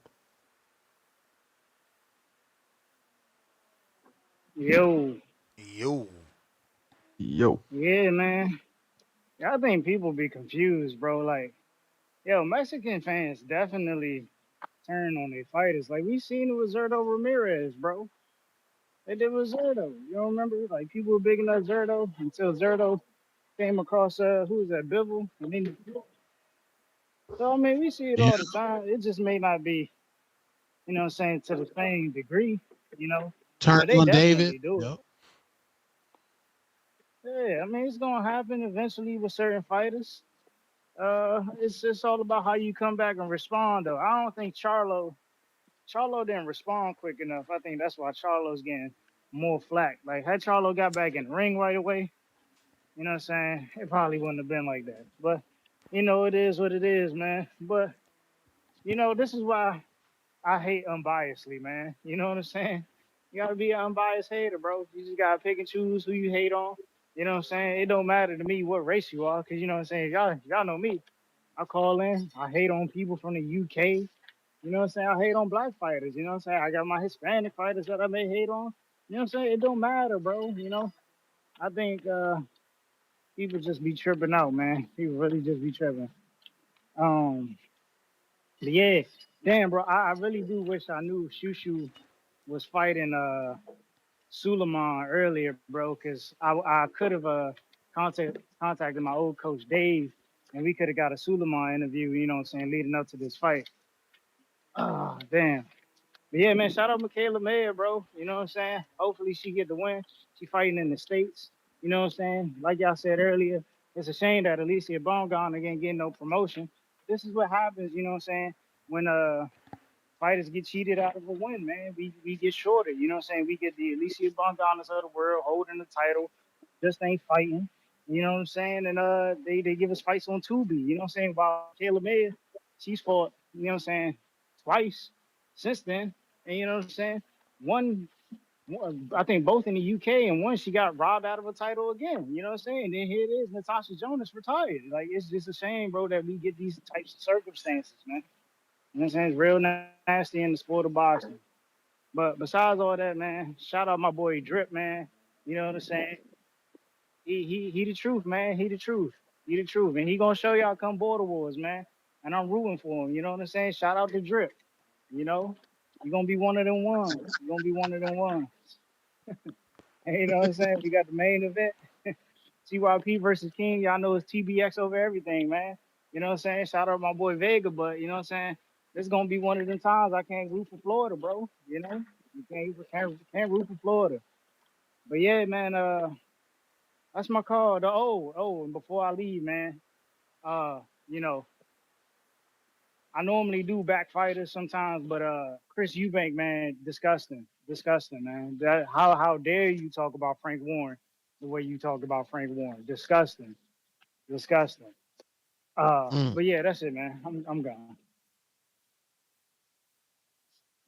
All right. Jorge.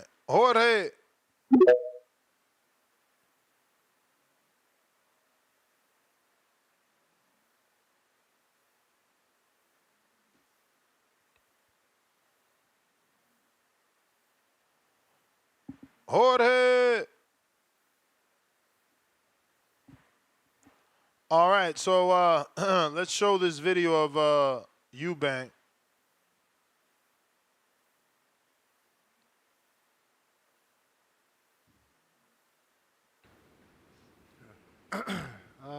Why What boxing? video? Oh, I saw this. Because every other promoter out here Scumbag. is a scumbag. That's why. You know, you've got Frank Warren behind me, been lying and cheating his way through boxing for the last couple decades. Sued me for a couple $100,000 a few years ago, so obviously I was never going to go with him. You know, the guy's a scumbag. Calais Sauerland, you know, had me locked up. Speak up, I can't hear you. Calais Sauerland had, you know, had me locked up in a terrible contract for the last few years, squeezing money out of me at every opportunity. Scumbag. Eddie Hearn, Frank Smith, you know, they did everything they could to try and make this fight against Conor Benn still go ahead. Still go ahead. Why don't you fight Hamza Sharad, scumbag? After knowing that they, you know, that he was on steroids. Scumbags, you know.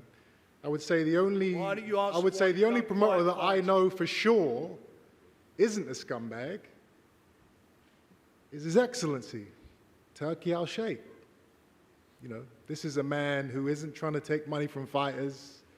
He isn't trying to use lawyers and accountants to lock fighters up in slave contracts. You know, he's a man of God. He's a man of religion. That's what's most important to the people of Saudi Arabia. He just wants to put the biggest fights on, the best events on, and pay fighters what they're worth. And as a fighter, you know, it's a blessing to be a fighter at this moment in time, because this is the first time we've ever had a promoter like this in the history of boxing. Oh, and you know, Ben Shalom's a very cool guy too. Welcome back, Chris. Harmony in the room as it. And I mean, it's not like he didn't say anything that other fighters haven't said, right? I like how he said that shit real New Yorkie. He goes, he's a scumbag. Yeah, his accent changed when he said it. That's funny to me. Jorge. Jerry Soriano counter punch.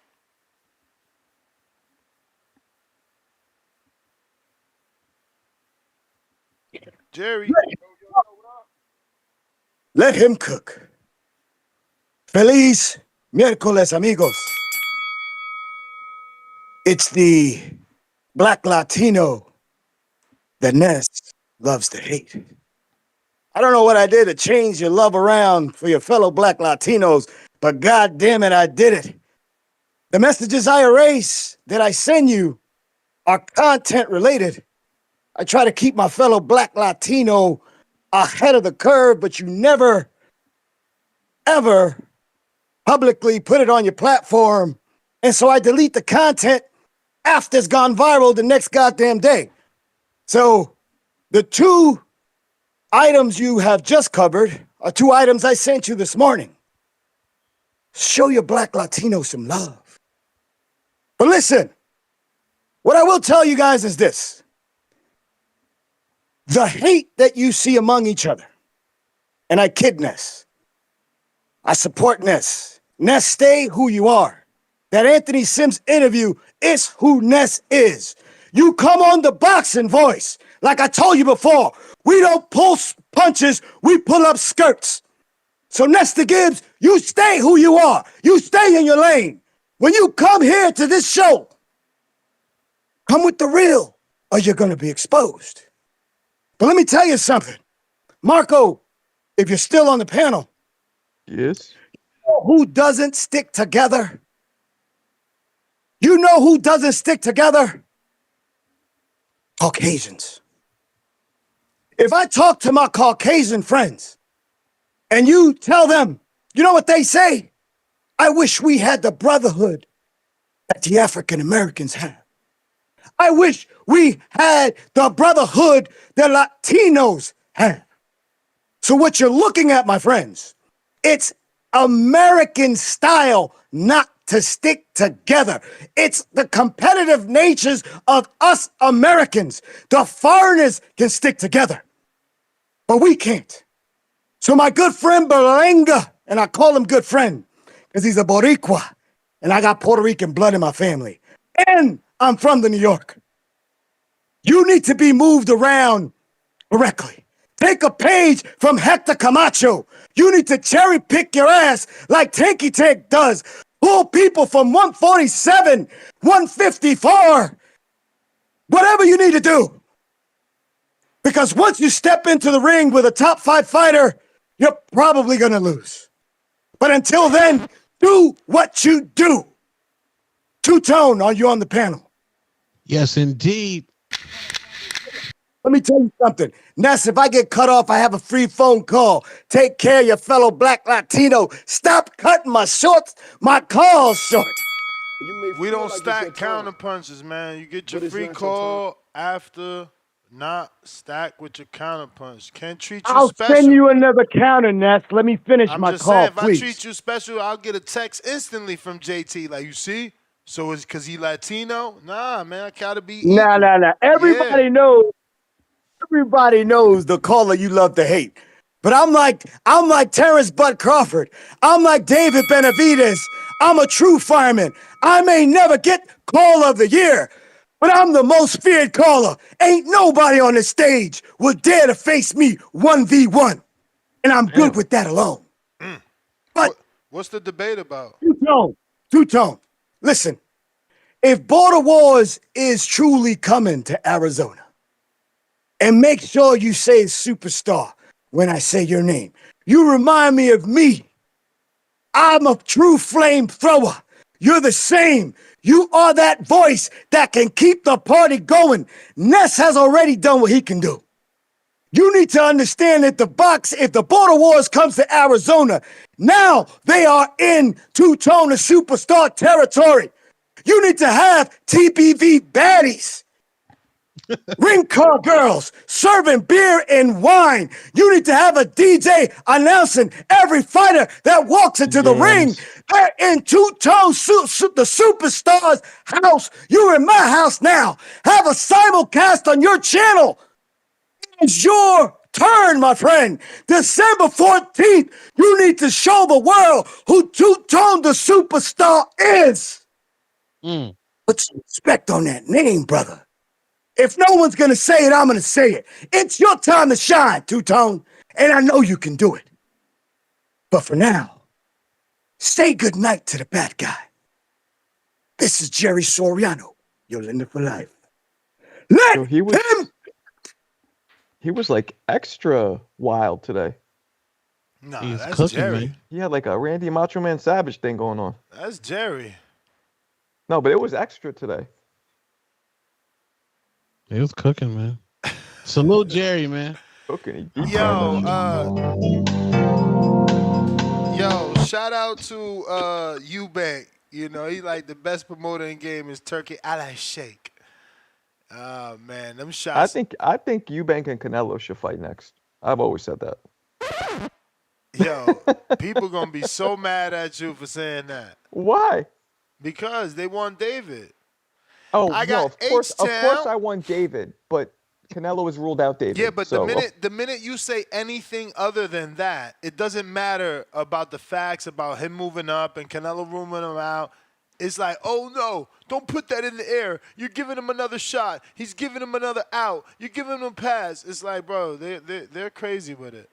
Yeah, that's ridiculous. $2. Shout out Edgar Berlanga, living the hater's dream. Bena Divas. Shots fired at Tone to the Benedivas fans. Man, relax, bro. We chilling right now. We got our date. I think we do. We got our date. We gonna cook Jesse Hart. It's nothing Mexican mom. We just gonna keep working, man. I mean, we don't get interviews after losses, man. We brought the belts. We brought the intern belts back to Phoenix, man. What y'all bring back to New York? Chains. I don't know, man. I think it's because the fans ain't there. I seen a little Miami meet and greet. It was kind of like, Wait, the one in Miami? Lord, child. You seen it. See that. You seen it. H-Town, $2. Dev, I'm not reading that for $2, man. Y'all tripping. Trees, counter. Not reading that. I don't even see you, Trees. I don't even see you. I guess I already went to that, maybe. H-Town, $2 more. He said, race bait about race baiting is a special skill. I don't even know what you're talking about. Brian Mendoza retracted his message, $2, no words. God K, $2. Why haven't we seen Canelo fight Gilberto Ramirez? I don't know, man. That's because, again, that was again one of those times where Mexicans didn't rock out with another Mexican. They acted as if Gilberto wasn't on the level to fight against Canelo, which is pretty crazy. But Jorge trying you again, my friend. I don't know if Jorge don't know how to rock with it. He be Ubering. What is you doing, Jorge?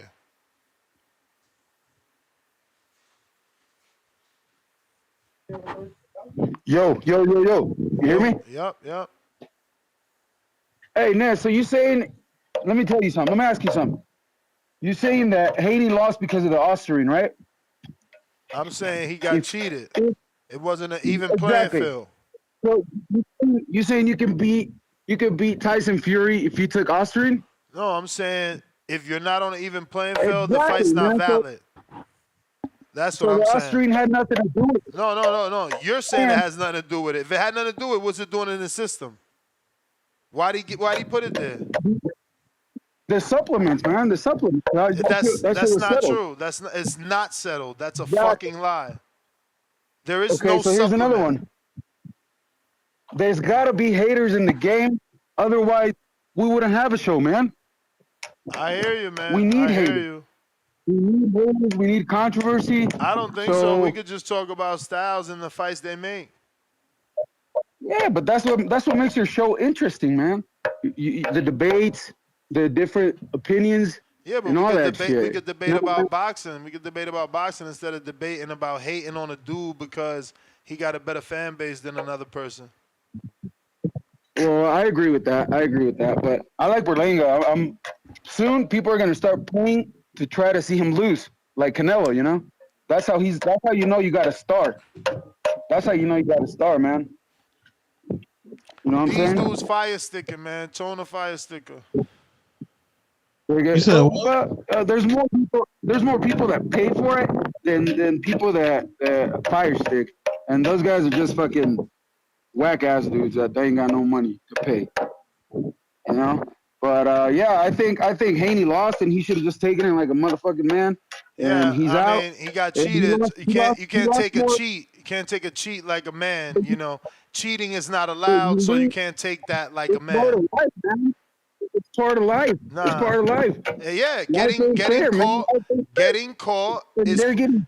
caught is part of life. Getting the loss taken off is part of life.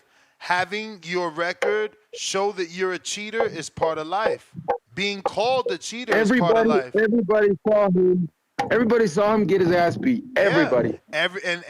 Everyone knows that Ryan is suspended for cheating.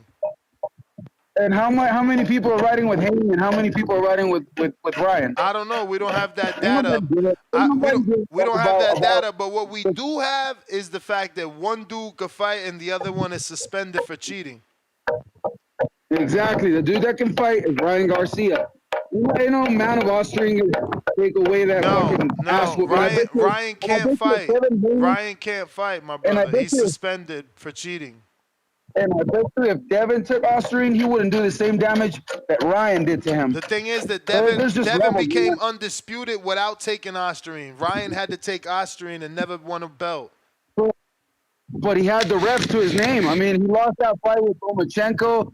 He lost the fight with Jorge Linares. Okay. He lost a bunch of fights. Okay, so now we see you are the guy that hates Devin.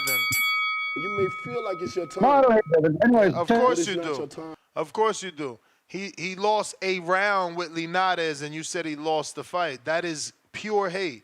Do you know Do you know that it was 6-0, maybe 7-0 until he got hit with the left hook? That's pure hate. You know, this is what y'all do. Y'all don't want to talk boxing. You want to hate.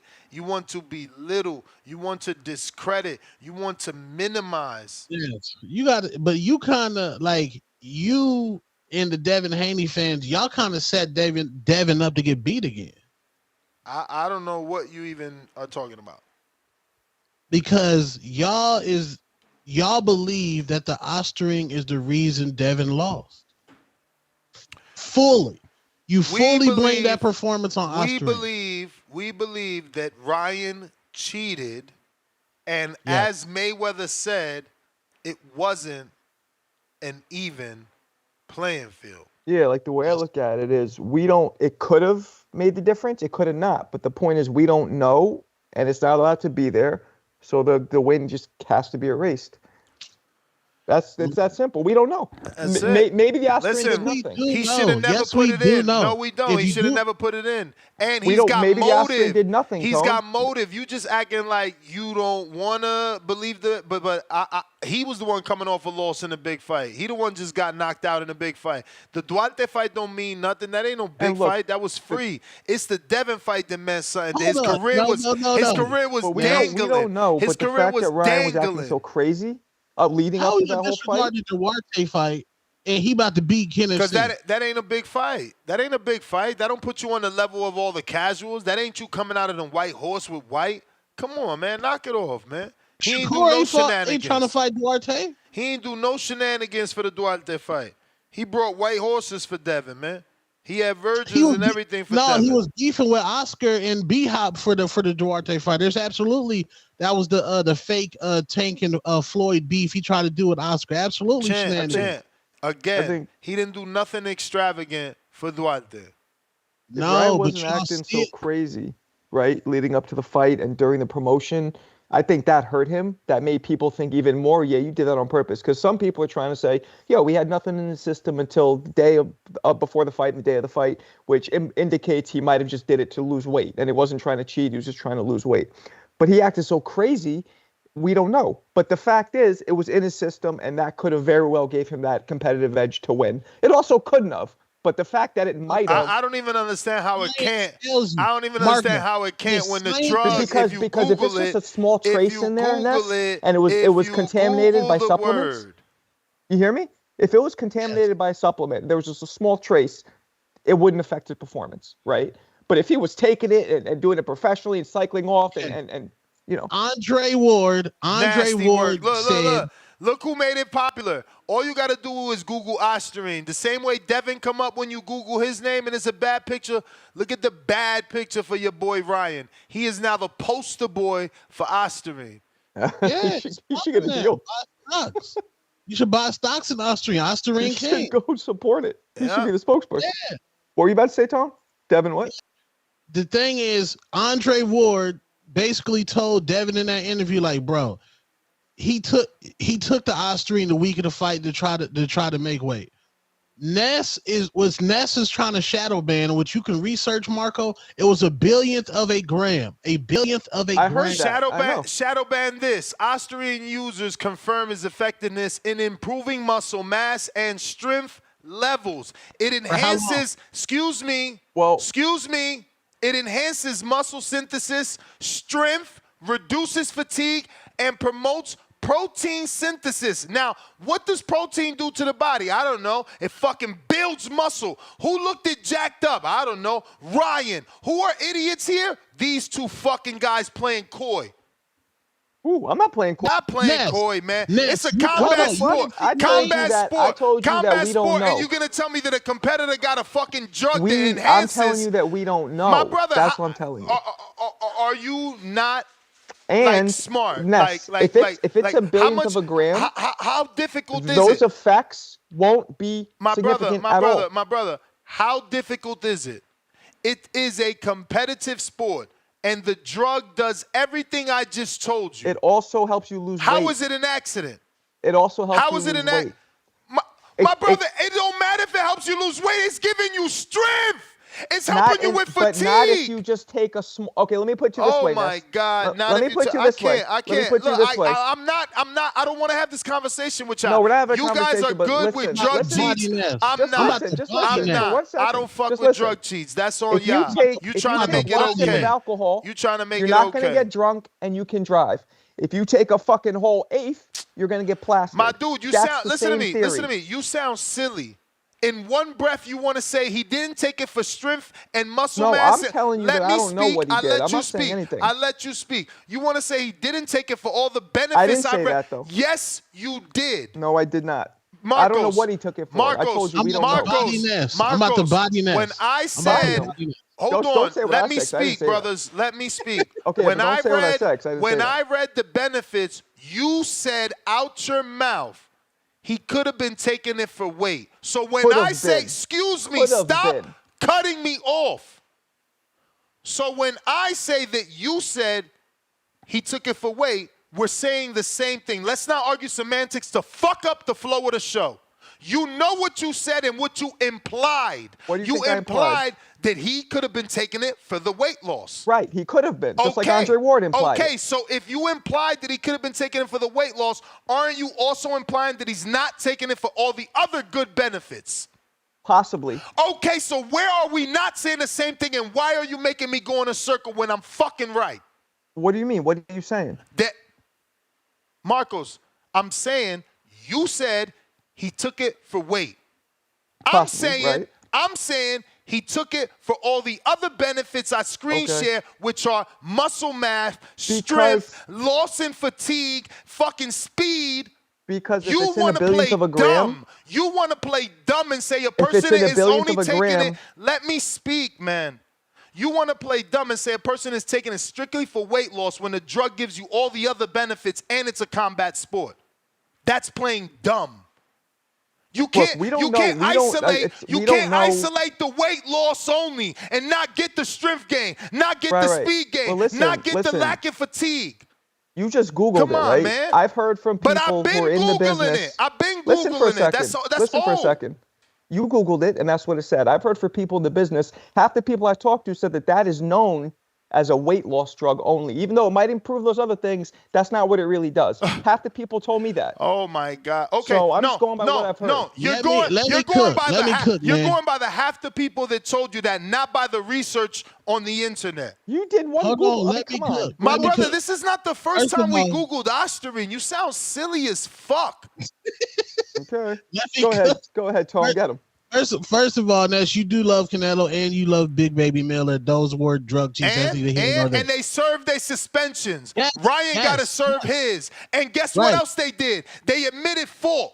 They accepted it. They ain't push it on Ashawanda and make Ashawanda come out with a full statement in lab reports. They didn't push it on another fucking supplement and have an idiot calling in talking about, was it a supplement? Wait, that's not my point. No, but that's my point. That you got a fucking liar telling the world 7,000 excuses, but I got two co-hosts here believing the 7,000 excuses let because me y'all cook. fucking No, gullible. no. You can't Should cook Ryan be shit. You suspended? gullible. You Wait. gullible. Wait, should Ryan be suspended? Yes, that is the rules. If you got shit in your system, you should be reprimanded. That is the rules. Yes, 100%. Yes. But what you are giving Devin a pass on, and which y'all going to get him beat again, you are not taking in account for one, that horrible trash ass game plan. I wouldn't give a fuck. I wouldn't give a fuck. He cheated. End the fucking story. That's the problem with y'all. And that's exactly why we go back to the original topic. You don't know how to be a fucking fan.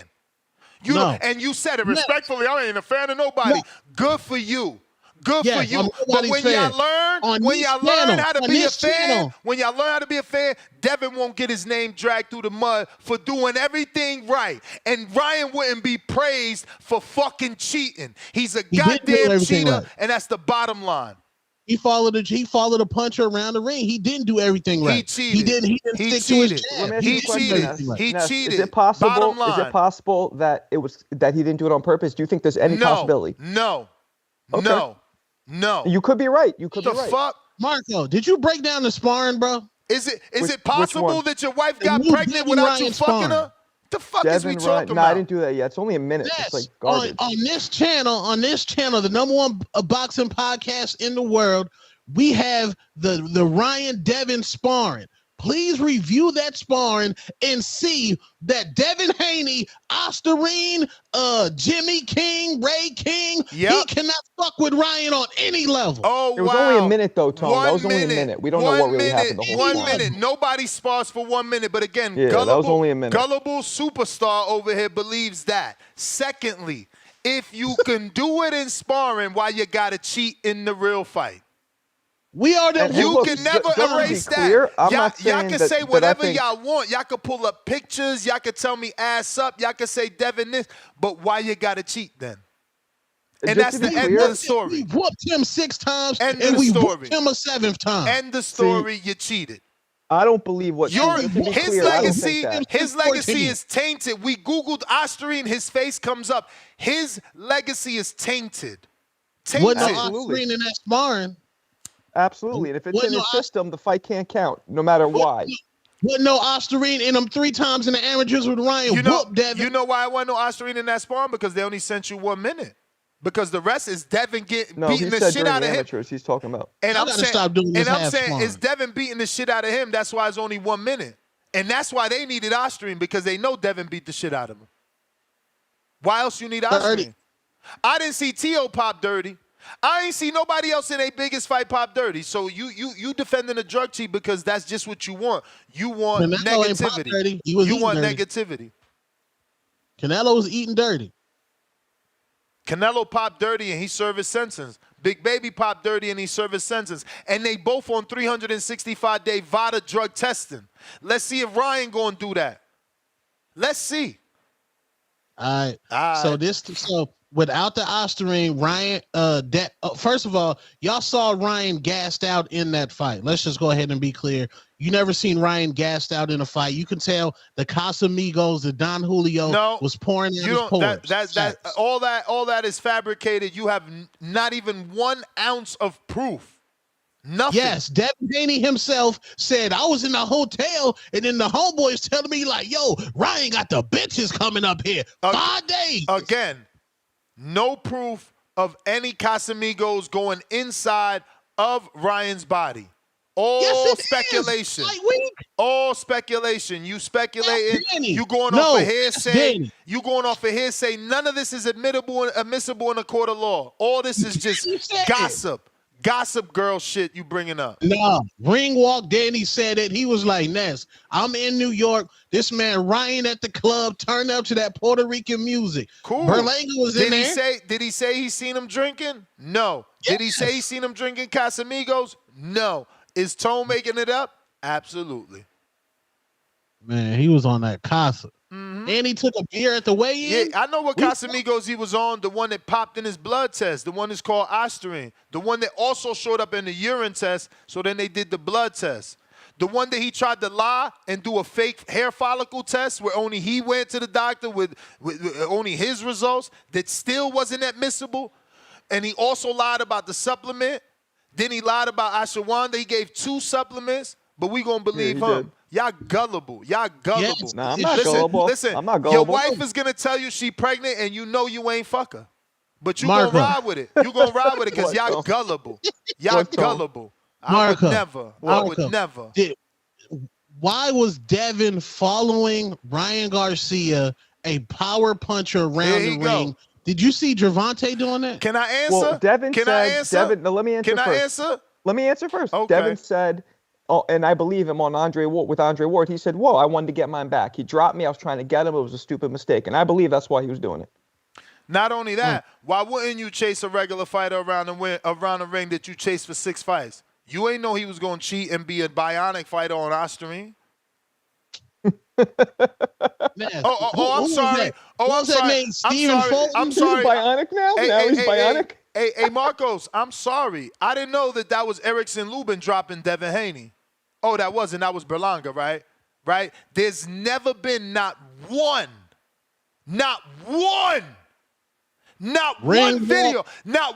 video in the entire internet. A kid who came up on the internet, a kid who I got doing pad work with Floyd Mayweather Sr. at 12 years old. You telling me there ain't one video of him getting knocked out, not one video of him getting dropped, but there's videos of Tank, there's videos of Tio, there's videos of Shakur, Thurman, Porter, names go on and on. But somehow we ain't even giving that kid who ain't never shown nobody. He sparred everybody. We know he sparred everybody, but they ain't released one video of that man being on the floor. But somehow we not going to give him the benefit of the doubt. We going to believe that Ryan is just clean. See, y'all pick and choose. I'm just saying we don't know. How don't you know? Did the test come back positive or negative? What I'm saying is we don't know. Did it come back positive no, we know or that negative? it was in his system. Okay, so we know. We know it's in his system. We know. And we know that you can't be half pregnant. That stand. dumbass excuse about, well, he only had a billion. So is she a billionth half pregnant? What the fuck is she? A billionth pregnant? That's your baby? You can't be half pregnant. It's either this in your isn't system. An absolute thing, though. Man, you could take something and it could not affect you. Not you true. You can't get banged not and not true. be banged. Not true. Not true. Not yes, true. It's true, bro. If you take half a rhino pill, you don't fully win, bro. You can't take a Charm or a steroid and not get the benefits from it. Cut the shit. That's what they out there for. Of course you can. You could take a little bit of something that doesn't affect you. A little bit. If you I used it to cut weight. I used it to cut weight, but I took a little bit. I swear, Marco's got to be the dumbest motherfucker I ever met. I used it. I didn't want to use it for the muscle gain, Your Honor. I just want to use a little bit for the weight loss. No, listen. There's silly. You're so silly, scenarios. man. If he took it to lose weight and he's taking it at the very end, I was told that you got to be on that shit for a while before it builds up and you get benefits. So then, technically, that's what they say. Second, if it was contaminated supplements and it was just a little bit, then he wouldn't have got benefits either. What contaminated supplements? He sent the supplements and they said that shit was bogus. The dude submitted fake fucking supplements that was already open. The company came out and showed you the goddamn lot number. You just don't give a fuck. Y'all don't care. He been caught. Listen, he got caught in his urine. He got caught in the blood. He got caught lying about Ashwanda. He got caught lying about the supplements. What the fuck more you want? I don't know, Ness. We're not sure. We're not sure. Yes. Fuck out. Let me just let me move on, man. Y'all silly, man. Nah, man. A billionth of a honey pack is not gonna get you right. But no, Tone, where does it say it's a billion? Because I haven't heard that. Can we just move on? Bro, it's his lawyer. Talking point from his own goddamn lawyer. Wow. No tests nowhere, bro. It's bullshit that you can, it's propaganda that you can spread to the masses because you got a fan base. You didn't hear the other fucking dummy? And I met this guy. You think I want to call him names, but how dumb can you be?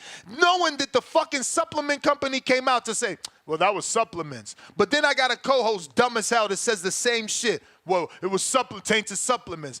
Stop the fucking misinformation. Both companies came out. No, they opened the subs, they grabbed some Osterine and sprayed some shit in that motherfucker. That's what they did. Leonard Sterling, man, 5-pounder. Eubank could have made a mistake here. What he said ain't bothering Hearn, but Warren, how many people has he took to court? Expect a lawsuit coming. Well, he already said it. He got sued for a couple $100,000 by Warren. And I guess you can go with a defamation lawsuit, but I don't know how much that's gonna stick up. You know, he didn't completely slander him. He just called him a scumbag and said he took him to court for a couple $100,000. I don't know that that'll stick up. But again, I'm thinking American court, 2C law and all that great shit. Y'all over there with, dudes that wear wigs and preside over you. I don't know what y'all doing over there. Coyote Blanco, $2. Two-tone, put away them Bandera Roja draws behind you. Rolling on the floor emoji. Oh, that's a Benavidez thing. K. Ricks, $5. $5 celebrating his 10th super chat on the live stream. Ness, if you take Austrian, can you beat Tyson Fury? What the fuck kind of question was that? Some of y'all remedial. No, that was Jorge too. He said the same, like that was him. You're quoting him. It's just bananas, bro. I don't know. Member for 4 months on the prospect level, and that was retracted. Pristine Sports Network, $2. Ness loves Canelo, but don't like drug teats. No. See, people want to hear what they want. No, look at you, Marcos. You fell for his dumbass trap. I'm just fucking with you. You fell for his dumbass trap because nobody's a bigger fan of Big Baby than me. Nobody. He tested positive 3 or 4 times. So again, trying to find race and favorite fighters, that ain't never gonna work with me because I preach equality. From the beginning, I said, let Ryan serve his year, then let him be a year on 365-day drug testing, and I ain't got no problem with the rematch. But if you think I'm going to be okay with Ryan getting the rematch with Devin coming straight off of his fucking suspension and not being 365-day, negative. I'm not. Word? Now, Big Baby had to do 18 months, not 12, 18 months. And Big Baby had to be on 365 before and after the suspension. Canelo got to be on 365 after the suspension. So why are we trying to give special rules for Ryan? Big Baby got caught twice. Y'all just, no, 3 or 4 times, my brother. Damn. You know, with shit you got to inject, and I still fuck with him. Still rooted for him. Picked him against Dubois because I'm a real fan. This is what it looks like to be a real fan. Thank you. Broadway boxing, $10. You didn't care about Michelle Rivera cheating, but Frank beat him. Matter of fact, you interviewed him and let him call Tank a B word. Stop the fake outrage, man. Cut the BS. He lied. This is what I'm saying, but thank you for the $10 to lie. Everyone knows they could find my rant on Michelle trying to blame marijuana. Fuck out of here. Not only did he blame marijuana, but he blamed his trainer. And I didn't stand for that either. You got to be responsible for what goes in your motherfucking body. Not because it's your body, because you should have been smart enough to see the thousands of fighters that come before you to blame their trainer. I didn't know what was in the bottle. And I didn't know what he was wrapping my hands with. And I didn't know he was giving me the sub. Shut your stupid ass up. But again, thank you for the $10. Fuck out of here. My audio's recorded. Michelle got no passes. Saquon Jones, $2. We, who is we? Tone knows French. Tone Orion Stan.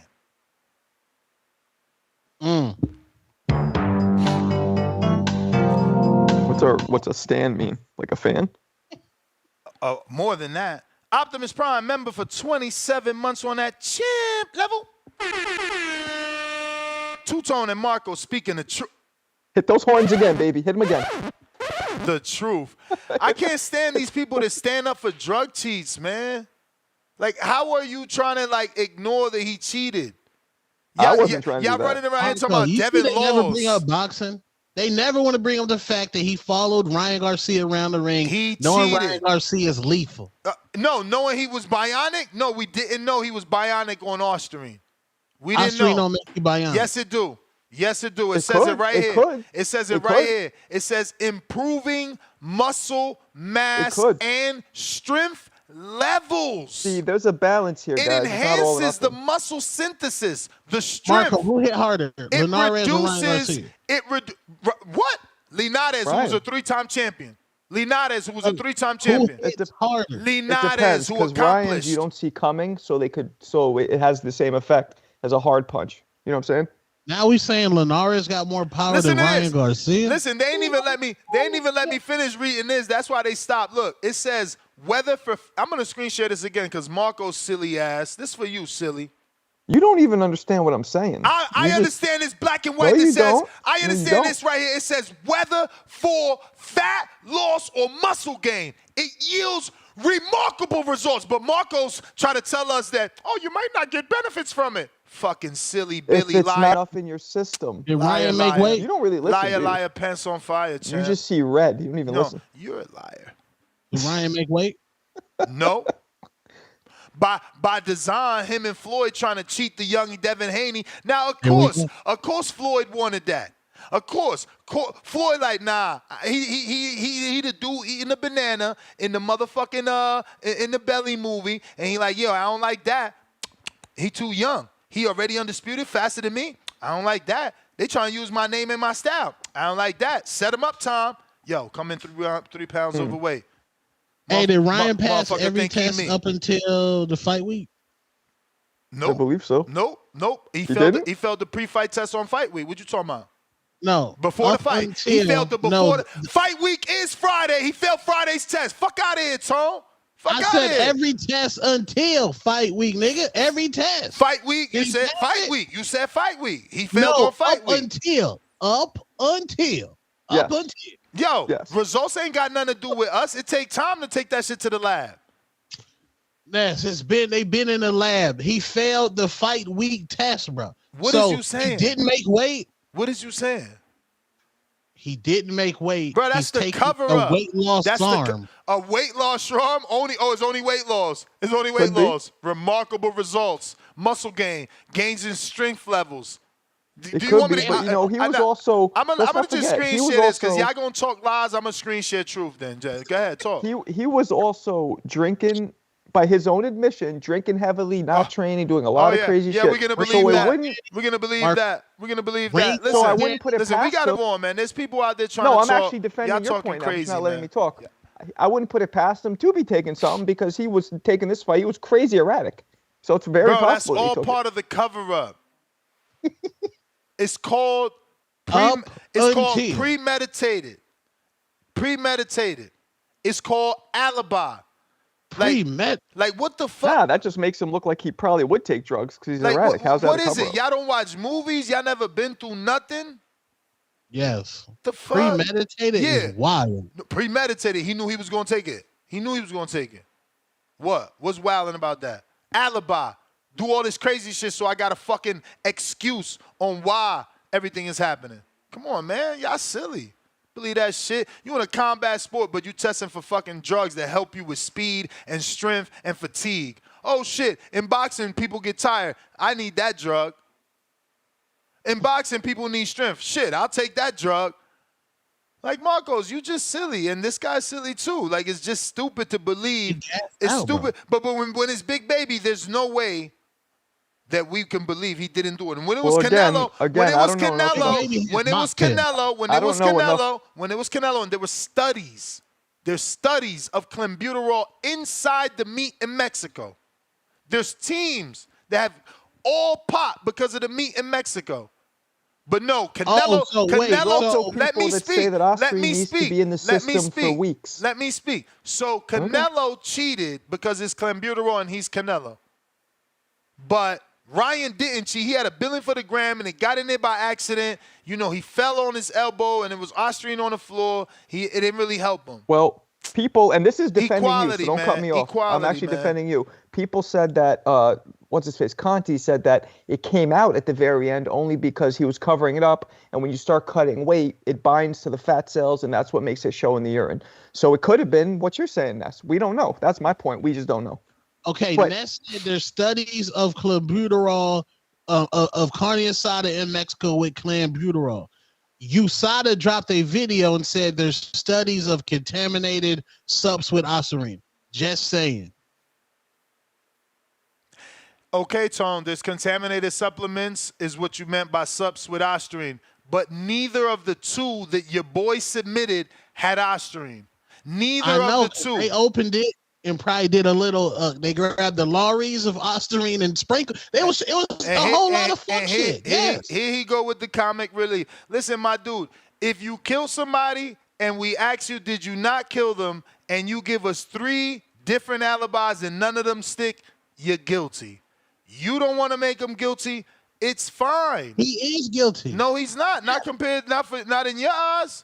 You running around here with all the cronies talking about Devin, quote unquote, lost. How could you lose when someone cheated? So let me ask you this, Ness. Let me ask you this. How did the left hook land within 20 seconds? Well, I want to ask Ness right now. So how did it land? Because he cheated, and the drug gives you strength and strength levels. So let me ask you this: if they would have fought, and both guys are totally clean, who do you think would have won this? Ryan Garcia. The person that was winning. Or is it that you guys don't watch boxing and you just skim through it? Did he only not win the rounds that he knocked Devin down? Like, what the fuck is wrong with y'all? Nah, Devin won half the fight. And that's my point. Ryan only won rounds when he scored a knockdown. Like, who else you think is going to fucking win? The dude that is outboxing you. When Devin was winning those rounds, what was Ryan doing? Nothing. He was the Victorville shell. Okay, so anytime Ryan decided to engage, what happened? That's true. Anytime he put his foot on the gas, he almost dropped him or did drop him. So guess what? Guess what? Tell him, get his tank up and stop cheating to get his tank up. His tank went up against Gervonta Davis when Gervonta Davis made him a crackhead? But didn't you just make that your excuse? Did you say he was only getting off when Ryan wasn't attacking? Yes, because he was drinking during fight week. Danny told us Here we go with the assumptions. Danny told it. Ringwalk Danny does not like Ryan. Ringwalk Danny seen Ryan drinking Casamigos. Okay, buddy. Man, Raymond Moore, $20 super chat. Hey. They just be hating on Dev so much that they be hating on Dev so much that at these in denial? What the fuck? Maybe you meant that they in denial, Ness? They act like they never heard of cycling. And when have we ever supported someone like this in boxing history? Never. You know, we let cheats come back, but you got to serve your sentence. These dudes are trying to act like he won and he didn't cheat. 619 Cali Factor, $5. If a guy nuts a little bit in your hand, what? He said if a guy nuts a little bit in your girl's hair, it's still cheating. It is cheating. My man, if my girl got anything near her that shoots nut, nigga, it's over. What's wrong with y'all? That's super cheating. What's going on? It ain't cheating. It's over. Yeah, y'all terrible. Candy Slim, $2. What was he talking? What was he taking the illegal IV for? Boy, you cheat. Good point. Oh, the one that Bill Haney was in the room for? I don't know. Yeah. Bill Haney's a doctor. He's a doctor. It's not a doctor, but he should know is what he's saying, that you're not allowed to have any IVs. Any. Hey, Bill Haney is not a USA boxing official. He's not a New York State Athletic Commission official. He is a father. He's a manager. And he's a trainer. That's what he knows. That's his expertise. Not fucking the rules and regulations of the commission. But y'all want to say, again, look at Tone. This is what I say. He laughing at Bill. But to be fair, a lot of dudes do rehydrate with the IV because it's so hard to catch. I mean, only Ryan was using it. Jimmy Buckets. Jimmy Buckets counterpunch, but Kerry G King counterpunch. We got Soko, member for 22 months on the processor level. You right. Floyd is Rico from Belly. Years of lurking, $2. Ryan said he wasn't trying to make weight on Twitter. No, Tone gonna act like he ain't see that. And he gonna act like he ain't see the video with Floyd and Ryan. I mean, come on, man. All that stuff, yo. I mean, hey, I guess I get it. Y'all love a villain. People love a villain, though. People love a villain. Listen, what was my man name? What was that dude? It was NWA. What was the curly dude name from NWA? Eazy-E. What? Oh, I said NWA. I meant NWO. The wrestling dude. Oh, I don't know. What? Really? You don't know wrestling? I'm a little older than you, man. I stopped watching wrestling when I was like 13. Bro, you're only 2 years older than me, bro. But that's cool. Nah, I'm 47. I got you by 3, right? You're 2 years older than me, bro. Oh, I just look way better than you. You look dead. That's true.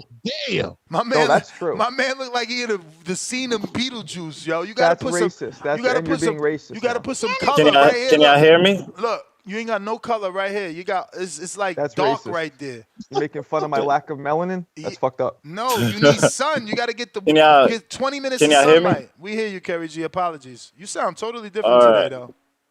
Oh yeah, no, I'm on my phone mic, not like speakerphone how I normally be. But no, I find the situation a little funny with the whole Ryan Garcia and stuff because it's like you can't trust anything about like he's put himself in this boy cried wolf position because like Tone, you like, oh, he was drinking the whole time, right?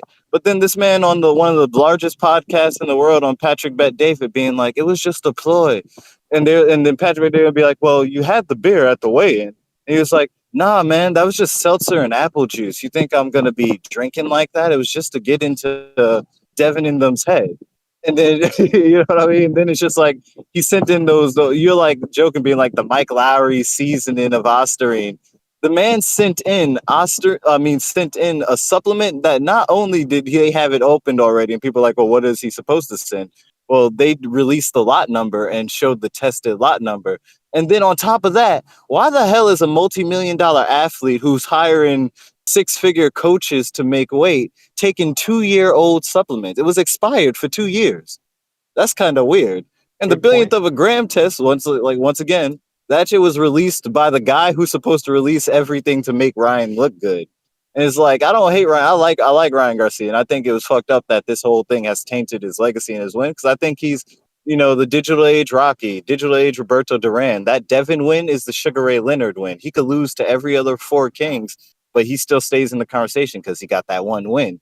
But he screwed that up, and then he goes back and forth. He tells you he does something. He tells you he didn't do something. And he not only does he doesn't just like say that shit like easy off like on a Twitter post. He goes on major publications, tells you I'm blue, then the next day I'm red. So the whole point, it shows that you can't believe a word he says.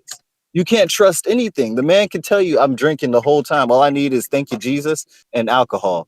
And then go on a podcast and be like, it was just apple juice and seltzer. Why the heck would I do that? He tell you, yeah, I'm going to make weight. I want to be a champion to my fans. I'm going to take this whole thing super, super seriously. And then he tells you, why would I drain myself like that? Of course I wasn't planning on coming in. I want to be at my strongest. I told myself after the Tank fight, I'd never do that again. And then his own guy who they brought in to get him to that weight says, I was only contracted, right? So it's speculation. You wrote this in ink and paper and signed it. I was only contracted to make 143. So is this premeditated or not? Like, come on, dude. Like, you could say the whole bad game plan, and you know what? 100% of Devin fans and non-Devin fans agree. But it don't take away the fact that this dude is untrustworthy. He's said everything that you said, and then literally every little talking point you've been trying to use today to defend him, he's literally gone against. So if you're that big of a fan of him, man, you need to really research what he says more, because he's literally refuted every single one of his own claims, not even other people's claims. He refutes his own claims. I never even seen that before in any type of sports media. But he does that shit. So it's just like, bro, yeah, let him serve his suspension and stop acting like it was this crazy, amazing deal. You want to say, oh, well, when he wasn't that tired, when he decided to engage, Devin did this. What do we say in boxing? You don't do something because you can't do it. You do something because someone ain't letting you do it. I'm sure he wanted to throw some more punches. I'm sure he wanted to be slicker and throw that fast left hook. But let's not forget that second round that gets overshadowed. Devin knocked him like 2 feet back with a left hook. I think that'll make you rethink your left hook for a couple of rounds. You know what I'm saying? Like, come on, dude. Like, let's get real here. You can't believe, it's unfortunate for him. You can't believe a word he says, truth or lying, because he's told the truth and told you that he lied about the truth. And now I'm telling the truth. So if someone has that type of track record from the smallest statement to the largest statement, you really telling me you trust in any statement? Like, for real, bruh? Like, come on, man. You too smart for this. Like, it is his fault. And then what do they say? Why are IVs frowned upon in boxing? Couple of reasons. One, people can blow up in weight even quicker and faster. Helps them do that shit. Drink a gallon of water while also having the gallon of water being injected to you. Yeah, no wonder people going up 20 pounds a fight. But isn't it also used to dilute things in your system, just like how, you know, Yep. Puyo was over here taking what's it called, for fertility drugs, because it can mimic the synthesis of synthetic stuff in your system that are similar to steroids. And these SARMs, if people don't be, it was a SARM, it was a steroid, you know, like IVs are used to dilute. So wouldn't it be possible that you could do some ostarine, dilute that shit, and then all of a sudden it's a billionth of a gram? Wow. But nah, people want to do all this mathematicas in their mind about like it was the game plan, it was the angle, you know, he had the bow and arrow jab, a jab we done seen legends do for like 50 years. Like, come on, man. Like, get with this. Everyone's doing all this math to show how Devin's game plan was the thing at fault, but no one want to do any simple math to see how none of these things would apply to any type of like hearing, adjudication, or court. None of this man's evidence was valid or admissible or was admitted and said that shit is whack. And well, I'm just gonna take the punishment. It's, you know, so like it's a regular cop-out plea deal. Nobody with money really takes plea deals like that, man.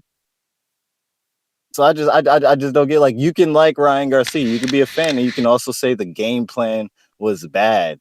But to act like he's fully trustworthy, you're gonna believe his word, like that's crazy. Like, he was drinking the whole time. This man gonna tell you that was done just to get into the Haney's head and make him feel a false sense of whatever I'm drawing a blank on that word. So false sense of security, and that's why I said that. Like, I still give him like maybe 20%.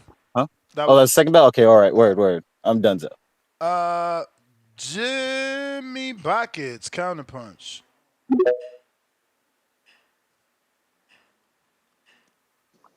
Yo, Yo, last caller. Big up, props to the last caller. You know what I'm saying? That's what you call an informed opinion. That's what you call a nigga who know what the fuck they talking about. Because my drip, that nigga took the words right out of my mouth. I'm disappointed in you, Tone and Marco. I'm gonna be honest with y'all, cause y'all niggas regurgitating propaganda. Y'all niggas is boxing aficionados, quote unquote, and y'all sitting up here regurgitating a billionth of a gram. You gotta cite your sources. You gotta know what you're talking about and where it's I coming didn't say I from. agreed with any of Or it, you by the way. look foolish. But the point I'm getting at is when you use that as a part of your argument, because what you were saying earlier was, yo, at that small, as small as it was, he could be using it for X, Y, or Z. Well, that's bullshit. That source ain't no good source. So you can't say, oh, you don't agree with it, but then you used it for your argument. So that's what I'm saying. I was just saying we don't know. That's all I was saying. But that's the point, though. We don't know a lot of things. We don't know if Ryan didn't cheat, if he'd have been able to beat Devin. We don't know if he didn't cheat, would he have been able to beat Devin? But the problem is, Ryan put us all in this position where we don't know, and that's his fault. Y'all got a nigga like my man, like the last caller just said. Big ups to him again. Y'all got this nigga coming on here. First of all, when the shit happened, he come forward with all these lies. He say, it's this, and this. Any organization that had anything to do with that came forward and refuted it immediately. So the nigga lying already. And y'all trying to tell me, well, this is true and this is lies? No. You got caught with this shit in your system, strike one. You lying about it, strike two. Ain't no need to go to the third one. Hey, we can't believe shit you saying. As far as we concerned, we have to, at this point, you don't get no benefit of the doubt, because it's not like you came forward and said, yo, this can come from this or so on and so forth, blase, or cited some real sources. You just came out lying. Your fucking stories is all over the place. So there is no defending Ryan Garcia. There is no, well, what about the game? Who cares about the game plan? Ryan was scared. Ryan didn't give a fuck about no game plan. Ryan and his team didn't give a fuck about no game plan because they went and cheated. He never cheated before, as far as we know, but they went and cheated. So there's nothing more to talk about outside of that. And it comes back to what I'm saying. Y'all niggas talking about why we hating on Berlanga. Y'all niggas hating on Devin fucking Haney. Devin fucking Haney. Hall of Famer. Undisputed, nigga. Beat Lomachenko. Close fight. It could have went either way, but he beat that nigga. Beat world champions. Beat the man who beat the man, etc., and then beat the man himself. What the fuck is y'all niggas talking about? T.O. ducking him left and right. That nigga don't want no smoke. Y'all niggas sound crazy as fuck. And then y'all talking to me about niggas who have never done nothing in the sports. I'm like, why we hitting on them? As long as this is the issue I got with boxing. Niggas forget this shit is a sport. And they champion fucking racists like Ryan Garcia, who's a cheat. This is who we championing. The nigga who's a racist and a cheater. That's who the fuck we gonna champion. So as long as you weirdos just continue to hate on Devin and champion racist cheaters, I'm gonna continue to hate on whoever your favorite fighter is. It's You may on. We can feel have a like it's hate your off, bitch. time, Fuck you. but Straight it's like not your that. time. What you talking about? JT.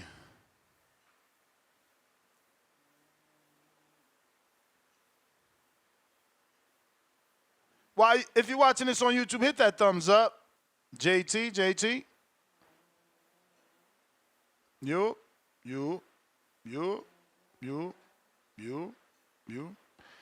Time to drop a bomb for this dub. Raymond Moore, $20 super chat. Ness, why these guys trying to be drug test police? Tone, he didn't pop until fight week because he was cycling and hiding the drugs in his fat cells. That's why they didn't want to cut the 3 pounds. Yeah, running out of excuses. Galaxy Studios, $2. Facts. Two-Tone and Marco, a little Coke and 8-ball is different. Huh? Rolling on the floor, laughing emoji. Jerry Soriano, $2. Two-Tone, get Ryan, Monstro, Rayo, meet and greet for Border Wars. Hawk, Maryland. What up, Hawk? Hawk, Maryland. Yo, Ness. Can you hear me? Yes, sir. TBV, number one. Wow, this has been an entertaining show, bro. Now we got the Ryan Garcia lovers on this junk. That goddamn two-tone love himself some Ryan Garcia. He'll shit on Jennifer Lopez. Every other black fighter, but Ryan Garcia can do no wrong. But you know what? I've seen this before. That's why I call him the Donald Trump of boxing. Whatever place where you get a 34-count felon running for president, and you can't even vote if you got a felony on your record. Man, that's where we at with it in the United States, bro. So yeah, they're gonna praise Ryan Garcia. He one of those that got that pass, bro. That nigga was dirty. He cheated. All of it's in plain view. He even said he don't like black people, but Two-Tone don't mind loving somebody that don't like black people. But that's how it is out here, man. That's how we rolling in the United States, bro. It's nothing unusual. We know he cheated, but we're going to find a reason to down the fighter that did everything right. And as far as the weight loss that Marco talking about, he was trying to get the weight loss. Well, that didn't work because he didn't even make the weight. So I don't know what the weight loss part was because he didn't do that either. So I don't know, man, but keep praising and uplifting cheating and this guy that don't even like your race. He's already said it plain in English, but that's how it go out here. We just love whoever we want to love, so that's how it is. But anyway, Ryan Garcia, I don't know what to say about him, bro. All I can say is he's the Donald Trump of boxing. That's just as plain as I can put it. Man, TBV, you're number one. Ness, you got it this time, bro. Appreciate you, Hawk, as always. JT, place to be. Yo, can y'all hear me? Yep. Shout out to the last three callers.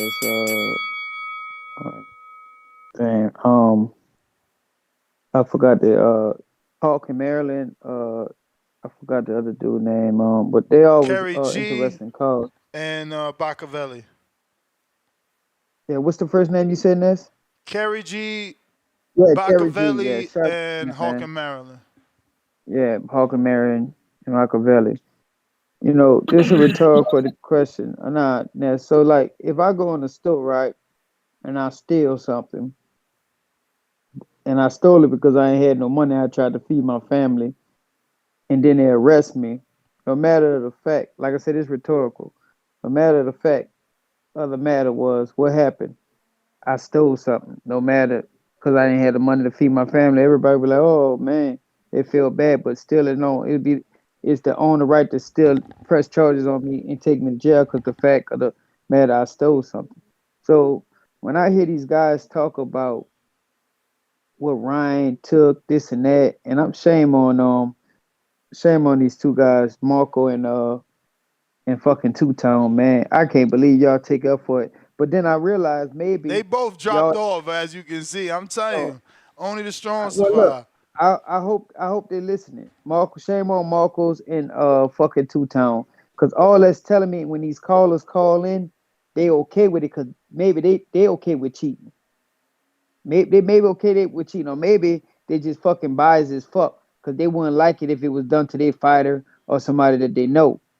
So how can we condone it? Yes, it was the worst game plan of Devin Haney, but guess what? It becomes voided because fucking Ryan Garcia cheated.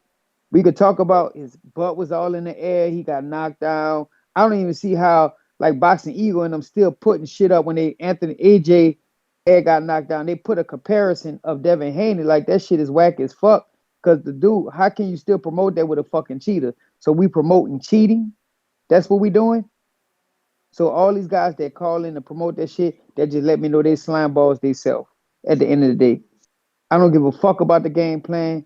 Devin and I'm not stupid. If the fight was remade, yes, he have to make better adjustments. But the simple fact, if we go off of history, you look up Devin Haney record, he has no losses. Because of what? Because Ryan Garcia cheated.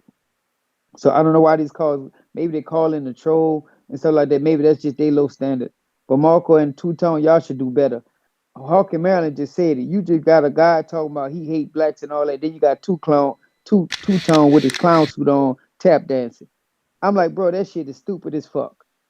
Bro, like, dudes say a lot of bunch of nothing. Prior whoop so many times, it's just confusing. You may We didn't feel know like what it's the your fuck time, Ryan Garcia had going on. but it's not your time. On top of this, nigga ain't even make weight. And then y'all still want to applaud That's the him for his bell, champ. victory? Man, that shit crazy. All right. Adrian.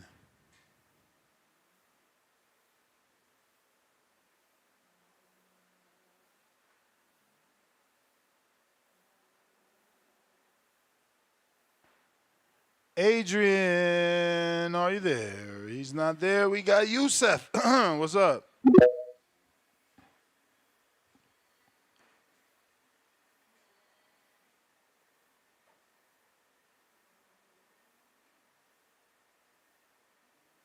Yusef.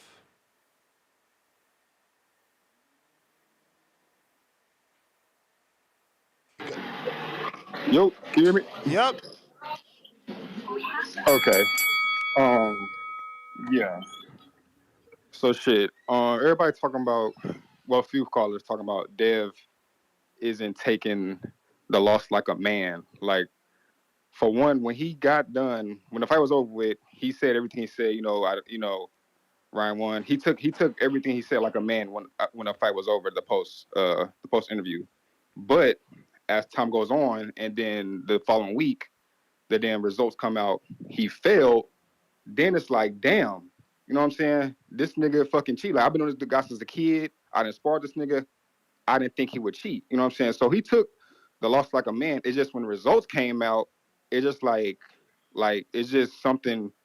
It's just like, what the fuck? What the fuck is all this shit? Then you got to take into consideration at the same time, they gonna schedule the bid for his belt at the same week that they finna come out with a ruling of the shit for the suspension of Ryan, and all in the same week. You know what I'm saying? So all these things is taking a toll. I'm just saying. You know what I'm saying? I don't know.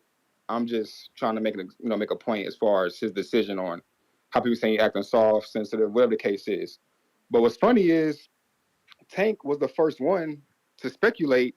Calvin is on. It's a whole interview and everything. Calvin was the first one to speculate that Ryan might be cheating when he fought Tank, and niggas was like, oh yeah, you know what I'm saying? Ryan probably doing it, but then now he fights Haney, and it's like niggas is just trying to advocate for it.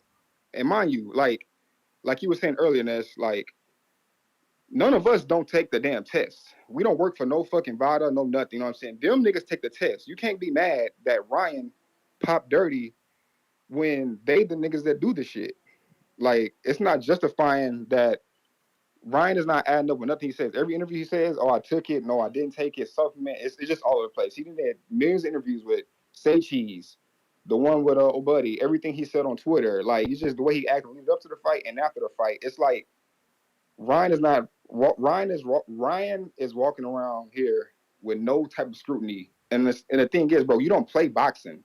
Like you do not play boxing. You know what I'm saying? But it's a little, a lot. That's cool. Now, as far as the fight, Devin, like it might have been a game plan. I see people trying to make that point as well. Yes, Devin was winning until he got dropped. When you get dropped, he immediately thought like, oh shit, like he said, I gotta get that back. And that's where it kind of went for a turn. But he was cruising, winning the fight easily. Ryan only fought in spurts, you know what I'm saying? And like you said, other than knockdowns, that's a fact. Other than knockdowns, that's where he got the point. But the same round he knocked Dev down, he got that same point taken away. So now the fight is back where it's at. But yeah, I mean, it doesn't make sense. People trying to advocate for it, and it's not adding up. T.O. and Ryan are the two boxers in today's time that can literally walk around with no type of scrutiny. It's ridiculous. I'm out. All right, champ. Man.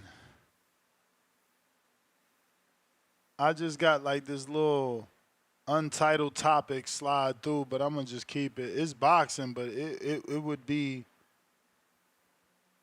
great for like an untitled because it's boxing, but it revolves around all men and women. But we have come to the end of the show. Catch me in a bit for Border Wars. Should be on time, maybe not, as that's scheduled for 30 minutes from now. And then we're back at 4 p.m. Pacific Standard Time as well. But don't forget, Border Wars at 12 p.m. 12:15 maybe. Peace.